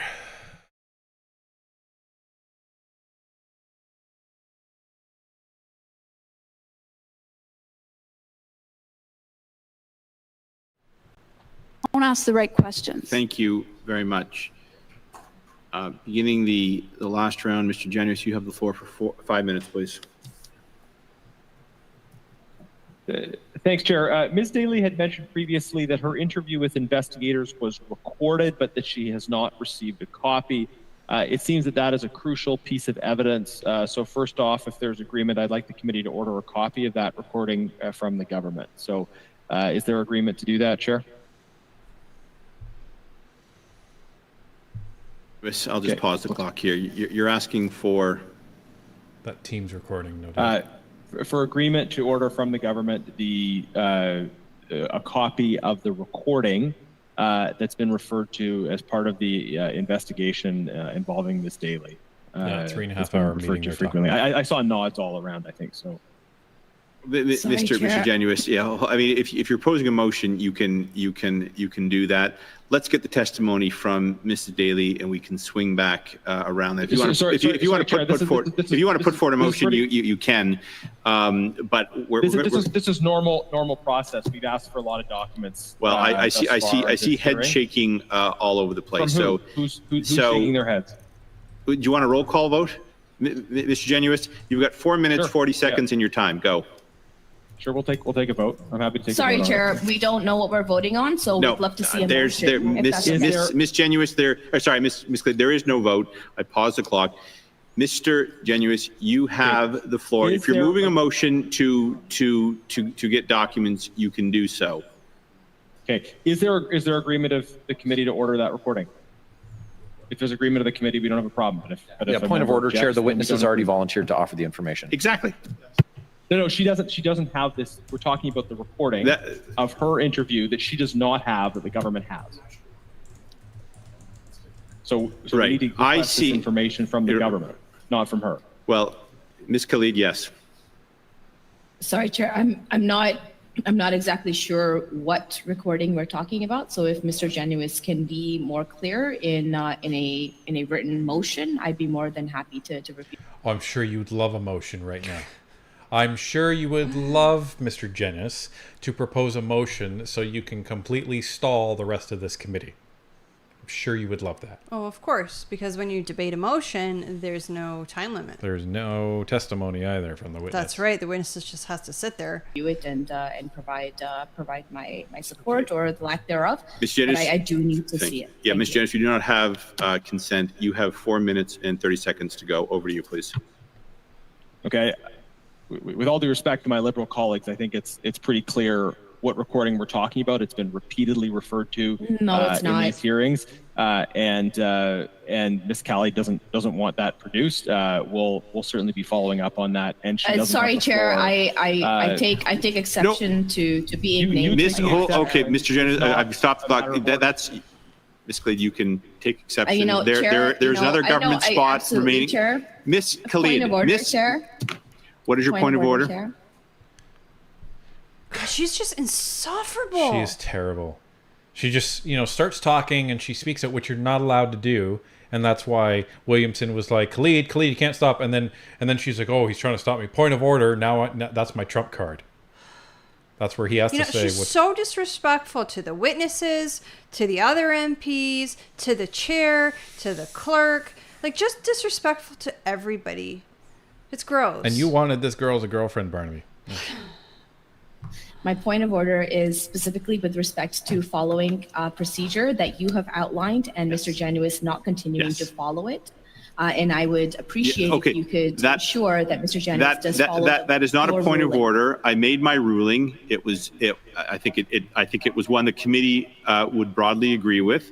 Mr. Genuis has the floor. If he wants, he can now. It's his comments, and your side will have an opportunity to respond to Mr. Genuis afterwards, and whoever does that can address it. And that person will have the floor, and I will do my best to keep Mr. Genuis from interrupting that person. Mr. Genuis, you have the floor for 4 minutes and just under 30 seconds, please. Him and Broussard both. Yeah. Thank you, Chair. We have seen throughout how Ms. Khalid has been repeatedly unruly, trying to disrupt this investigation into Liberal corruption, and I think that's revealing. And I'll press on here. To Ms. Daly, you had talked about being under investigation. When did it become public that you were under investigation? It never became public that I was under investigation. Today. I suppose until today. You got it. Okay. So the fact that Christian Firth would have named you in the House of Commons might suggest he had access to information about whether you were under investigation, or it might not. But it underlines sort of the strangeness of the fact that he named you a relatively more junior employee. Now, we've got an internal investigator at CBSA who's investigating the same situation. That internal investigator reports within the CBSI hierarchy and up through the minister. They're not independent, and that's one of the concerns that we've raised is the lack of independence for this investigation, that investigator reports to people who they might well potentially be investigating. Is this, just for clarity, is this the same person that's investigating you as well? No. So there's two things. There was the witness request from Michel Lafleur, who was the CBSA, I think he's an executive director over there of the investigations unit. The second is another director of the special investigations unit at PSPC. But the letter to me indicated both CBSA and PSPC of me not adhering to the procurement code of conduct for both agencies. But Lafleur is the guy that's investigating for CBSA. I think that's who Janice is referring to. So, but the separate investigation from PSPC, that's news, I think. So, alrighty, a couple of super chats to knock off. Okay. So we got Leona with a $2 super chat. No one tells the news like you. Thank you. Thank you very much. Hopefully that's good. Christine May. Yeah, because you could do it really badly too. Yeah, no one tells the news like you guys. Christine May, member for 4 months. Love this NP family. Aren't they great? It's great. Stephen C with a $5 super chat. Think we'll get the live glasses. Yeet. No, I hope not. We need like foam ones or something, or plastic, or... Not real ones. Warren the Predator with a $2.78, $2.80 super chat. Khalid 16, more like 2. Yes, Yeah. I did overestimate her age. And Ravi says with a $5 super chat, there should be a fine like immediate for some of the BS like this, payable to the taxpayers. Yeah, almost like a swear jar, but it's for like it's like a tantrum jar. We'd probably have ArriveCan paid for by now. Ravi says with a $5 super chat, Miss Khalid not paying attention. Did I just hear that? Surprise, surprise. Yeah, there's going to be a video coming out tomorrow, breaking news. Khalid doesn't pay attention in committee and has a tantrum. Okay, thank you. Now, just going back, Cameron McDonald's testimony last year, at the end of last year, he said that, quote, on August 28, 2023, I received a call from Mindone telling me that Minister Marco Mendicino wanted someone's head on a platter. Minister Mendicino wanted someone's head on a platter. Based on what we've heard today, Ms. Daly, it does look like someone has proposed your head to be the one on the platter. Now, for all I know, you may have done things wrong. I don't really know, but you are relatively junior compared to most of the officials that have come before this committee. And unlike many other officials, you were not given gifts, hospitality, anything like that. While Christian Firth lavished senior government officials who were involved in decision-making with all kinds of apparent gifts, and presumably he had reasons for doing so, yet he gave you nothing, that you were the beneficiary of none of this hospitality, and then he, out of the blue, accuses you of being the one involved in discussing technical requirements on April 17th. The whole thing looks very odd, frankly, very rotten, and we're continuing to try to get answers from this corruption scandal. Minister Mendicino wants a head on a platter. What we're looking for is answers. And yet people who are frank and try to give answers seem to be subject to retaliation. So in that light, Mr. Chair, I'd like to propose a motion in light of the fact that we haven't gotten agreement to do these things more consensually. The motion is that in light of the testimony and evidence provided by Diane Daly, the committee order the production of the recording, which Ms. Daly referenced in her testimony, and call the following people to appear before the committee on ArriveCan, and particularly to respond to the new information Ms. Daly has presented: Lizanne Bolduc, Tom von Schoenberg, Ariane Reza, Christian Firth, and Aaron O'Gorman. Kudos to his staff, because they would have typed that up while he was talking. I suppose it's possible he could have typed it up himself while committee was going. While he was talking? Because this is the same section. The same round.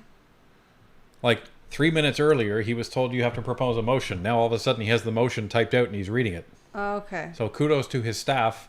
Or he's really good at multitasking. Or he's phenomenally good at multitasking. I'm not. Mr. Genius is a genius sometimes. So Scott McFarlane with a $2.80 super chat to ejection seats. And Robosays with a $10 super chat. There used to be a show called Royal Canadian Air Force. Yes, there did. Back when the CBC was relevant, not repellent. They could do a supercut of Khalid called Minister of the Air. Yes, they could. Yeah, because they would name their section or their skits like that. Emotional damage. So I've read that motion out, and I will send the slightly revised version. Yeah, Mr. Jennings, could you send in that motion, and we will. I believe you already have a translated copy, but you have made some changes to it. Could you please send that in right away? And I'm going to send it right away, Ms. Shanahan, and I'm going to suspend. But send it right away, Ms. Jones. I'm going to suspend for a few minutes. Thanks. Okay, you're going to suspend. All right, we're going to flip it forward.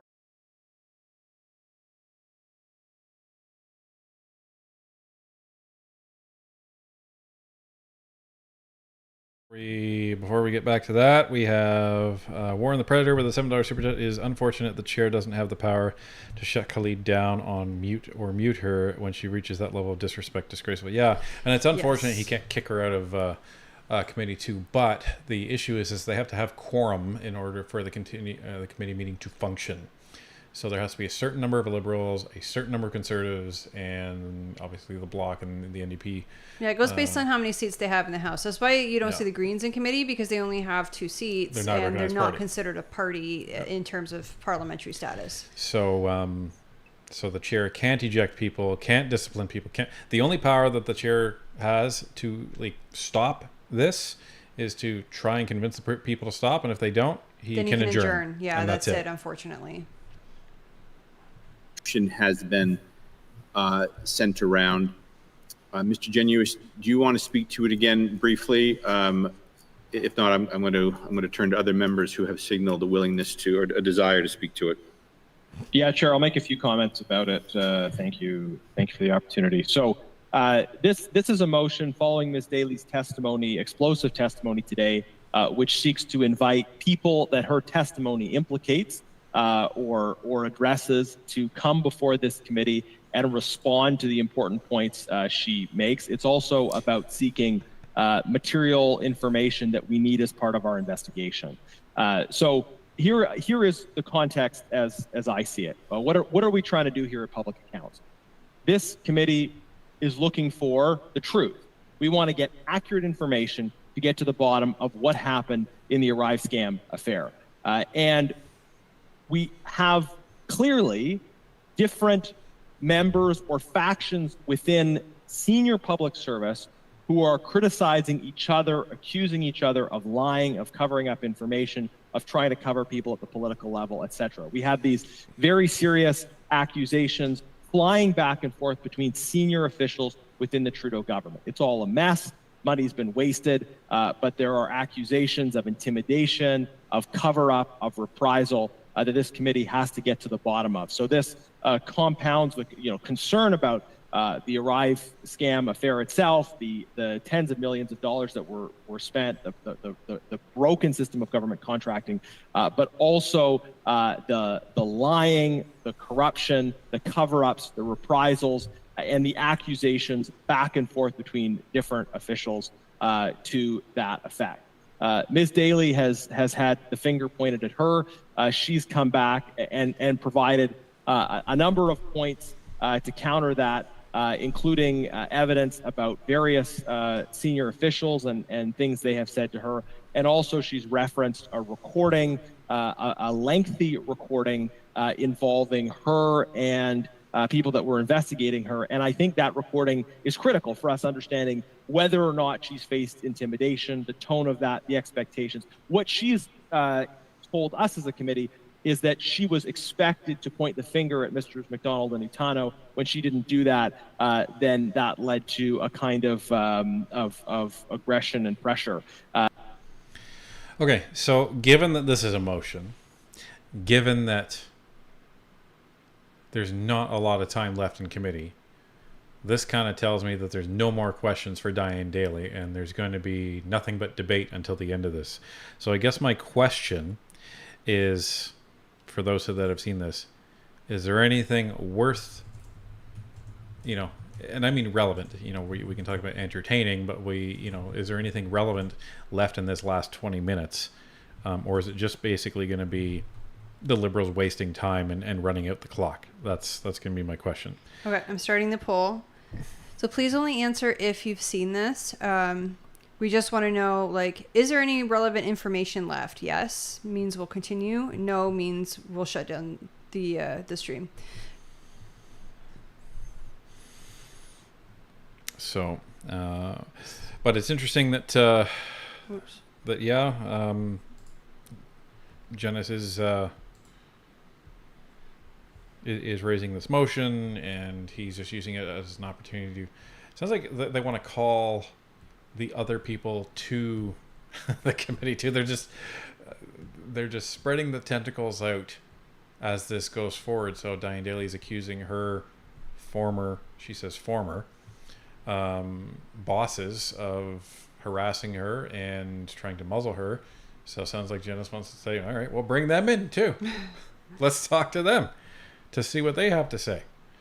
So it'll be interesting. So somehow we're at 50-50. Yeah. So someone says it's relevant. Someone says I don't know. Somebody Someone says no, people there voting isn't. yes because they love you both. Thank you. Okay, how about this? It's 2 a.m. here. We've got a son who likes to be up at 6 a.m. So why don't we say goodnight now, and then tomorrow Ryan and I will, when he's cutting up the stream to turn it into a video, we'll check out the rest of it, and if there's anything relevant, then we can provide additional commentary in the video tomorrow. Yeah, we can probably do that. So. Okay. Because I think everybody probably wants to get to sleep, and no matter what time zone they're in, I imagine. Anyhow, it's this lived up to expectations. Yep, this lived up to the hype. Thanks, guys. And it lived up to the. It definitely lived up to the to the inside information that we got about what Diane Daly was going to go say. So yeah, she said a lot of things that were credible, but she's having a lot of problem with that bottler misconduct, with those bottler misconduct questions, and that's where she's. I think she knows that that's a problem, but. You know, when it comes to ArriveCan and GC Strategies, she has nothing to do with the decision to go with GC Strategies. She doesn't have that capability to make that decision. So, you know, do I believe that she was, you know, ordered to make something happen? Yeah, probably. And she has the receipts to prove that. So I completely believe her in that.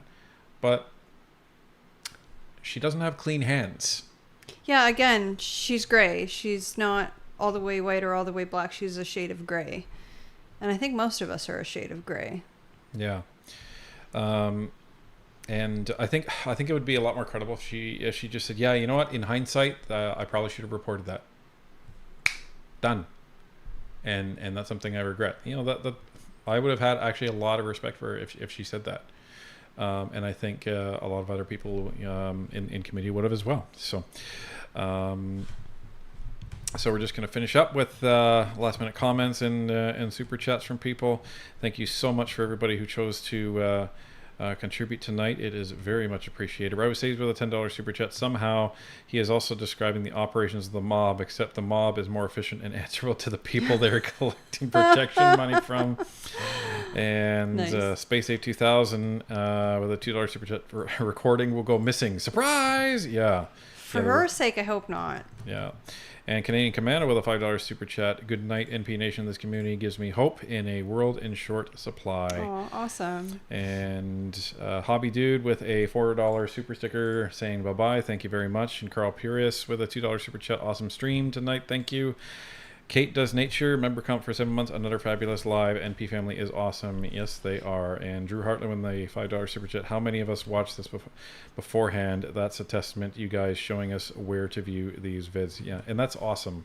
It is so amazing that so many Canadians are now paying attention to this, and they weren't before. And I think it is scaring the bejesus out of the government. Well, that's kind of what we said with Pierre tonight, right? That Canadians are watching. Canadians are hungry for change, and Canadians are watching. And I told Pierre, I said, well, you know, we're going to be here after the election too, so so we'll be making sure that that the Conservatives stay on the right path, and if they don't, you'll hear about it. We'll be on 9:30 live streams doing committee to unpack it. So. So thank you very much, everybody, for sticking with us. It's been a lot of fun, absolute blast. I miss these ArriveCan meetings, but we have a interview we're going to be dropping tomorrow with another Conservative candidate from NDG Westmount named Matthew Kaminsky. So that'll be dropped probably in the morning, because I'm not going to get up and edit anything in the morning.